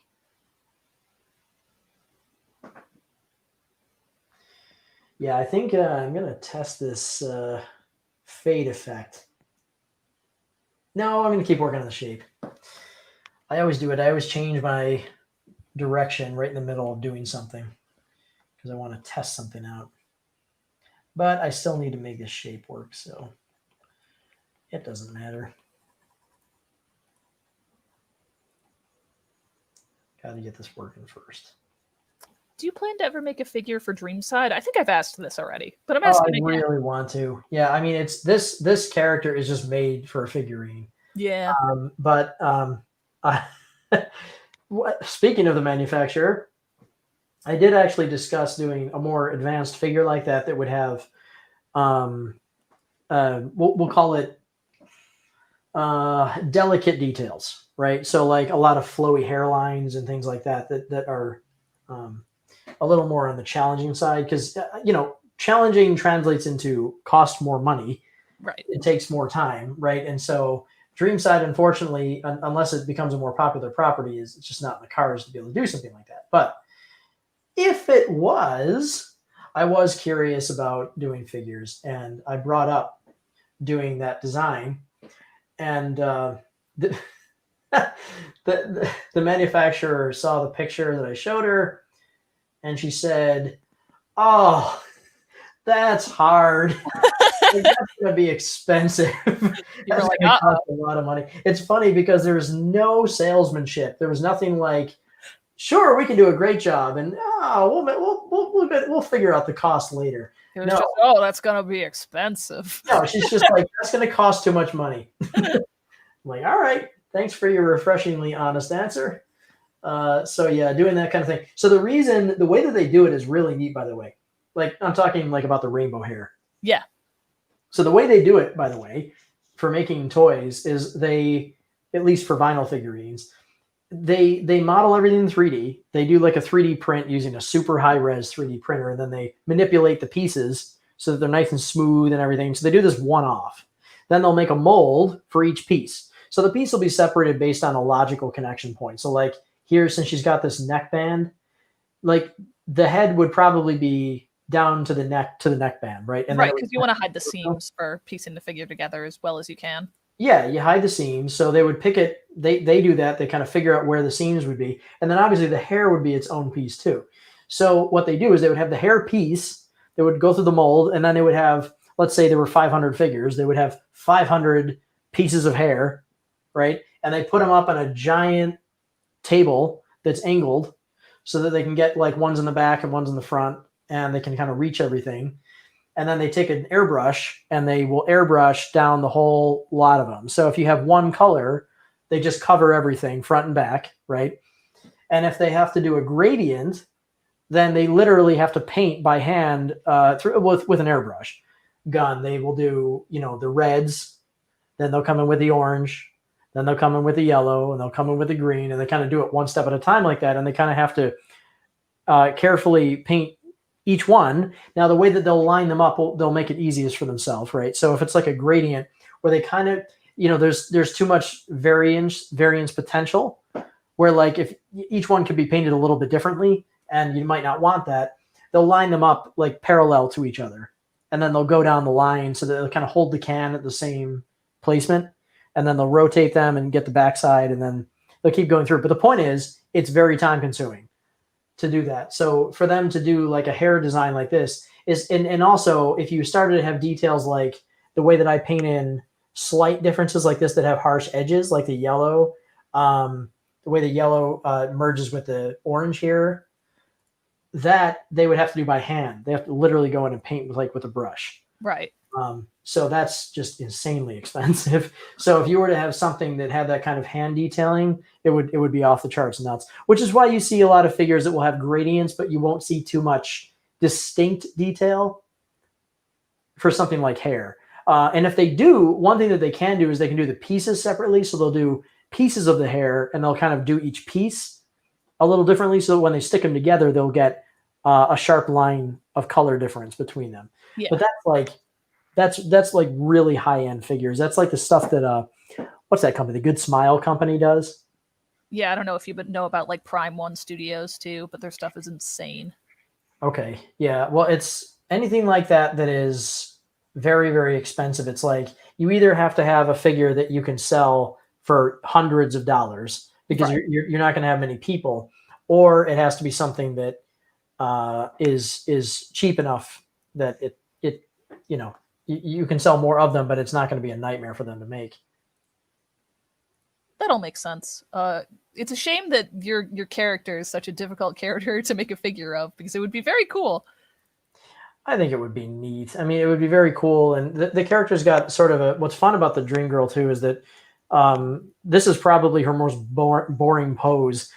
She's very acrobatic. There's a lot of kind of ballet type posing where she's thrusting her hands out, and she kind of she always looks like she's like gliding through the air, so there's an aerial feel for her, and so it'd kind of be like a pose sort of makes itself where she would kind of be she's like in a starfish shape a lot, Yeah. where the arms are out, the legs are out, and she's just broadcasting to the world that she's there, and so that it would have a lot of presence, I think. Will her name ever be revealed in the comic? You don't want to know about that. Okay, that's fair. Why would you want to know about that? I don't know. I'm totally curious. An interesting topic. Doesn't interest me at all. Okay. If you say so. Yeah, she's there's a lot more to her than what you see in the first book. I will be excited to learn about it in 5 years. Yeah, 5 years when I finish book 2. Yeah. Yeah, let's hope the campaign does better, and then I can be Dreamside. I can go Dreamside crazy and get it done a little faster. It'll get faster as I go too. The thing is, I mean, even the way that I'm doing this, I'm making fewer, I'll say, mistake adjustments than I was when I started revising the style. So there's a lot. It's going a little bit more cleanly. I'm getting better results kind of every time. So it's sort of settling into a groove at this point. It's complicated. I can imagine. I've never made anything long form like a graphic novel, so I imagine it's just grueling too. It can be. I think that the biggest problem with this stuff is when you run into the overly procedural tasks. No, that's not the biggest problem. The biggest problem that's like the depression-inducing, awful stuff is when you are inexplicably stuck on something artistically that you simply cannot fix. Because the problem with it is sometimes you just don't have the answer about what's wrong with something, but you have no choice but to move on.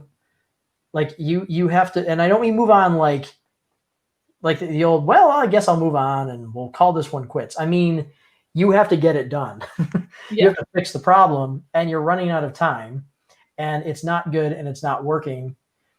And my biggest problem is I put so much effort into everything that if there's one thing that I don't like, it'll ruin the whole book. Like I can't have one bad thing. All right. I think I might have obsessive compulsive disorder. I can't have one thing that is not working or it'll destroy it. And it tears me up. Like I can't sleep. It'll drive me crazy. I'll just be sitting there, really worried about, I think the whole thing's trash. It's just not working. And it's totally out of proportion because as soon as I fix the problem, I feel like $1 million. Yeah. Then everything's good instead of everything being bad. Yeah, then everything's amazing, and suddenly all the stuff that I thought was trash is working, but it's a weird subjective process because there's no right or wrong answer with this stuff. Sometimes the answer, hey, it looks like a cat. Well, that's getting left in. Sometimes it's just you just kind of have to push it until it works. And just like keep retrying things. And when you're in that state of mind and you're exhausted with it, you get like a headache. I get migraines. You get a headache that comes in and it's like, oh, that's just the worst. I hate that. So I'm trying to reduce the instances of that occurring by getting better. You know what I mean? I know exactly what you mean. So touching base on your hidden cat that you've just made, do you know about the comic artist Katie Rice? Do you know of her? No. She writes a comic called Camp We Don't Want Ya, which is about a bunch of kids at this just like run down terrible place where they've been forgotten by adults, but it's like a comedy thing. It's very cute, but she hides a cat in every single one of her comics, and people love to it's a hidden element or something. Yeah, it's like a hidden element. You have to find the cat. It's not like part of the story or the plot in each individual comic, but there's always going to be a cat for you to find. All right. What's her name again? Katie Rice, and the comic is called Camp We Don't Want Ya. All right, definitely check it out. She does very beautiful. It's more exaggerated cartoon style, but she does very beautiful backgrounds, especially in her comics. Mm-hmm. Oh yeah, yeah. It's uncommon. The background thing is a common challenge for a lot of artists who I think maybe because artists really like to do characters. There's so many artists who really love characters that we. I mean, I know I love characters. I could just do characters, but the thing is, if you only have characters and you don't have interesting backgrounds, at a certain point in time, you got to set an anchor point in there and let people know where you are. Yeah. And I used to think naively when I set out, I thought, backgrounds are really the thing that takes so long. So why don't I make a comic where I basically just draw characters and I'll kind of just hint at the background? That's kind of here, but yeah, it didn't really work out that way because if you just have characters, no matter how well you draw them, you need that contrast. You need something where they're juxtaposed over something that's not a character. At least that's been my experience.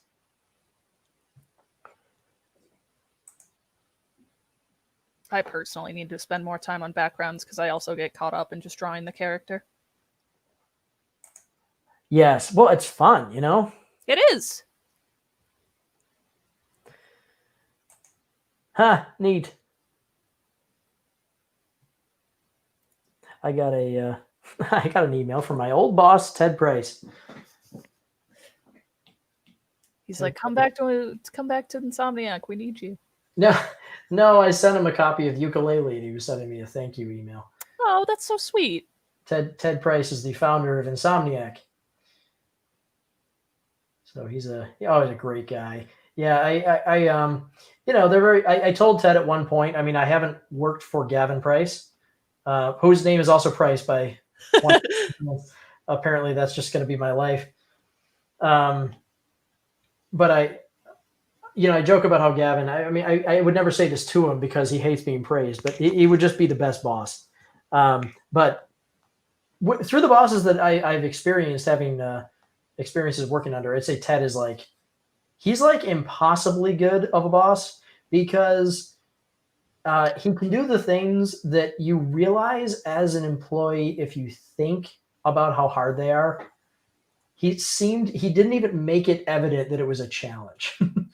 So Ted was very approachable as a boss. I remember I was kind of a pain about it too, because he had an open door policy, where you could just go in and talk to the head of the company at any time. He would be in there typing away, probably some extremely important email or something that would mean the difference of people's jobs being at stake or something. And then I would come and be like, Ted,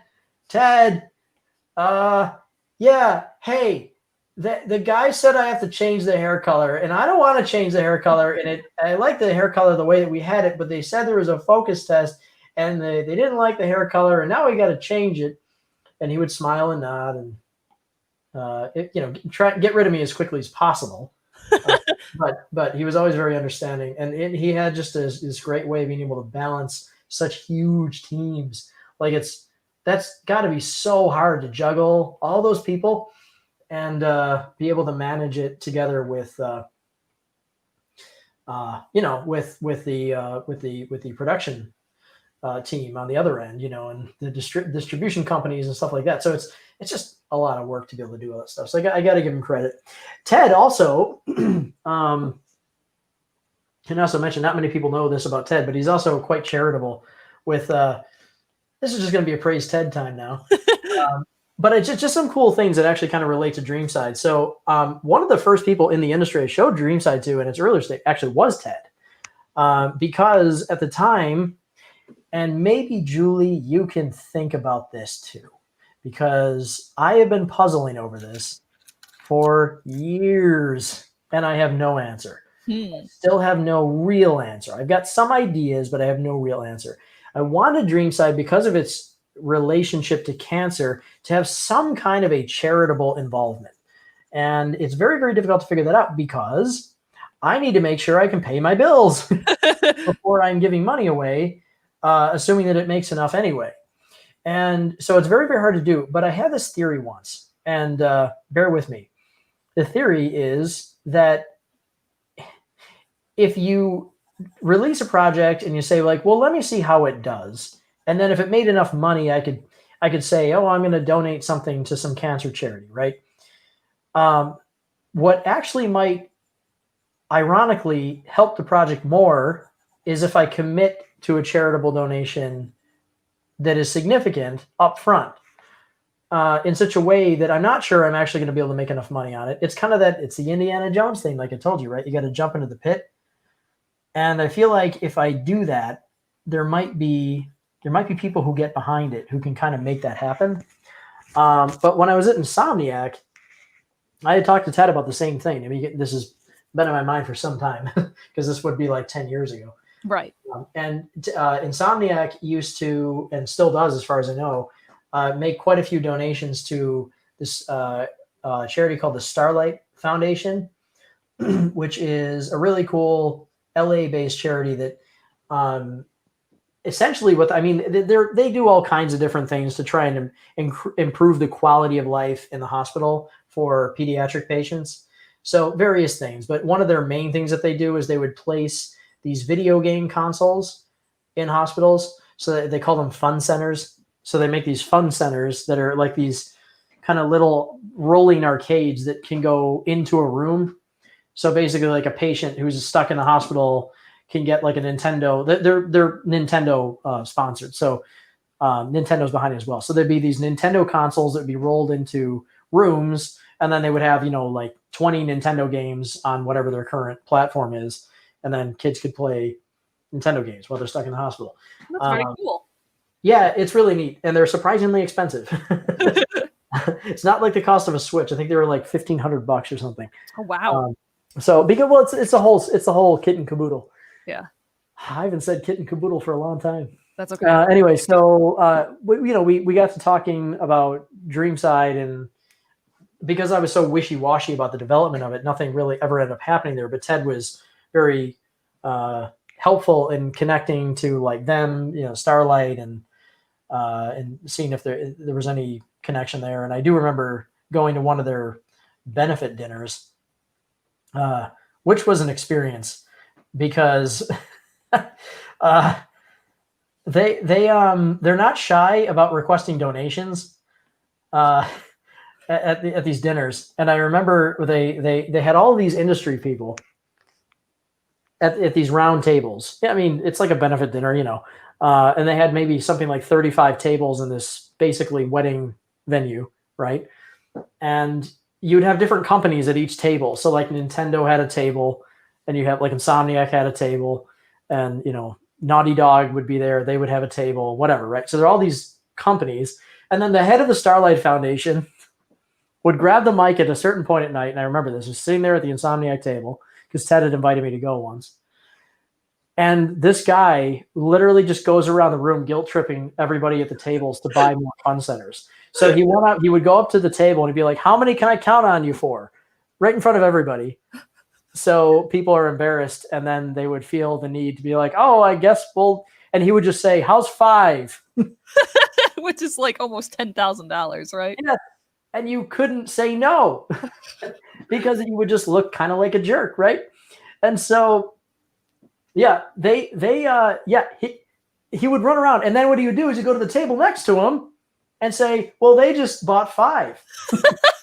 How many are you going to do? 10?" And I think in the matter of maybe this happened over the course of maybe 15 incredibly uncomfortable minutes. And I think they got Nintendo to match pretty much everything. And I think they basically got enough money for like 300 of these things. Criminal masterminds, but for unbelievably still. Unbelievable. I would look at that guy with awe. I'm like, you have absolutely no shame whatsoever. And I thought, I'm amazed. I learned something from him. It's one of the reasons I have no shame today. What a hero. Hey, look who's joined us. It's Tater Tot Tunes. Oh, Tater Tot Tunes. I love your work. Tunes has been scrubbing through the stream, catching up, loving all the details, going into the hair backgrounds and the rest. But just the hair and backgrounds mainly. You're welcome to join us. It's been going. What are we at? We're at hour 4 right now. So oh my gosh, I think we're about to be on hour 5. We're almost at hour 5, but you're welcome to join in if you'd like. So anyway, but yeah, the charity thing was always confusing. And I'll tell you, you know what? this is their public information, so I'm not revealing anything here, but it is insulting them, and I'm perfectly happy to do it because it really bothered me. There is a charity that I'm sure you've heard of called the Make-A-Wish Foundation. Yes, I have. Well, the Make-A-Wish Foundation does wonderful work. However, if you are to contact the Make-A-Wish Foundation and say, so for example, I have this project that has to do with pediatric cancer. I'd like to make a donation to Make-A-Wish. I'd like to make it something that you, tater tot, that's fine. If I don't know how long Julie is going to be here, but I'm just drawing, so I'll be here if you want to jump on. Until they kick me off, if YouTube says I have completed their bandwidth, I've ended their servers, and it's like, listen, Dave, okay, you and the 10 people watching your video have got to stop. All right, when that happens, then I'll stop the video, and only then. Anyway, so what was I yapping about before I started yapping? Make-A-Wish Foundation. Make-A-Wish Foundation. So I said, all right, if I were to contact you about making a charitable donation, and what I wanted to do was I wanted to do a Kickstarter. This is before I knew that you couldn't do a charitable thing with Kickstarter, which actually now I think you can, but you couldn't at the time. You couldn't even mention charitable involvement. I asked him, like, can I say that I'm going to donate to Make-A-Wish, and is there any like material that you can send me that I could feature, like logos and stuff like that, and just say, hey, like, I want to do this thing with Make-A-Wish and kind of make it a partnership with them. And I said, listen, I told him, I said, like, look, the charity element of this is really important to me. I'm willing to make a significant percentage go to your thing. If you help it. I mean, I was talking literally donating the whole thing and just say, hey, look, let's just make it a total charity project.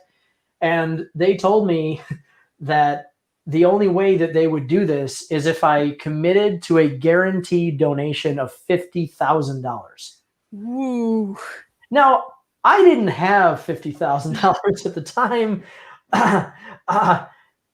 to throw to them. Still don't. And I can say that it really, really rubbed me the wrong way. Now, I understand why they did this. I do understand. It's because they're attempting to prevent people who are maybe a little, I'll say, unprofessional from using their name. Yeah. And they kind of have to have this protection in place so that, people are not kind of abusing that. I do understand this. It still rubbed me the wrong way because I didn't understand why it had to be so much money. But the thing that really bugged me about it was it was like my first experience reaching out to a charity like that. And I thought, oh, this is how this is going to be. It's just going to be a weird, it's like, it's not really about the charity. It's about giving them, money, and it really bugged me. And I thought, here, I really was genuinely trying to do something good with the property that I thought, I'm like, look, I just want to get the book made. I had a job, and so I thought, well, maybe there's something that we can do with this. And that just rubbed me the wrong way. So anyway, if you think of any clever ideas, I did have one crazy idea that I did not want to broadcast because it's so crazy and I didn't want to commit to it in case it doesn't work because it would be really dangerous. But I thought about doing a scaling donation based on the success of the Kickstarter. So I thought it would be kind of fun is if I said, hey, look, I want to make donations to charity, but I can't really afford to do it unless it makes a lot of money, right? It just has to make a lot of money. I can't do it otherwise. Right. Because I've got enough to pay for myself. But wouldn't it be kind of neat if this was something that could encourage charitable donations? That'd be kind of cool, right? So I thought if people want to see it happen, then I would increase the percentage of what I would donate of the profit all the way to 100%. So what it would do is if it hit a certain threshold, I would add another 10%. So it kind of be like a stretch goal. And then it would literally get all the way to 100% where every dollar I make would go. Now, in order for it to reach that mathematically, I said it would have to raise like $1 million. But you could theoretically do that. No, but that's the funny part. Do you know why I think I'd be able to do it? Do you know why I think I could have a campaign for Dreamside, make it this scaling donation, and then actually raise $1 million? Tell me. Because people are just cynical enough to want to see me have to donate everything that they will push it past the line. they'll take it to 90% and then they'll just go right over the line, and I will have to give every penny that the project makes, and then it will do exactly what I wanted it to do. And I just thought it would be perfect. It's just so crazy. And I thought, it's one of those things that as much as I can say, joke about it, I'd be like, look, it's not realistic. It's so hard to get the word out about the project anyway and just get people on board with it, that doing something like that is not all that exciting unless it actually starts to grow, Right. But I did think it could work for future books. Since there are 6 books, it could be something that maybe I do in the last campaign or something like that if the first ones were successful. Yeah. But I don't know. I don't think you have to make the connection to charity right away. I think it's more important to start building the fan base first, and then kind of have that extra cash to. That's what most people have said, and I agree with you, and that's why I've kind of dropped the subject, but I keep bringing it back a little bit. Yeah. Just a little thing, because you never know. I mean, you never know when there might be the perfect opportunity for that kind of thing. So I throw the feelers out there, and. This is just another example. If people can think of a brilliant idea, I am all ears. Actually, I don't have very big ears, so I'm not all ears, but I'm listening. You're partially ears. I have an exaggerated use of my current ear. I will amplify my listening capabilities. Yes. Yeah, where's Tater Tattoons? Come on, get your stuff set up. We can't wait to hear you talk about your grand musical extravaganzas. I know, I'm already a fan too. So yes, that's right. Now you probably have listened to Tater Tattoons versions of the Impossible Lair. Absolutely. I think that's so cool. Just the kind of surprise that you want to get, Yeah. I'm sure he hasn't heard of me, but that's okay. I'll get there someday. well, hey, you can join and you can meet right now. Oh, there you go. That's right. Oh man. But yeah, no, wonderful job with that. And Impossible Lair just has a lot of fun music in it. Really does. It's just such an interesting vibe, such an interesting mix. I don't know how much Gavin was joking when he was talking about that. They're like, well, they wanted to get Dave and Grant, but they're too expensive. And I have a feeling that's only a partial joke. Well, Grant composed the one song, right? He composed the Overworld song. He did the Overworld with its variations, and then Yeah, Dave did, I think, something like 5, somewhere between 5 and 7 of the songs were Dave's, and then the rest were between the two composers at Platonic. I thought they did a great job. I was really surprised. Yes, they did, and it was neat, And I thought, what I told them at the time, because I learned a little earlier on that they were doing that. As I told them, what's great about what you're doing is you guys both. It sounds bad, but I mean it to be good. I'm like, you guys both have something to prove. Like you're hungry. I'm like, hungry people make the coolest stuff. You really do, because you want to make it amazing. And, that's this is not in any way talking about Dave or Grant. It's just simply that younger people that are, they're anxious to kind of make something really cool like that. And they want to kind of prove what they can do. They're going to pull out some really neat stuff. Yeah, it's hard to break into the market. Yeah. And I thought Matt did a fantastic job with the underwater tunes, because I think he did both of those. That sounds right. The underwater level, when we were talking about the other day, the narrative, the festive hook, as I call it. Yes. That for me with Impossible Lair was the first underwater level. And I feel like almost all the levels have like some underwater section. Well, not all, but like a strong amount, Mm-hmm. Yeah, it's no, that's cool. I think that was, I don't know if it wasn't my favorite level.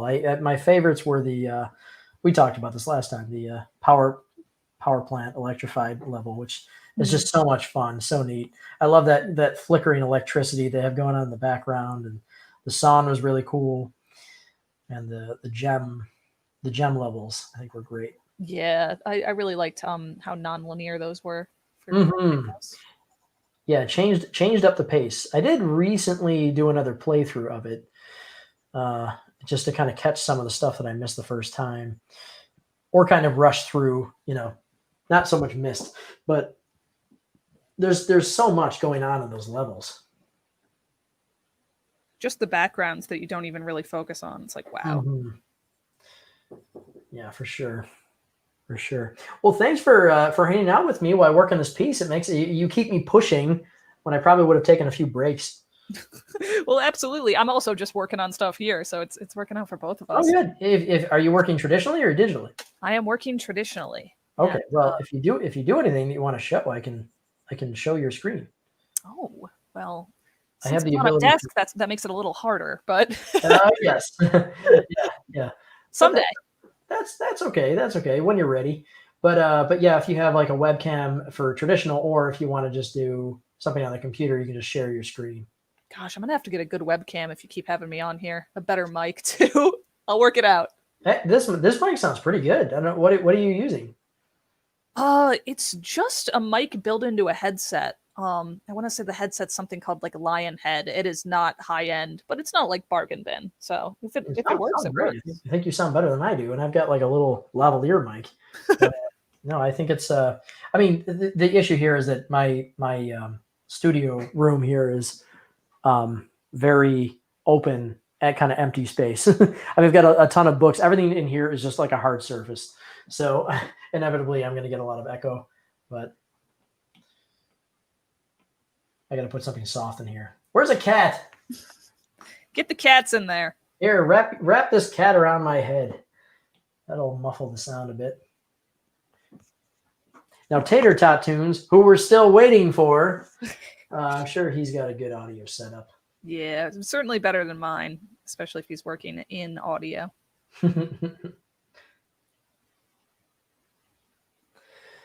Hello there, Mary. Good to see you.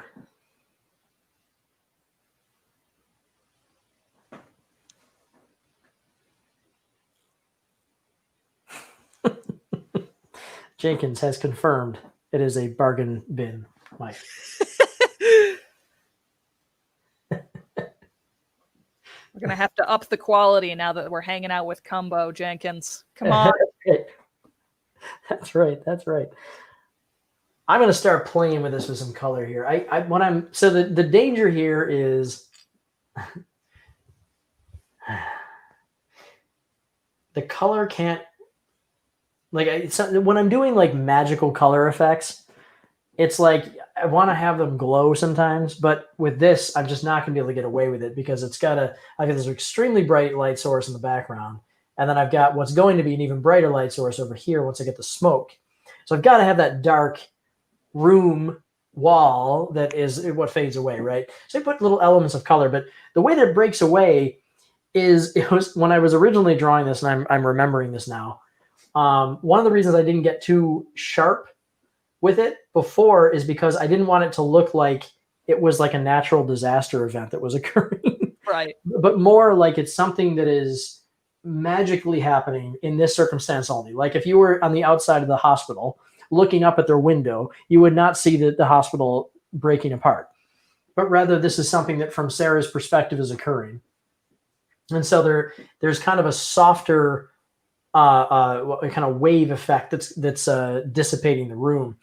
And so I have gotten a little harsh here with some of the lines, and I'm thinking I might need to pull back on that a little bit. But more to the point, when the walls break away, my thought is I've got to make sure that it doesn't have just like the pure wall colors, kind of thinking that it would kind of be neat if it had that. Like I literally use the crayon melting analogy, that it's like the colors that construct the world are kind of being washed away.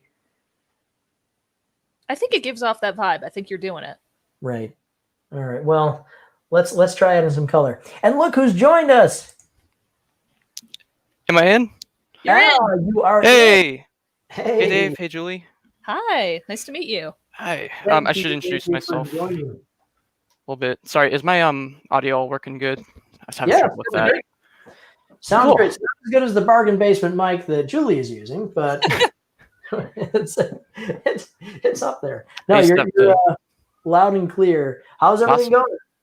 Pretty good. I'm just kind of taking it easy today. Just working on some music stuff. I uploaded something earlier. What No, it's a big deal. can you tell what you're working on? So I just got finished. Well, actually, I finished a while ago, but the project just wrapped up for something called Heroic Campaign, which was a chiptune collaboration album that features a ton of really talented artists. And that is available on Bandcamp right now. And I did 2 contributions to that, and it just came out today. So I just uploaded one of them to my channel. Oh, Really sweet. exciting. Oh, yeah, we got to check that out. We have got. You should put a link there so that not only can the 5 people Sure. watching find it, but also I can remember. Yeah. Also, Where- I'll drop a link to the stream on my Twitter for a second and see if I can share that. Yeah, that'd be good. That'd be good. So yeah, with your what do you use to work at? Can I guess are you using Pro Tools or?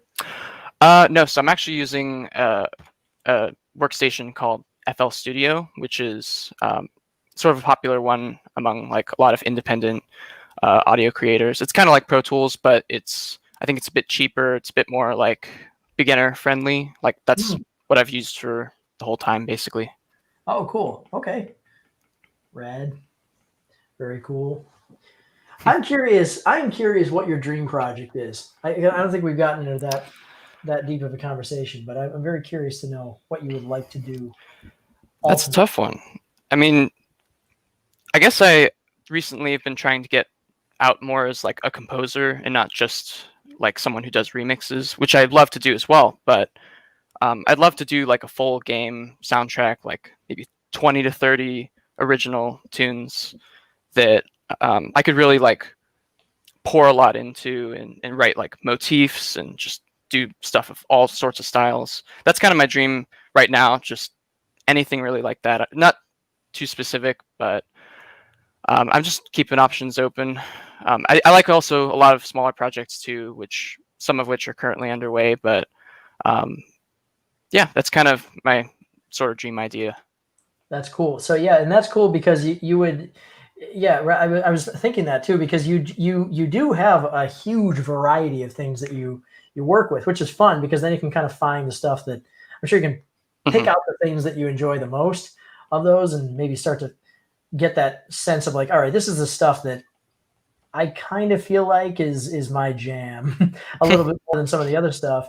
And then, but being on a longer form project would mean that you kind of have to work with, within the same project and all the lives. And so I feel like that would be a different kind of challenge. Yeah, exactly. It would be something like very new that I haven't gotten into. Because right now I do a lot of my stuff just, for fun. I'm just making, remixes of stuff that I want to do, or sometimes I get commissioned for different things. But to really get involved in actually the direction of a project and the direction of the sound of like a full project is something that I would love to do at some point. It might be too early for that, but I'm still pretty optimistic about that. Now I noticed a lot of your work and even your avatar on here is sprite work. Is that sprite work that you make yourself, or is that commissioned from someone else? I'd say about 50-50. So the avatar that I'm using right now was made by a very talented artist named Snake Block, and he has done some work on a bunch of different kind of fan projects. He has like a Twitter account where he posts a ton of stuff. He did this for me, I think right at the beginning of this year, and so I got permission from him to use that as my avatar for a little while. Previously, I had an avatar that I had made, but I'm definitely more in the music category. I can do a little bit of like pixel art, but right. I don't know. It's something that usually I get stuck on that part. And so, yeah, for my actual videos and for my actual artwork, usually, so if I'm using art by somebody else, I'll kind of plaster it right on the front. I'll try and share their stuff all in the description. But if that's not there, then yeah, I probably did it. Well, that's very cool. I love to sprite myself, and I applied for a job as a sprite artist a few years back. Unfortunately, I didn't get it, but I did come up with a good portfolio, so I didn't feel like it was totally a worthless endeavor. Nice.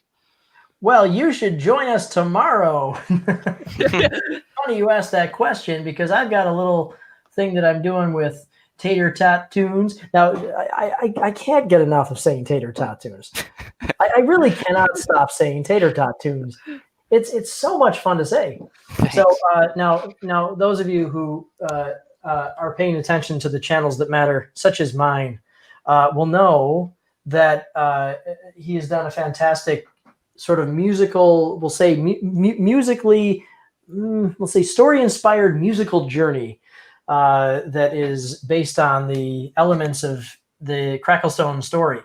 And you can hear that. Actually, why don't you drop a link for that, because easier than me spelling it out. But yeah, it's wonderful. I mean, it's such a neat thing to get in general, because as we talked about before, I mean, Julie, you heard that, right? Yes, I did. I thought it was beautiful. It's so neat.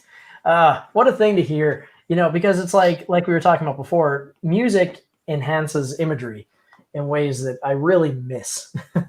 And so it's really a pleasure, to get that kind of thing done for a project like Cracklestone, which is really just kind of, while I was working, I would listen to various types of music, but there was really never its own soundtrack. So that's kind of really neat too. Thank you. To get. So anyway, but the flip side of that is that I'm going to be doing some art for you. So I think we're going to be doing a little project with that tomorrow. That'll be Very so exciting. cool.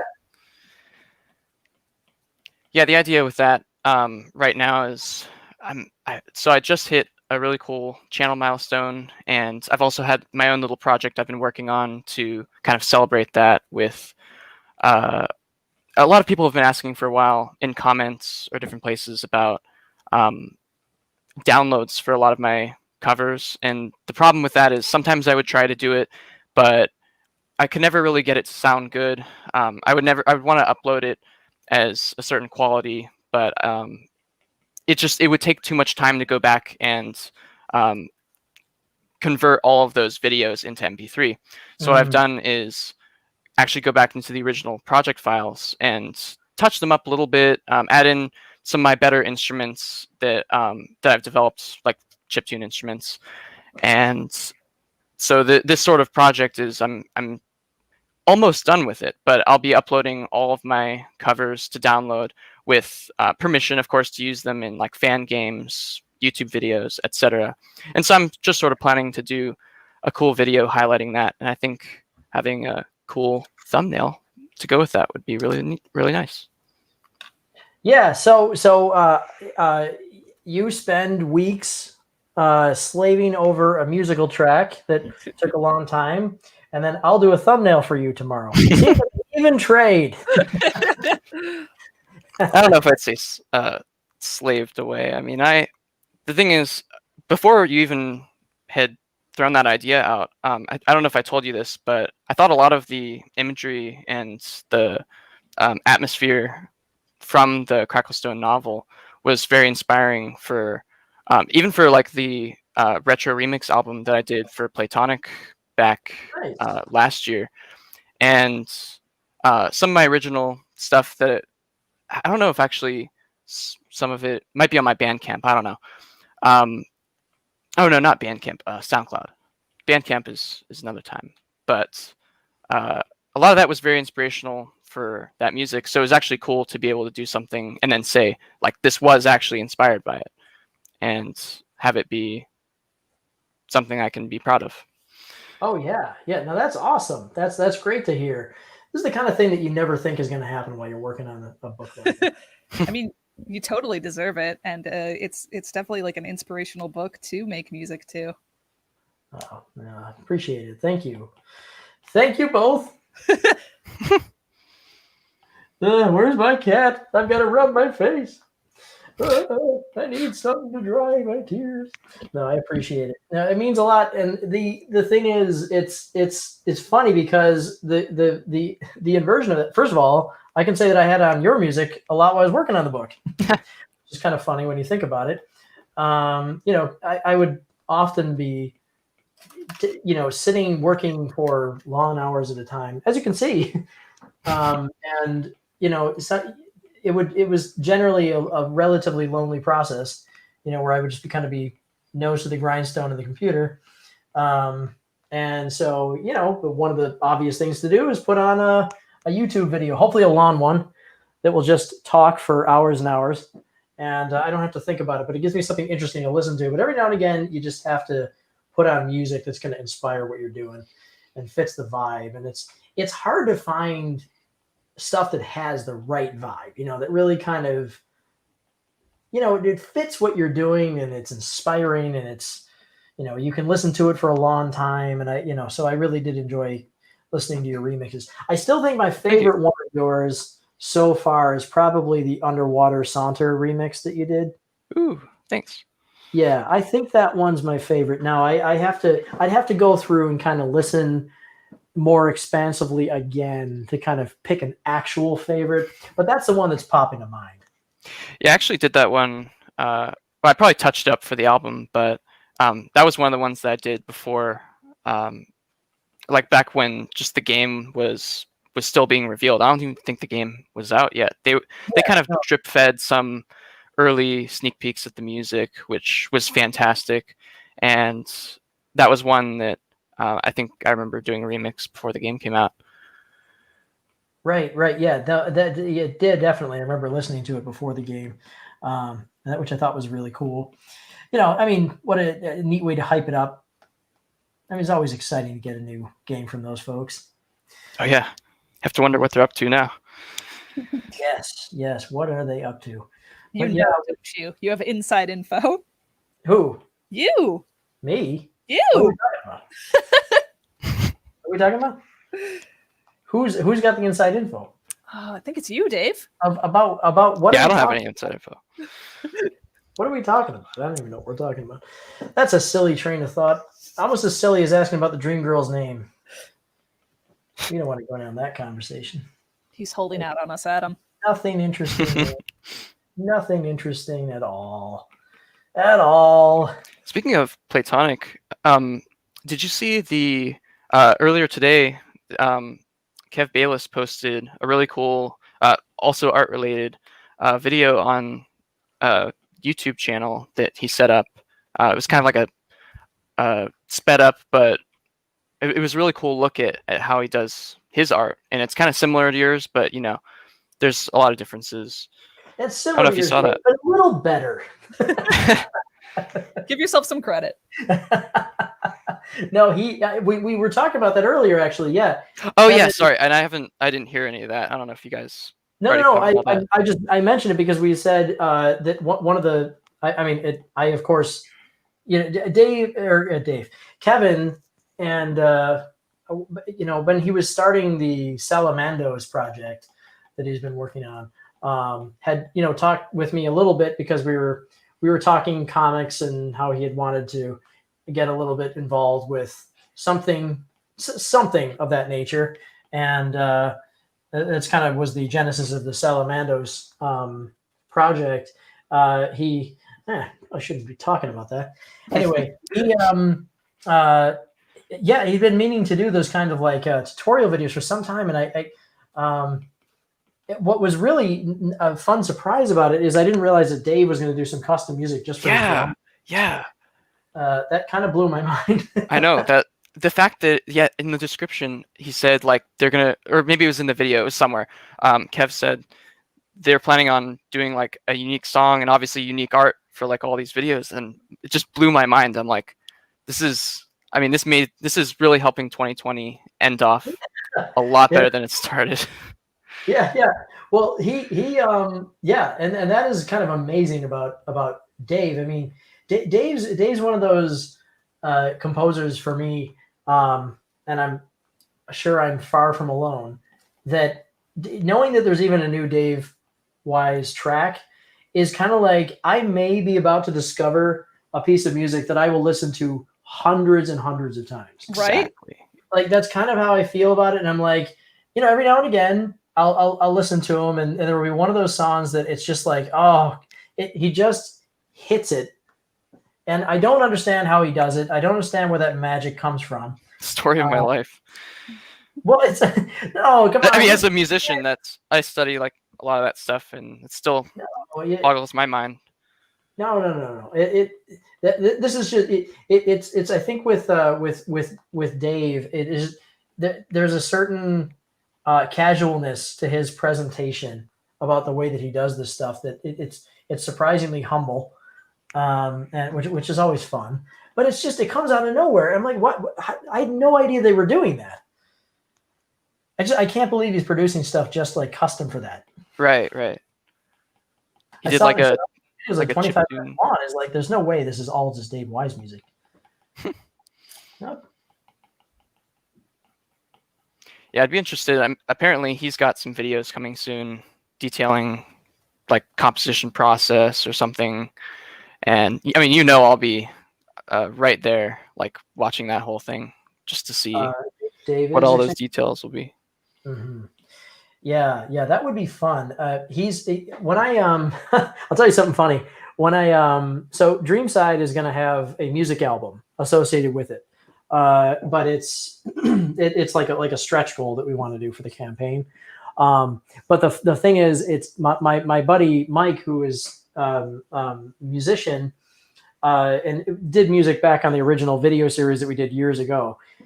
When I was talking with him and we were kind of discussing the vibe of Dreamside and what should be musical themes that would really fit, I was a little bit disjointed, and which has since clarified a bit. But at the time, there was one that I just kept pulling into. I'm like, the perfect vibe for Dreamside, like the vibe I want you to feel when you're reading this book, and it should just be in your head, is Dave's Stickerbush 2. I like that's it. That's the vibe of it. I would play it. I would work on the art. I would play it on like endless repeat. I would look up remixes. I would look up like the one of the 15 slowed down versions of it just to make it last longer.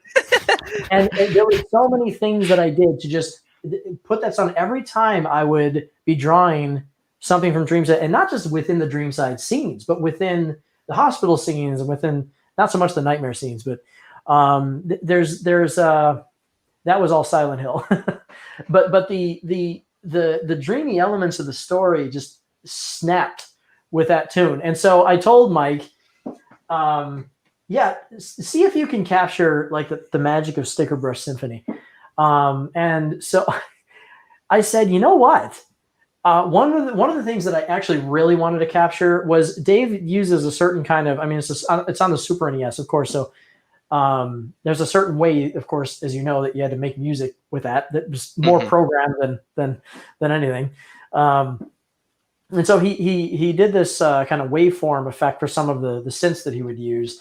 And one thing that was really cool about Stickerbrush is it has that very, very unusual and kind of euphoric bass synth that has like an arpeggiated it has that kind of like slow sort of breath to it because it changes the way that it sounds, but you never forget that sound.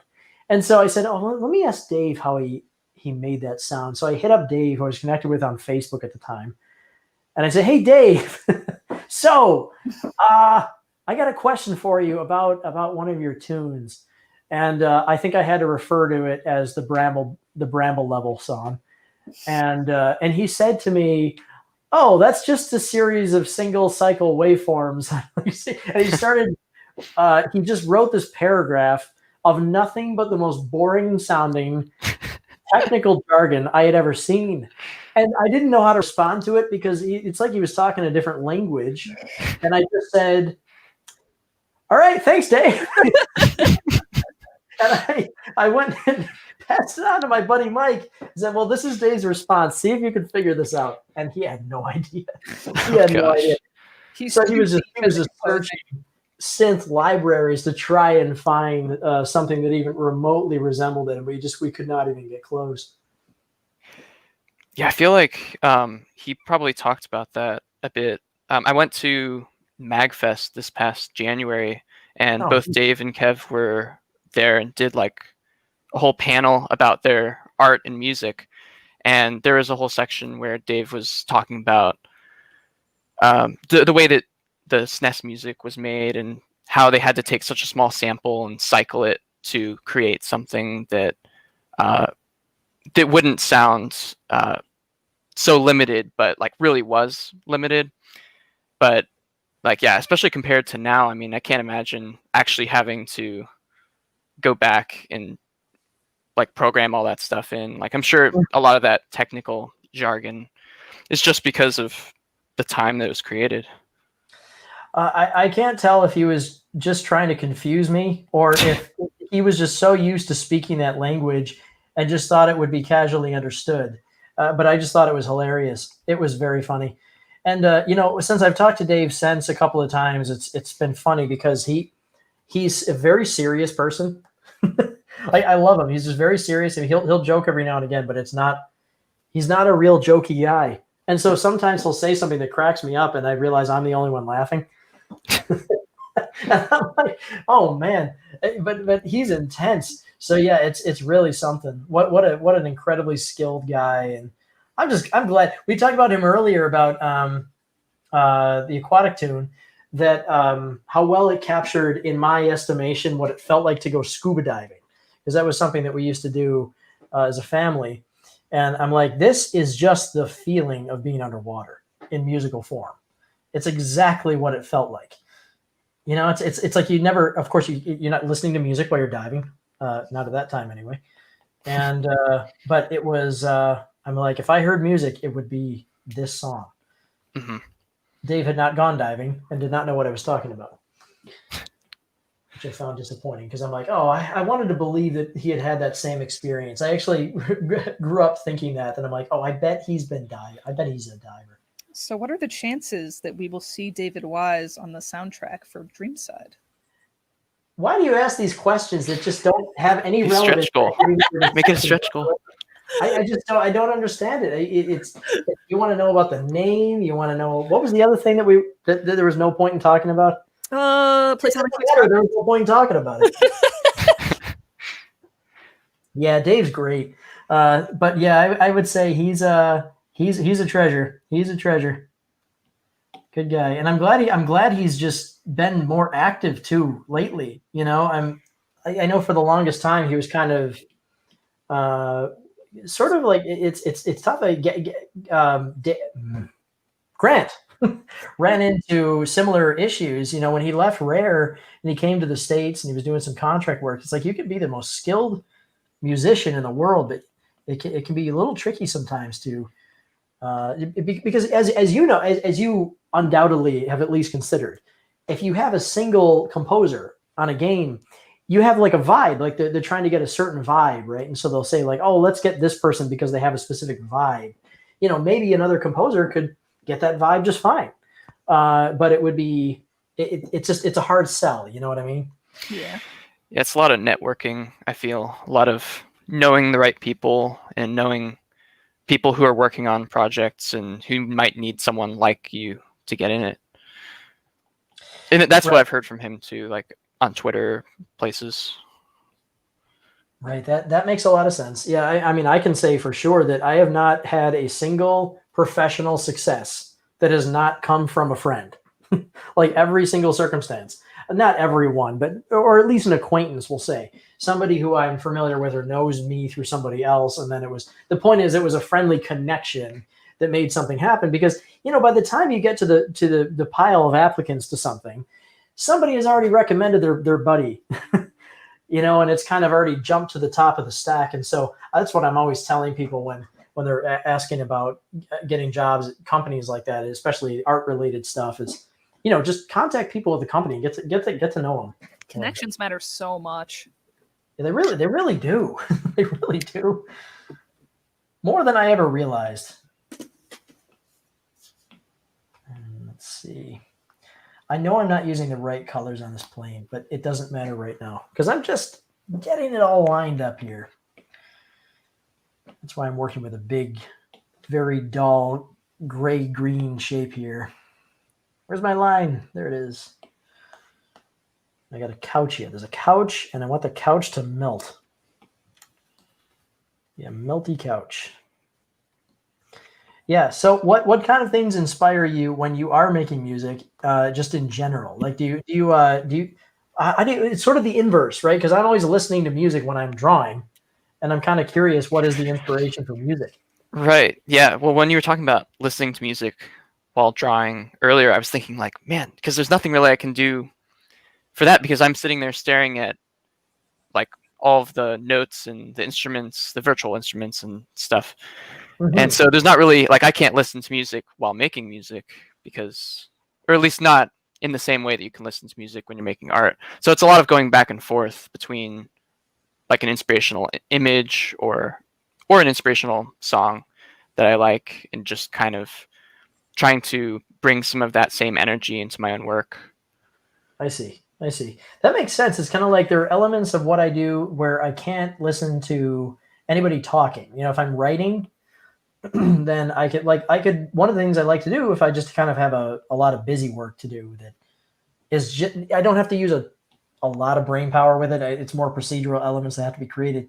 I'll put on sometimes like audiobooks, and those are great, but I can't write and listen to audiobooks. So if I'm writing, I can maybe put on music, and even music can be distracting with the writing process because it takes a lot of concentration. But sometimes the music makes it go better. You know, it really just depends. I guess it depends on the task. I really seek out music that doesn't have lyrics either because it just pulls me out of whatever I'm working on. And I prefer the instrumental stuff to really get in the zone and appreciate it while I'm working on other projects. Do you have a particular type of music that you like for drawing specifically? I mean, I'm like you. I listen to a lot of video game soundtracks, but when I step outside of that, I really like a lot of lo-fi techno house stuff. Like the lo-fi stuff. Yeah, that stuff is neat. Yeah, I agree. It's and was it you I was talking to about the chill hop thing? I don't think so. I don't think that was me. Oh, well, I'm still trying to figure out. Adam, you got to help me with this. We got to figure out what's going on, like how we can set up audio through the system here, like instead of the thing you mentioned about the streaming audio. Yeah, but basically because right now I'm just being lame, and sometimes I'll put on music that just gets picked up by the microphone, and nobody likes that. But I do because I can listen to it here, you know. But it's kind of your end. Yeah, but the thing is, I have this thing on the. I'm using a Mac, so I've got this thing called Soundflower, which it lets you have multi-track audio. That you can set that up, I think, as the mic, so it will pick up. Like Soundflower will pick up the mic and the computer audio, merge it together, and then the source will be seen as a single source. This is not exciting conversation. I'm here for it. You're fine. All right. Yeah. So anyway, I'm trying to figure out how it can be done so that I can just have music play through the computer, and that will be a lot nicer for people. But even then, we got another problem to figure out, which is how do you get enough content that's interesting without violating copyright? Royalty-free music. Well, there is this one thing. Well, that's why I brought up Chill Hop. So there's this company actually called Chill Hop. It's funny because I looked them up and I realized that occasionally I listen to them incidentally. And I figure if I listen to them incidentally, then they have good stuff. Like it's not like I'm just picking them because they're available. But I guess they have like a constant streaming radio that you can use if you sign up with them. So basically, whatever they're playing, you don't have to think about it, and it will just play in the background. I'm like, that's kind of neat because that's basically what I'm doing anyway with their music. So anyway, I'm looking into that, but I have to figure out the technical side of it, and then I got to figure out the problem with them though is that they don't allow you to work with Facebook at this point. And using StreamYard, which I'm using, it's simultaneously broadcasting on multiple platforms, which is great because you can you can get it live on multiple platforms, and so more people will see it. But there's just no way for them to like have the copyright information on Facebook unless I go manually put it in, and I don't know if that follows their rules. So everything just requires waiting for emails. Tell me about it. That's the way it works. Waiting for emails. Mary made a comment that the public needs to know, but I have absolutely no idea what that question is in regards to. Probably me badgering you about deep. Anyway, so like I was saying. Oh, Dave Wise. Dave Wise, what a guy. What a guy. Did you hear his work on Tamarin recently? Yeah. He's got one song in there that is one of those ones that I was talking about where it's just like, okay, there it is. There's I the one agree, but which one is it? It's the one. It's the Fjord tune. Okay, interesting. Yeah. It's got like a female vocalist, and really, really just amazing. I mean, there are a bunch of them. That one in particular just stuck with me. Yeah, that's definitely. I mean, they're all my favorites, but the one that really stuck out to me as someone whose first game was Diddy Kong Racing, and that soundtrack is super close to me. Me too. Welcome Oh, to the really? club. Yeah, I got it for Christmas, and it's the best childhood. Yeah. All the time, I'll just be sitting around and Crescent Island will just pop in my head, and I'll be like, great, again? Thank you. Yeah, I think I was always stuck in like the lobby area, so that's probably ingrained somewhere. But yeah, like nice. one of the songs from actually it's kind of a combination, but one of the factory level themes it really gave me a lot of vibes of like Diddy Kong Racing, the later levels in the space world. Mm-hmm. Yeah. Oh, so man. That's definitely my favorite. Yeah. I really Alpha is specifically really fun. Oh, man. I really want to tell you about something, but I just shouldn't. Oh. I think we have a good teasing us on inkling Twitter. of what you can't tell us, so don't worry too much. I don't even know what you're talking about. Okay. Anyway, so no, Diddy Kong Racing, what a fantastic game! Oh, masterpiece. Yeah, it's a perfect game. It's just perfect. Yeah, I was gonna say it's like the perfect N64 game. It's the only one that has everything. You still see people online that are like Mario Kart 64 is better, and it's like, they're incorrect. Played both? No, that's wrong. Your answer. That's not subjective. It's really not, because like at the time, like Diddy Kong had like the beautiful soundtrack and like all the levels with all the like beautiful aesthetic stuff and racers that were 3D. Mario Kart 64 didn't have that. Yeah, the whole single player campaign. Hovercraft. I mean, the hovercraft was the most fun thing ever. Bouncing around with a hovercraft. I mean, by the way, I am unbelievably good at Diddy Kong Racing. You're gonna have to. I had Diddy Kong Racing at my bachelorette party, and no one could best me. So you might have to show up someday and you invited the wrong skills. You should have invited Dave to your bachelorette party. Shut up! Hindsight is 2020. Come on, but yeah, no, I'm very good at that. In fact, I got to the point where there are a few levels I could win without looking at the screen. Oh, so cool! Yes. Hey, listen to the music. That's all you need. How cool that is. I was different from what I used to hear. I was really blindsided that they came out with the Diddy Kong Racing vinyl recently, and it came out through like this weird mail order company. So I only learned about it secondhand. So like, thank my husband. Gosh, I haven't heard about that. It's out, but you have to get it like on the secondhand market. It goes for like $150, and my husband is a beautiful person and got it for me. But I have to wait till Christmas. I have to forget that I have it, but I can't because I'm really excited. I can't forget. It looks beautiful too. I was really surprised because I know licensing that game for any current product is just kind of a nightmare since the character rights are split all over the place. But like, it's got beautiful album art, and they like poured the vinyl itself to look like the balloons from the game. Like, definitely look it up. It's great. That is so cool. I know. That is rad. Yeah. Just a perfect game. Just a perfect game. It was just so much fun. And I remember learning about that one. That was one where it was before everybody in the universe had tons of internet access, and that came on that Nintendo information tape. They used to send out these like marketing tapes. I know exactly what you're talking about. I have such nostalgia for those tapes. You know what I'm talking about? Those Yeah. are fun. Well, I got one for Banjo-Kazooie, and I got the one for Star Fox. I got the one for Zelda. I was subscribed to Nintendo Power. I had the power. I think we all did. We all had the power. I feel less special. I feel less special. Of course, there's those Nintendo Power Banjo-Kazooie plushes too, which go for just way too much on the internet now because they were made in 1999 and no one expected the game to still be popular in 20 years. No, no, they didn't expect the game to be popular in 5 years. We showed them. I know. We showed them. It's so popular. In fact, the desperation led to a knockoff made by the same people. I mean, think of how funny that is. Legally distinct. People had to knock off their own game. Exactly.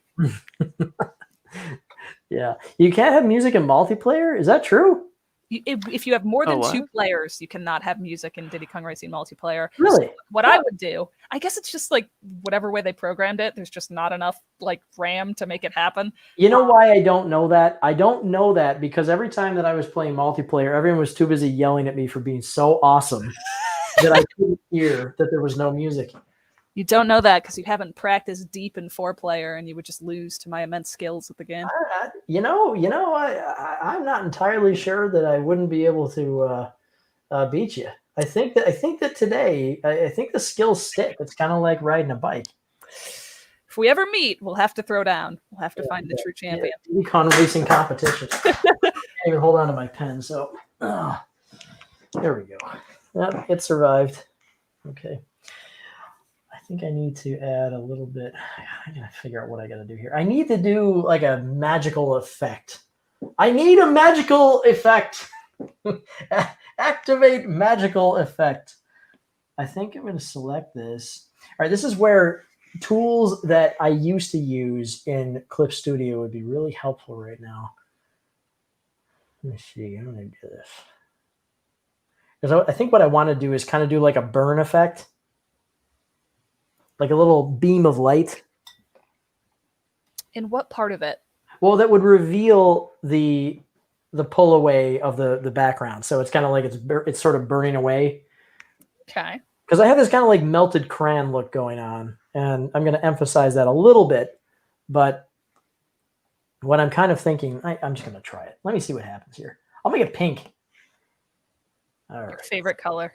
Oh man, I love pink because pink just makes everything magical.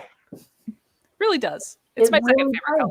Look, if you need everything to just look a little more magical, make it pink. Look at the Dream Girl's hair with the pink. It's like it's just without the pink, with the pink. Pink. Oh yeah. Does a body good. All right, where's my layer I was just using? Here it is. Yeah, I'm kind of thinking that there's like almost like a shock wave. This is going to look weird until I do more detail. Don't worry, we believe in you. The name of the game is Give It Time. It will rock. Just give it time. So yeah, what I would do with the Diddy Kong Racing music when I played with more than 2 people is I would just pipe it through something else because I still needed it there for ambiance. But Did you like record it or just? I'd normally find like a video somewhere. And, right. Play that, yeah. When I was younger, it was certainly more difficult. I think I might have had a couple cassette tapes where I'd recorded it and then would play it over. That is what I would do. Yeah. Like before, a lot of that stuff was on YouTube. What was the favorite? What was the favorite song from Diddy Kong? I really love Greenwood Village, and Crescent Island is constantly in my head, so it's got to be catchy in some way. And maybe it's not Spaceport Alpha. I think it's Space Dust Alley is the one I'm thinking of. Where I think we're thinking of the same one, where it's got a lot of groove to it. Yeah, it's got all like the purpley neon aesthetic too. Are you thinking Dark Moon Caverns? It might be Dark Moon Caverns. It's, you know what? It's the same song that plays in the credits. That's Dark Moon Caverns. Yeah, that one is. Yeah. I love that one. It's so much fun. That one's got like a lot of fun of like those techno little riffs in it too, in between the music, which I love. See, I don't know music terms. I'm trying to sound smart. Work with me. The important part is if the musician knows what you're trying to say. Because I had so many conversations with Michael where I just felt like a complete idiot. I'm like, Mike, look, do the thing where it goes da da da da da da da da da da. And he's like, do you mean like an arpeggiated effect? And I'd be like, I don't know. Do the thing you think I'm telling you, and then I'll listen to it. And if it's the thing, then I'll let you know. Try to work with that direction. That'll be your fun experience there. When you get more involved with studios, is you're going to have to communicate with people who have absolutely no idea how to tell you what they're thinking. That's how I feel sometimes as a freelance artist, when someone's like, just make it more loud, and it's like, I want it to feel as though I'm falling, sliding down a slide at a 70-degree angle with a floral bouquet entering my nose. And I want to feel as though I'm also floating, even though I'm sliding. And there's a very loud banging in the distance. And then I'm surrounded by things that are green. Can you please make that into a piece of music? What actionable advice? Let me get right to work. Action item. We were talking last time about how much fun it was to write capital B dialogue. That just everything is in corporate jargon, and it's just the funniest thing.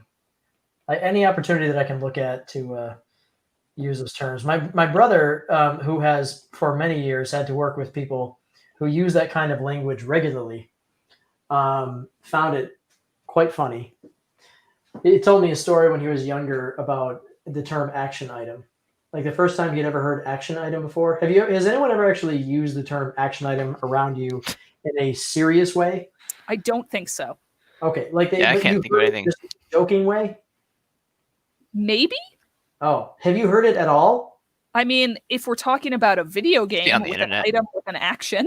No, I'm talking about the business, like the common business jargon cliche. I haven't heard this one. Action item. Oh, you are a blessed child. Because action item is one of those obnoxious nonsense words that essentially just means a thing that's important.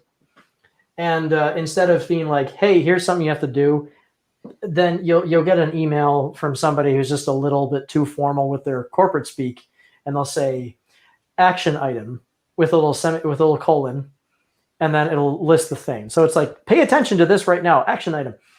And the first time my brother had heard somebody who started at the company where he was working came in, and this lady was very, very formal, and she said that she needed Peter to check out a couple of action items. Peter's my brother.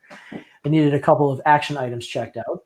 And he said, I promise to check them out if you promise to never say action item ever again. So I made sure to put action item into capital B's dialogue. I love the idea that somebody thinks like he actually speaks that jargon. Not like he has to think to use it. Like, how can I make this sound more pretentious in an email? But that's like how his brain actually thinks to talk. I just think that's the funniest thing ever. Yeah, when it hit me that was the kind of joke where he's a bee who speaks in buzzwords, it just like blew my mind. It's got so many layers. I never don't find it funny. He and Trouser are the most fun. Trouser's definitely the most fun. I would definitely have a blast writing. I wonder if Trouser has like a family. I want to learn someday about where he comes from and what he's like outside of the work scene. Trouser just can't have a family. I mean, he's just like that. He's just the guy that shows up out of the bushes and has just got something to sell. Like or his family would just all be him. Just look like different pictures of voice. Just yeah, yeah, yeah. They would get together and just be saying yeah the whole time. It's all Trouser, but in different like funny hats where they look a little bit different. Different color, different levels of rattliness. Yeah, no, that would be it. Each of them has a different cell phone from the era they're from that they're constantly on. I like to think that he's rebelling against his family. He's going into the business that his dad said don't bother with. And he's like, I'll show you, Dad. Yeah, I'm gonna get into the sales industry. I'm gonna show you. I'll be a success. That I can see. Yes. Trouser. The actually, did I tell you how Cracklestone originally ended? Please do. I don't know it. Oh, well, so the whole concept was around Trouser. So spoilers for anyone who hasn't read the book. If you haven't read the book, you should go buy it right now and give me money. So at the basically the concept has to do with Trouser, basically having some sort of advanced knowledge of this artifact, right? So in the current version, it's the Cracklestone, but Trouser's the one that informs the characters about it. So obviously he's aware of this somehow. So there's this implication that he has either gotten information about it, Gordon Gekko style, or he, with his cell phone. You've seen Wall Street, haven't you? Yes. All right. So that cell phone is a reference to Wall Street, the big cell phone that he has. So he some sort of an advanced knowledge, or he has actually gone to where the item is and has kind of charted it out, because in the original version it wasn't a stone, it was a scroll, and it was supposed to be it was called the Secret Scroll. And so it was like this artifact that if you collected it and you read the scroll, it was supposed to be like a magical spell that would protect you. And so same concept of it granting invincibility, just being like a gamey collectible sort of thing like that, but like the ultimate collectible, And so in the original draft, they get to the end and the same basic ending occurred, and they find the scroll instead of the stone, and they take it back home. They're on their way. They're trying to rush back home to. It was a little bit different in terms of how it ends with Dr. Quack. And then when they get it home, Laylee's like, hey, you didn't read the scroll yet. So they open it up, and the last thing that you see is what's inside the scroll. And it's like a 1% off coupon to Trouser. And I still have the page, and the drawing of Trouser on this coupon, it was like a crayon sketched coupon that he obviously made himself and just like drew a picture of himself. And it basically, it was something like, I can't remember exactly how I had it written, but he's like, with this savings, you'll be invulnerable or something like that. I can't remember exactly what it was, but it was essentially that. You have to post it was this a sketch. coupon for like 1% off Trouser store. I need this sketch in my life. Please share it. That was a perfect gag to end on the story with, but I ended up changing the scroll for a variety of reasons. But when it was a scroll, it had Trousers. It was a coupon the Trouser had placed in this volcano to incentivize people to go on some crazy adventure.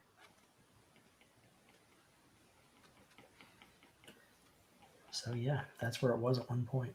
I would read a book of all the rejected items from Cracklestone that was just knockoff Cracklestone. I would still be there for that.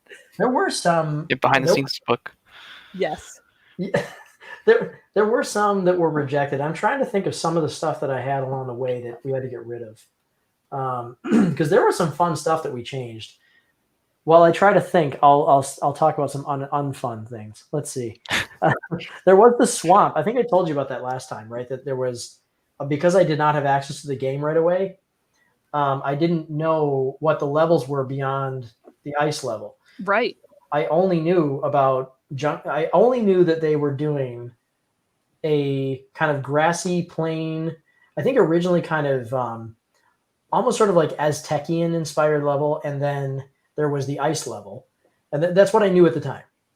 So I didn't know what they were called. I didn't know really much about them, only what was within the trailers that they had shown. And so I didn't know what the other levels were. So I was writing these extra landscapes that they go to, because the world has multiple landscapes, as it's sort of like a mishmash world.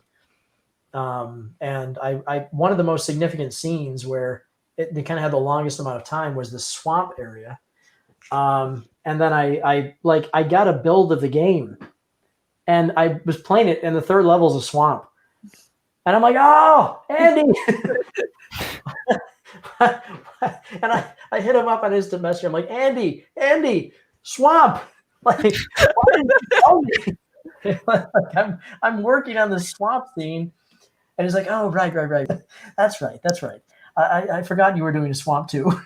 I'm like, oh, thank you, Andy. Thank you. I remember just a little before release in like PlayStation Magazine, they revealed that there was going to be a casino level, but that was pretty down the line by the time we learned that. And I think that Moody Maze Marsh and Galleon Galaxy were just totally blind when you went into that game. Galleon Galaxy. So I remember. Yeah. Galleon Galaxy, they definitely did not spoil that one, which I was in love with. I loved that level. I played it the first time I played it was in the buggy version of the game, that they like the buggy early build. They didn't have much of it built out at that point. So you know how the level expands, right? There was no indication of how it expanded when I had the original build, and so I thought, I went in there, I heard Grant's music, and I thought, oh, this is like a Back to the Future level. And it was just the coolest thing. I'm like, oh my God, I'm going to fun with this level. So anyway, the game came out, and I mean, even with the bugs, I had gone in there with the pre-release build, and I just could not stop having fun with that level. I think I played it all night. I think I started it at 9 p.m. and I had a smile on my face until 6 o'clock in the morning or so when I finished the level. Yeah.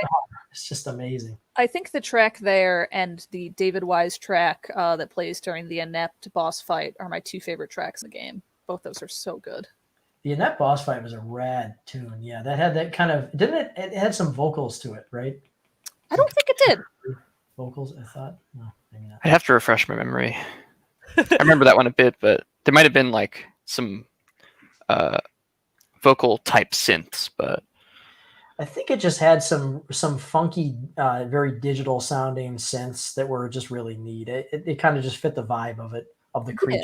Yeah, that sounds right. It's definitely worth refreshing. Let me know what you think of it when you check it out again, because I just love that one. Yeah, I want to listen again. Yeah, I think my favorite track from that game is probably I think it was the first one they revealed. It's also by Dave Wise. It's the jungle too. It's called Tropic Trials, I think is what it was called in the soundtrack. Yeah, it was called Jungle Challenge in the Kickstarter. Mm-hmm. I think I know what you're talking about. I think that's the one that plays when you do Cardos and Tribal Stack Tropics. Either that or Trousers mini games, but it's really fun. I remember it being the credits theme, maybe. Yeah, it plays or the ending cutscene. Right, during the last cutscene, that one plays. Wow, maybe I'm wrong. I don't know if this is the right effect, but that's kind of what I'm thinking, where it's like hot around where it's pulling away. I don't know if this is the right effect, but I'll see. Maybe I'll add a little bit more of that. I mean, I'd say it works for sure. Well, I always love highlights and stuff like that.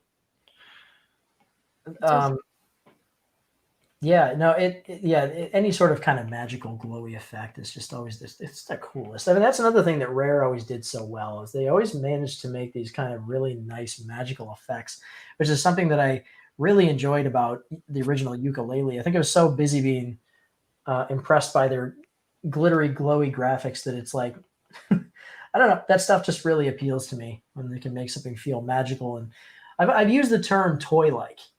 Because I always thought that the Rare games they had a certain toy-like quality to them. They almost felt like action figures come to life.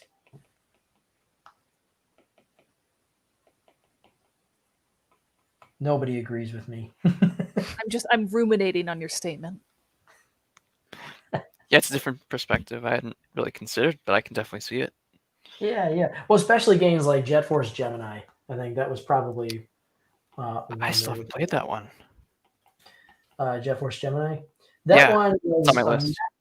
that was a masterful title that was extremely challenging. I think that one got knocked a little bit because it was just so hard and unforgiving. But I loved every minute of it. I will warn you that while I do love that game, the control scheme specifically has aged like milk. So be careful going in. Oh yeah. Gosh. Well, I played it not too long ago on the Xbox Rare Replay. Oh yeah, I have that. They did have they kind of fixed it for that. I think the controls are substantially better now with that. So if you had a lot of trouble with it before, that might make things a little bit easier. Yeah, I've only played it on the original hardware, but I'm sure having the second stick really helps bring that one together.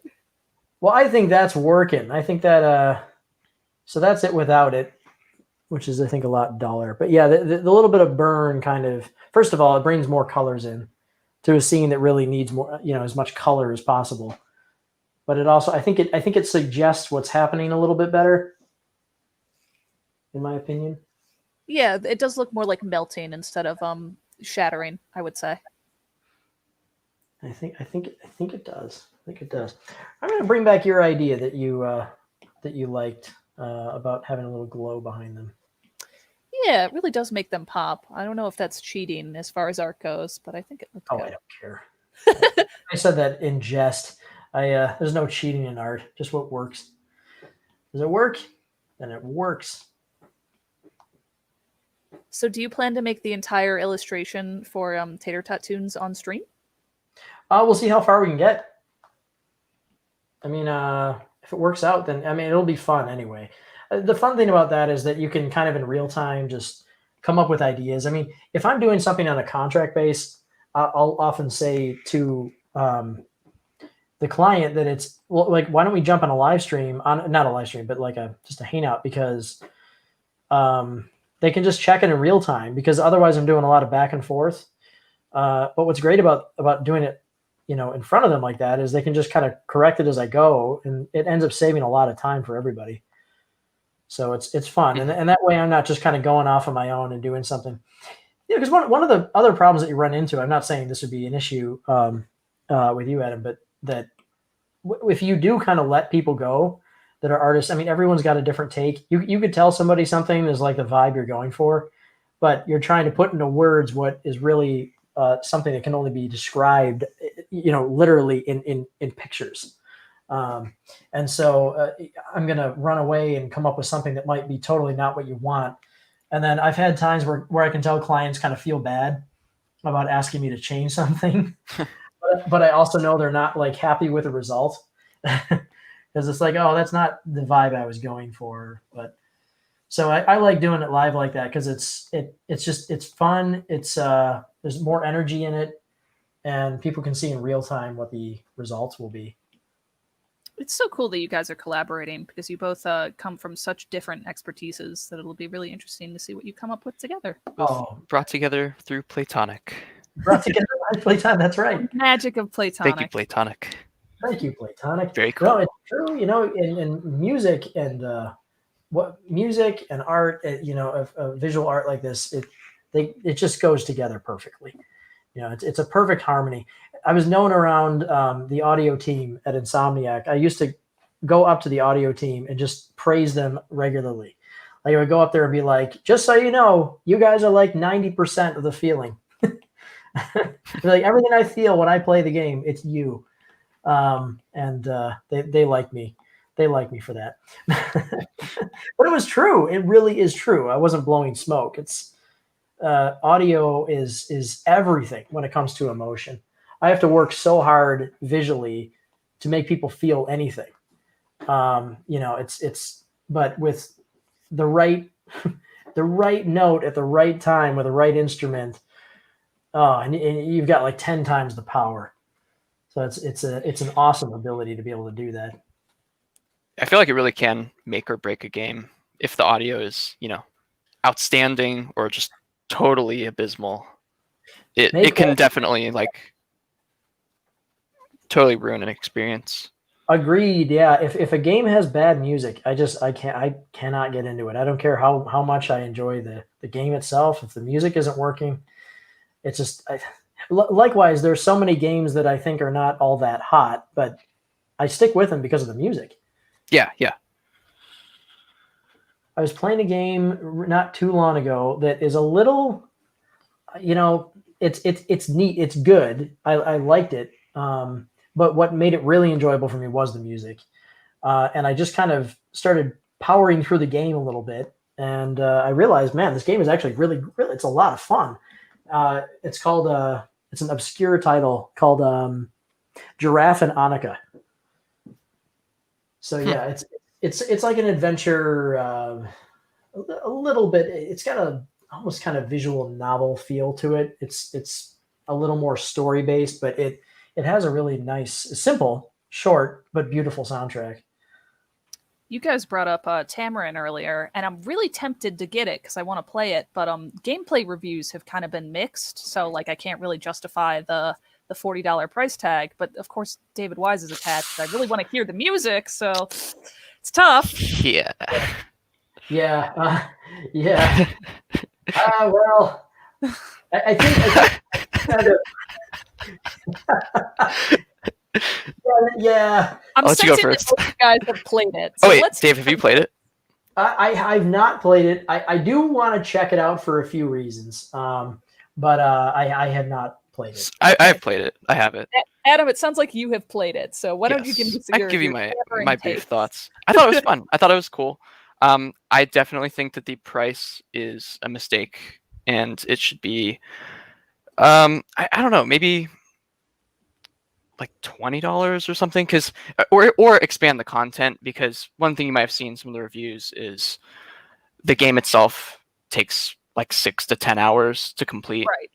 And it's a fun game, it's a fun experience, but when it's a game that's that short, you're looking for like really the highest quality, big budget kind of game, even if it's short. Like when you're paying a lot of money, you expect usually to get something like that.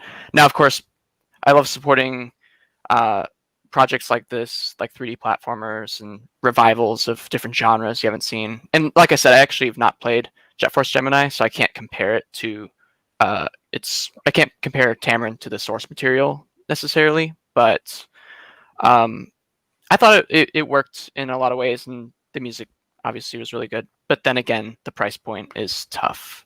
Yeah. And there are definitely some quirks to the gameplay that you have to kind of push through at certain points, but later on it kind of clicks.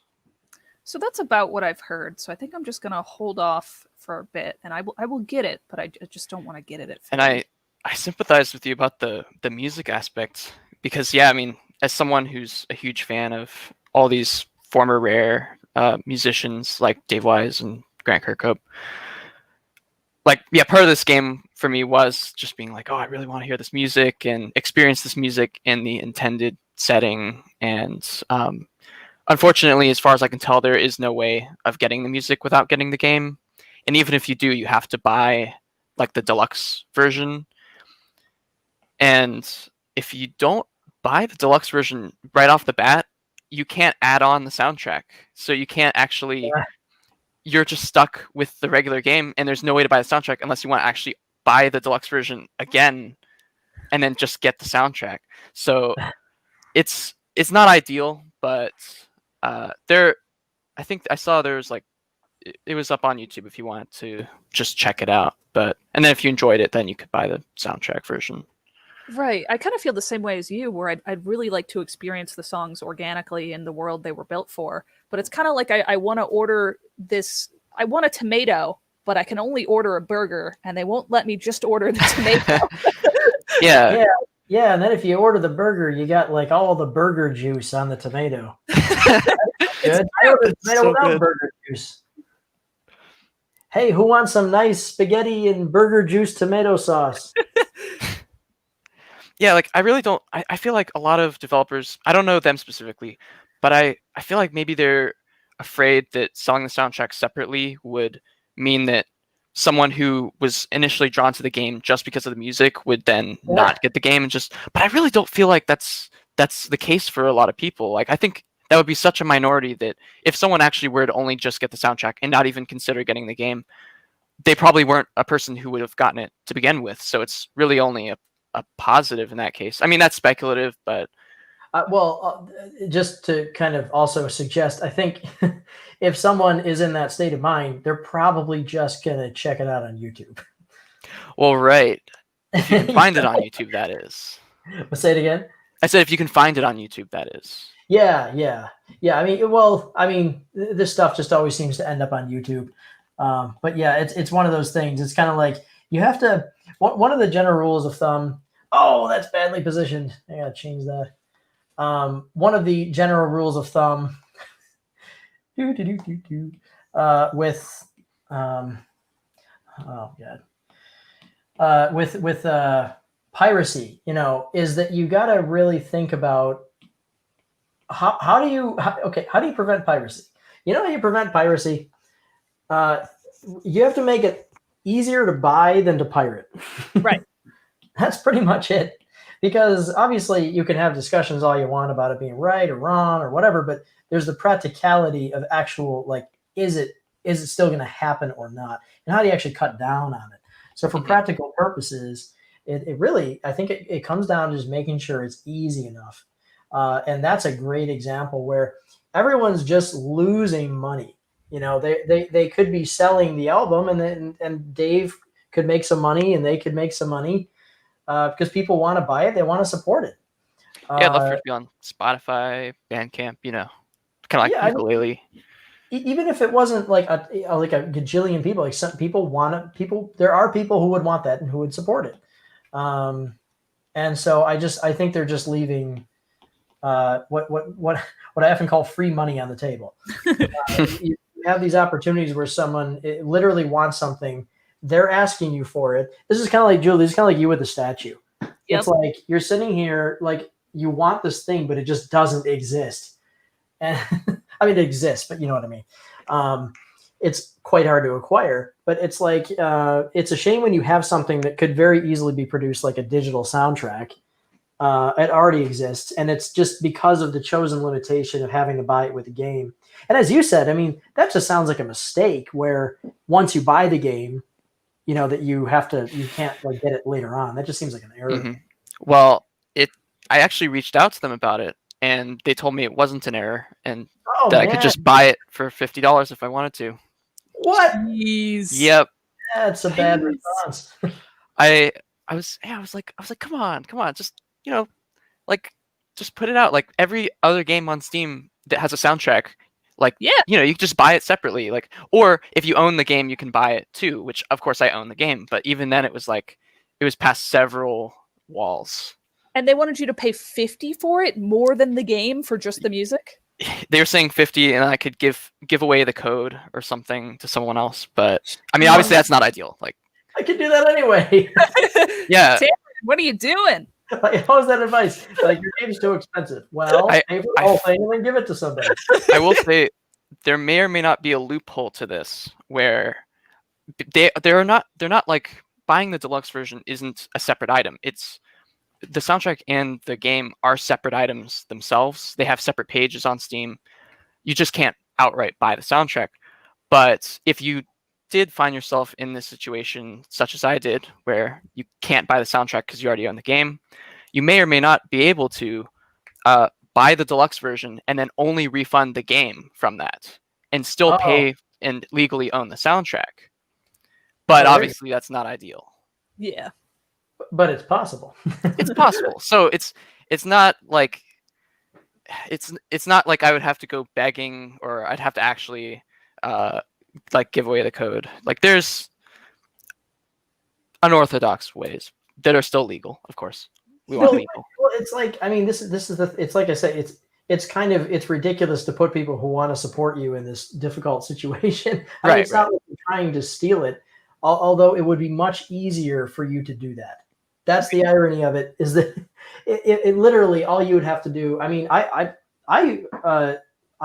seen some of the tracks on YouTube. I don't know if the whole thing's on there, but no, it's very, very easy for people to do it the illegitimate way. you know, make it easy for them to do it the right way. Yeah, I agree. It's almost like Netflix and stuff really curbed piracy so much because it's incredibly easy to just give someone $7 or whatever they're charging, it might be like 10 now, $10 a month to just have access to all this media instead of like looking for torrents and hoping it's not a virus and all that. Hoping it's good quality, hoping it's in the language you want to watch it in. Yeah, and that's a great point about Netflix, and I think they did make it not only easier, but I think you have an added factor is that most people want to do the right thing. Yeah, people want to do the right thing. They want to support the people that make what they like, and that. But when you punish people who are trying to do the right thing, that's how you get piracy. I mean, that's one way you can ensure it. So I don't know what they're thinking with that, but. What do I know? More than us, for sure. Well, I don't know the answer to that, so I don't think so. Yeah, I don't know what they're thinking with that. But yeah, I think it is probably what you were suggesting, Adam, to be honest. I think, his music is a selling point for the game. And I think they might be trying to say... I think, it probably was listed in the trailer or something. Sometimes I know that when... they get like a popular composer for a game. Sometimes it's like a line in the trailer where it says like a fantastic score by blank.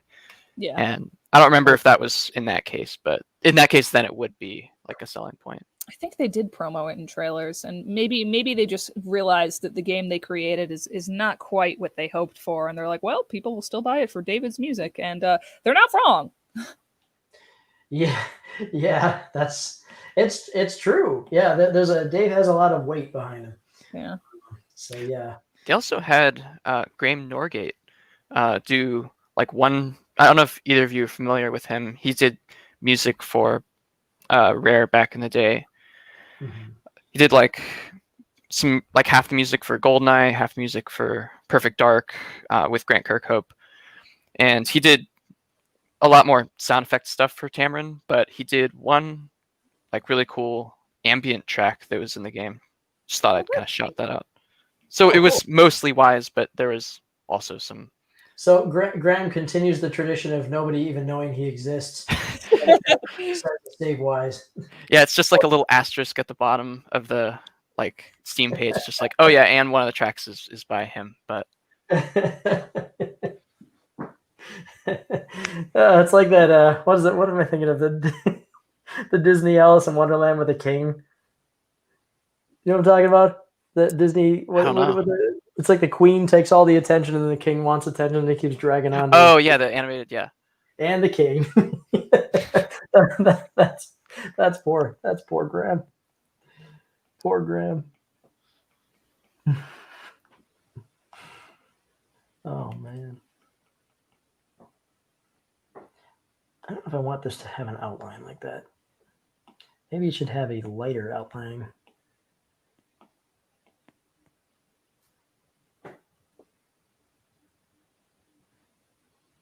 Yeah, that's probably going to work better. Don't mind me. I'm just rambling. Yeah, I was gonna say I like the pink sort of outline, but yeah, in terms of like a darker outline. Yeah, I don't think I need that. I think I need a little softness too, because just some of them are just a little too serrated. Just don't get rid of the cat. The cat. Where was the cat? Where was it? Where is it? Oh, is he still there? Wait, did I get rid of him? I didn't even notice. I totally forgot. I don't know what you're talking about. Well, you saw it when the cat was there. You'll remember. Okay. There was some negative space in the shattering of the room that just looked like a kitty cat. It was very cute. Well, it'll be forever preserved in the stream. Okay. So there you go. Sorry, cat. Recent stream confirms that Dave Cumbo hates cats. Wait, who says I hate cats? You, right now. Oh, man. I don't hate them. They're just crazy. But they're funny crazy. They are good. They are very funny creatures. Oh man. 6.5 hours we're at. Wow. You know, it's really just a drawing day for me, so nothing new for me. The funny thing is when I would do these, you know, and I would be sitting there, I'm like, God, I got to do live streams, but I don't have any time because I didn't want to show what I was working on because I didn't want to spoil anything. And I still don't know if I'm making the right decision here, but I feel like at the very least, the stuff that I'm showing, and really everything in book one for the most part, with some slight exceptions, I kind of feel like I can get away with that. It's only one of 6. So I think it's kind of fun to watch the exposition get built, right? Isn't that fun? Yeah, it's I kind think of so. like a teaser sort of thing. Like I feel like there's still a lot to uncover. Well, there's no text. You don't have the text in there. Oh yeah, of course, yeah.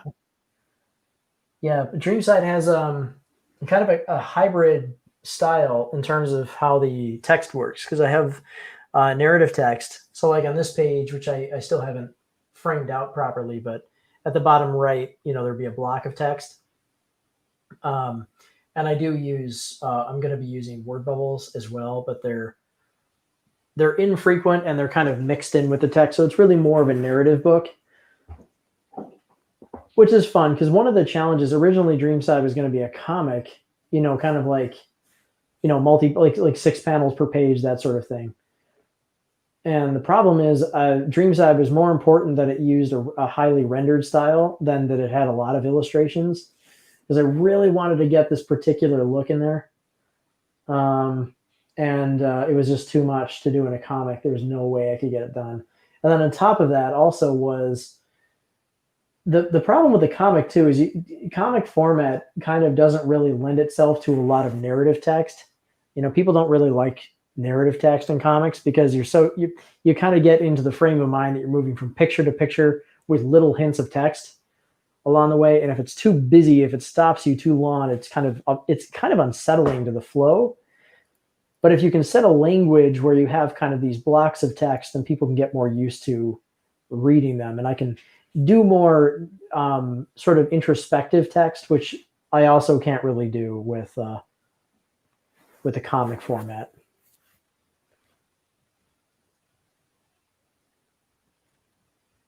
So yeah. Do you ever feel bad that you have to put like text bubbles over the work you've worked so hard on? Yes. Well, what's funny is Yuka actually Cracklestone has the entire bit drawn behind it for the whole book. So every single word bubble is obscuring art, and there are quite a few word bubbles in that one.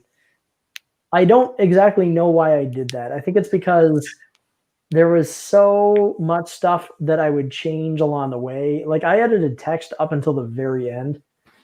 And the problem with editing text is you have to fit it into a different size word bubble. And if you have to use a different size word bubble, maybe the word bubble that you used that designed the layout of the panel doesn't work anymore. You know, because now I need a smaller bubble and now I'm revealing art that I didn't draw, or I need a bigger bubble and now I've got some horrible tangent where it's obstructing some important part of the art, right?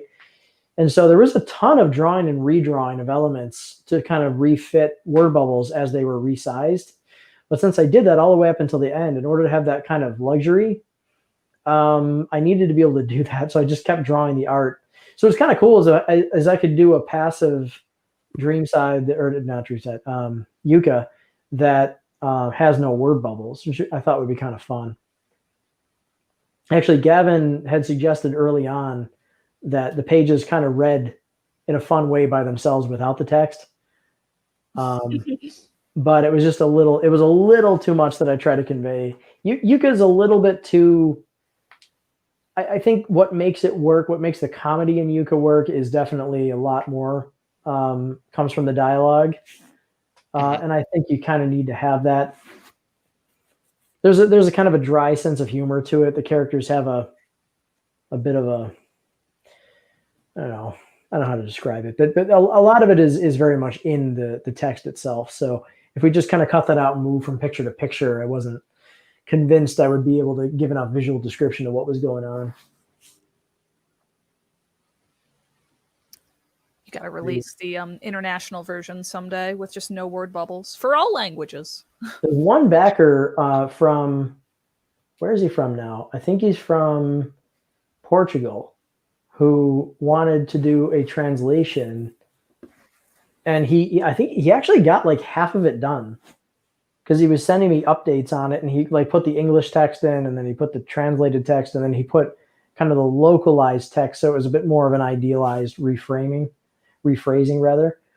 So he did some good work on that because he wanted to get this edition. I just said, I mean, obviously I can't do a version of the book in Portuguese, that unless we could meet the demand, right, that it would take for the print run. But we always could do like a digital PDF version of that. So that was kind of cool. He didn't finish it, but if he does, I'll, see if we can get that text in there. That's really cool. Interesting. I'd also love to see prints of some of the pieces that might have been really well rendered that got covered up by the text, because that almost feels like a waste that never got released. There were some like that, like the Plum Petal Meadow intro piece with the purple trees. That page was originally a splash page, and then I worked in the panels below. And that one actually changed quite a bit, but some of the original iterations of that had more of like a full page spread, kind of a cohesive singular image. The one problem with doing things like wallpapers, I still have to send out the wallpaper pack. One of the problems with the wallpapers is that they're in a wide format, whereas comic pages are portrait, So unless you have a panel that is longer, but then you got like a very small panel where the lines would be really thick. So if you blow it up, it doesn't really look all that great. But it's kind of hard to get like wide format art prints, which is also why it's so hard to share art on social media from comic pages, that are portrait format. Right. It's always going to get cut off, at least on Twitter. I really wish that Twitter would let you do a different ratio and still be in people's timelines. Because I had like some pieces that I posted a couple points in time, and it'd be like ukulele posing or whatever, and then you don't see it until you share it.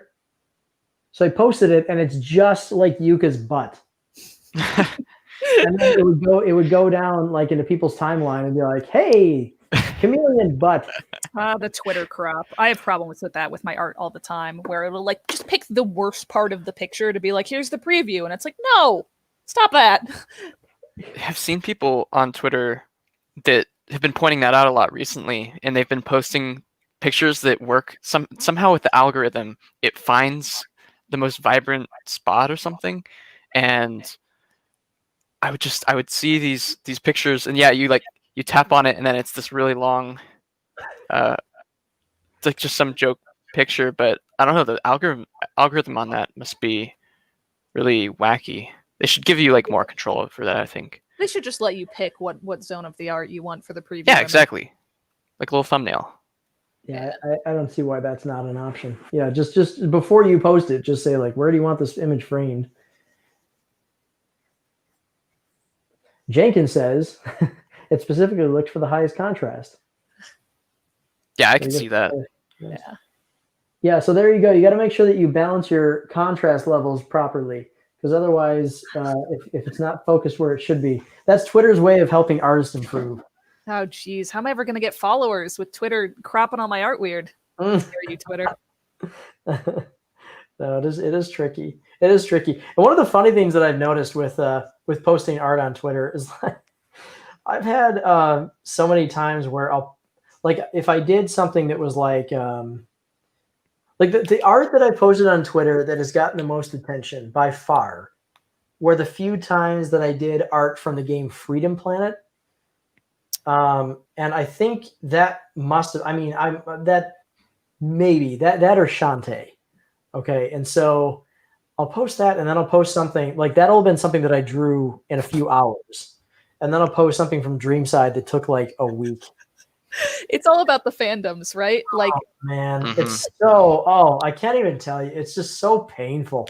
You put it up and it's got like, oh, this is the thing I spent a week on. It's got like 3, and one of them is like a friend.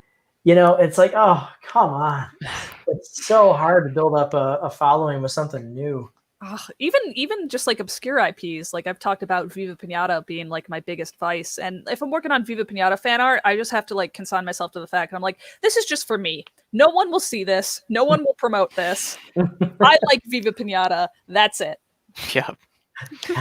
Yeah, I mean, I feel that all, especially in music stuff. Like if I do a lot of covers based on requests and based on things that I'm interested in at the time, but I try not to censor my ideas that might not catch on as much, like just like certain games that have much smaller recognition, smaller followings. But yeah, it's like this thing where you have to go like why? Come on, check it out. Just click it, see what it is. Try something new, please. New. Yeah, come on, it's neat, it's new. Yeah, it is funny if you ask, and this is something that it comes from. If you ever are involved in focus testing, you learn all about this kind of thing. But if you ask people, I mean, this goes back to the old Henry Ford quote. You ever hear the Henry Ford quote about testing? I don't know. It's he said that if I asked people, Henry Ford is the founder of the Ford Motor Company, right? Mm-hmm. So he said if I asked people what they want, they would have said a faster horse. And in reference to cars, you know. So the genius of that is people generally will ask you for more of what they already like. And so, like, for example, if you were to get a big group of people, sometimes you'll see it on Reddit forums, for example. They'll be like, hey, what kind of games would you like to see some studio make? And usually it will be like 99% of them will be remakes or sequels to things that have already been made. And basically nobody really suggests a specific new thing. And it's funny because, of course, the things that I always laugh about this because I'm like, the things that people say they want more of, we're all at one point the new thing. Yeah, exactly. You know, it's kind of like people will say, "Oh, I want a sequel to Zelda," and then that's it. And be like, "Well, but if you didn't embrace the new thing back in the day, you wouldn't have a new Zelda. They'd still be making Mario. They wouldn't have Zelda." Like every comment on Everwild just being like, where's Banjo? Where's Conqueror? And it's like, what's to say you won't love Everwild? How do you know? Mm-hmm. Right. Yeah, you don't know if you're going to like it till you try it. No, it's true. But yeah, it's tough. It's tough. And people just, it's just the hardest sell to do new stuff. I feel like just being in that position has changed my own perspective on that kind of thing. Like, I'm more likely now to look at things that might be new and I don't recognize just because I recognize like that everyone kind of falls into this pattern of wanting more of what you already like. And I think that's just the kind of thing that needs to be promoted more. It's just like, I don't know. I mean, I guess it would fall on a lot of popular internet influencers to kind of encourage, like, spotlight certain new things. But yeah, it's gotten me to look into a lot of stuff that I normally that I wouldn't have heard of before. Mm-hmm. That's a great mentality to have, though. And you know that there's some poor sap or team of people that are there like, come on, look at our new thing. Yeah. Yeah, it's interesting because, you know, one of the reasons for getting involved with the game books in the first place is that it's basically impossible to get an audience for something like Dreamside brand new. And so I thought, you know, whatever, if I'm, you know, I can be just as passionate about Yuka as I can about Dreamside, you know, or any other game property for that matter. If you find the right angle with something, you'll figure out how to love it. You know, it didn't have to try with Yuka because I love Banjo so much. It was without even knowing anything about Yuka other than just seeing the character designs, I knew that would be appropriate. Yeah.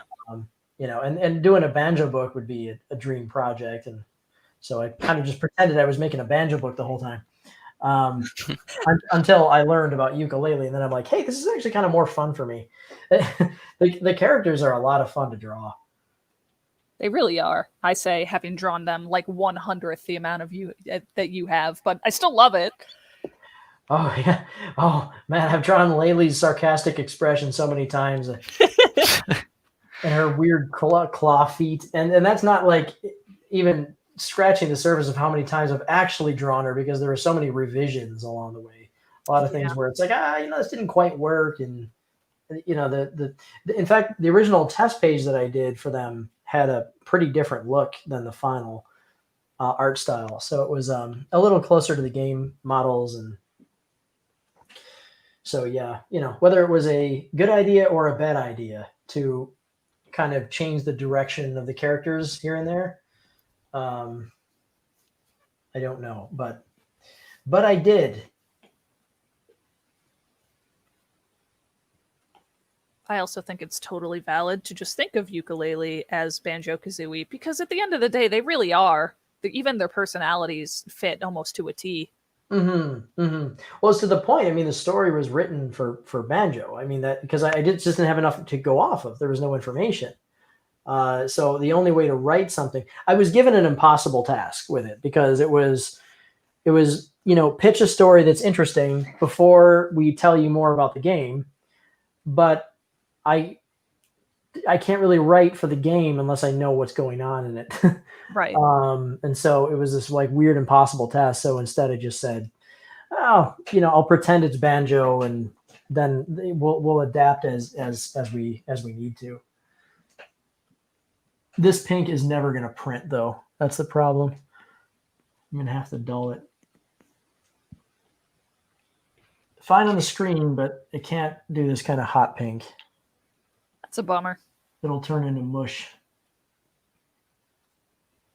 I can desaturate it a little bit. I can't even imagine having to be thinking about all the details of like what even would print and stuff like that.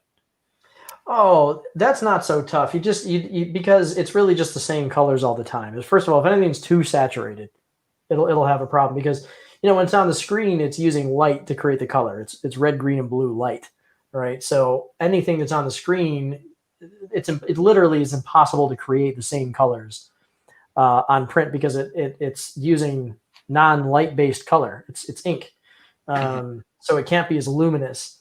And more to the point is that all of certain colors are the dominant colors: cyan, yellow, magenta, because those are the three that are the most vivid. So if you were like to print something that's 100% magenta, it would look really vivid because it has 100% of the color.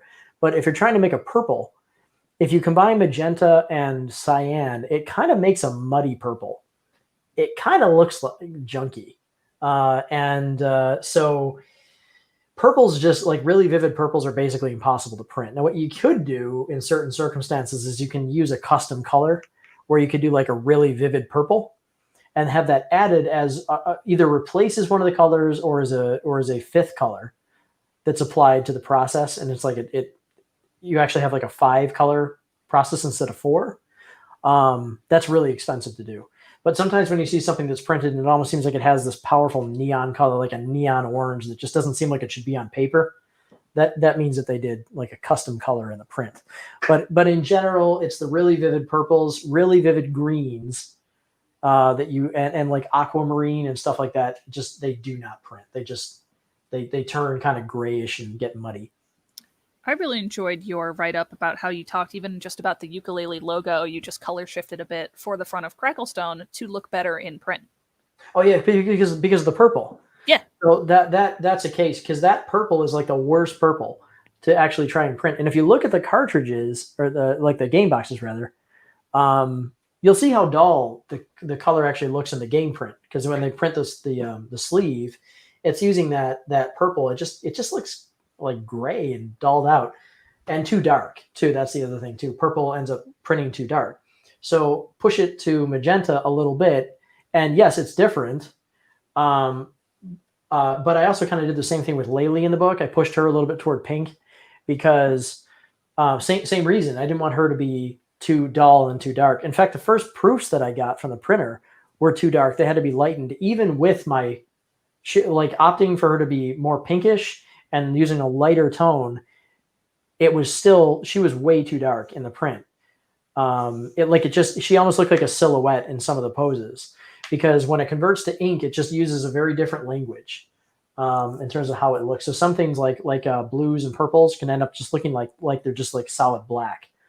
And that's fine if you don't mind it getting dark. But the problem is, in the case of using line art, you don't want the color to kind of blend in with the line art so that you don't even see the distinct shapes anymore.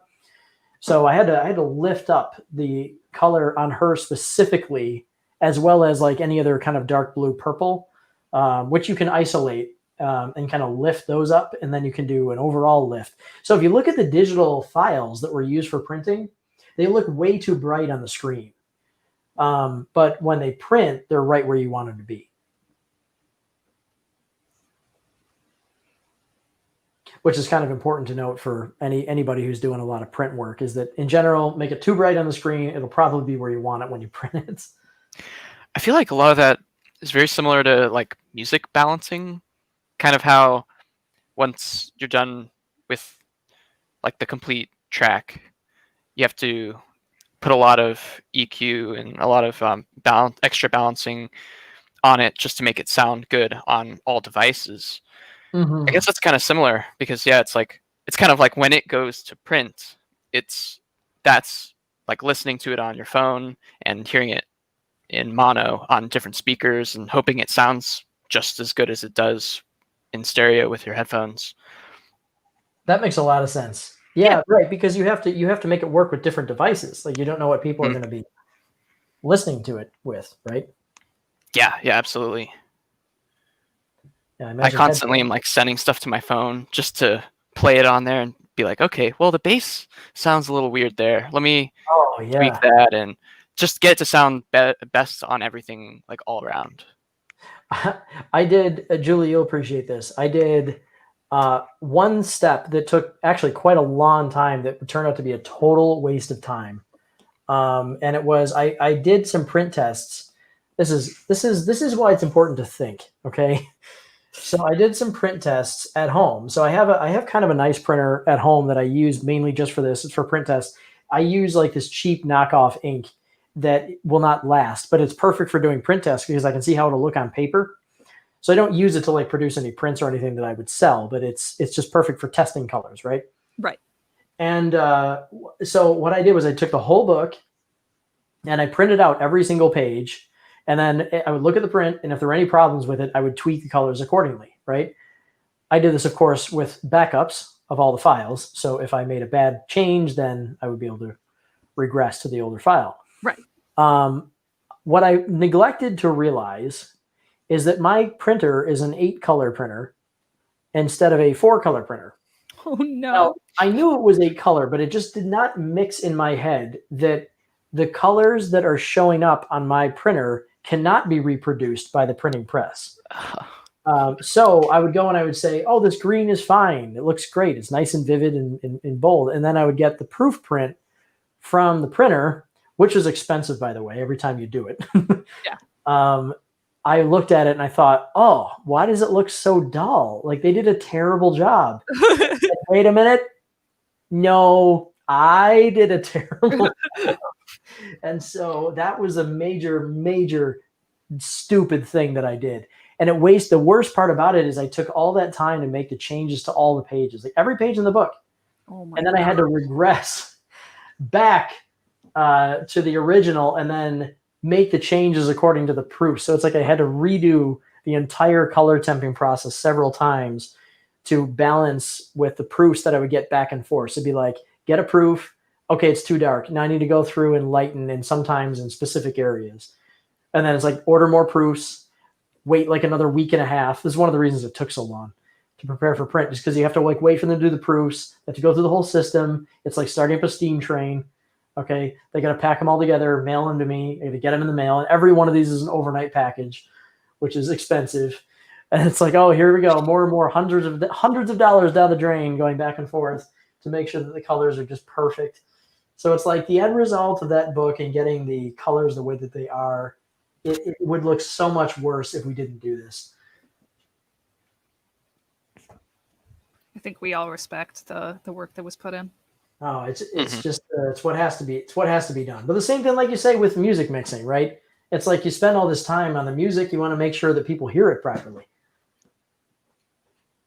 Yeah, exactly. It's like even different headphones. Like, who knows? Like the best way is just to kind of test things. Kind of like yeah, like printing it or like printing art, just testing it on all sorts of different devices is like sort of my way, except it doesn't require overnight shipping and it doesn't require like many resources. It's mainly just me uploading a file somewhere and then downloading it on something else. But yeah, it's similar. Makes sense. Similar thought Makes sense. process. Very good. Well, what do you think, folks? I think we're hitting up just about 7 hours now. Been on the grind today. So we're pretty close to just a full workday here. So yeah, I think tomorrow are we on for tomorrow then? Oh, you asking me? Yeah, as Yeah. far as I can tell right now, I'm pretty much good to go tomorrow. Okay, 11 good. Well, then Eastern. I'll be doodling some tater tots tomorrow. That'll be fun. Ooh.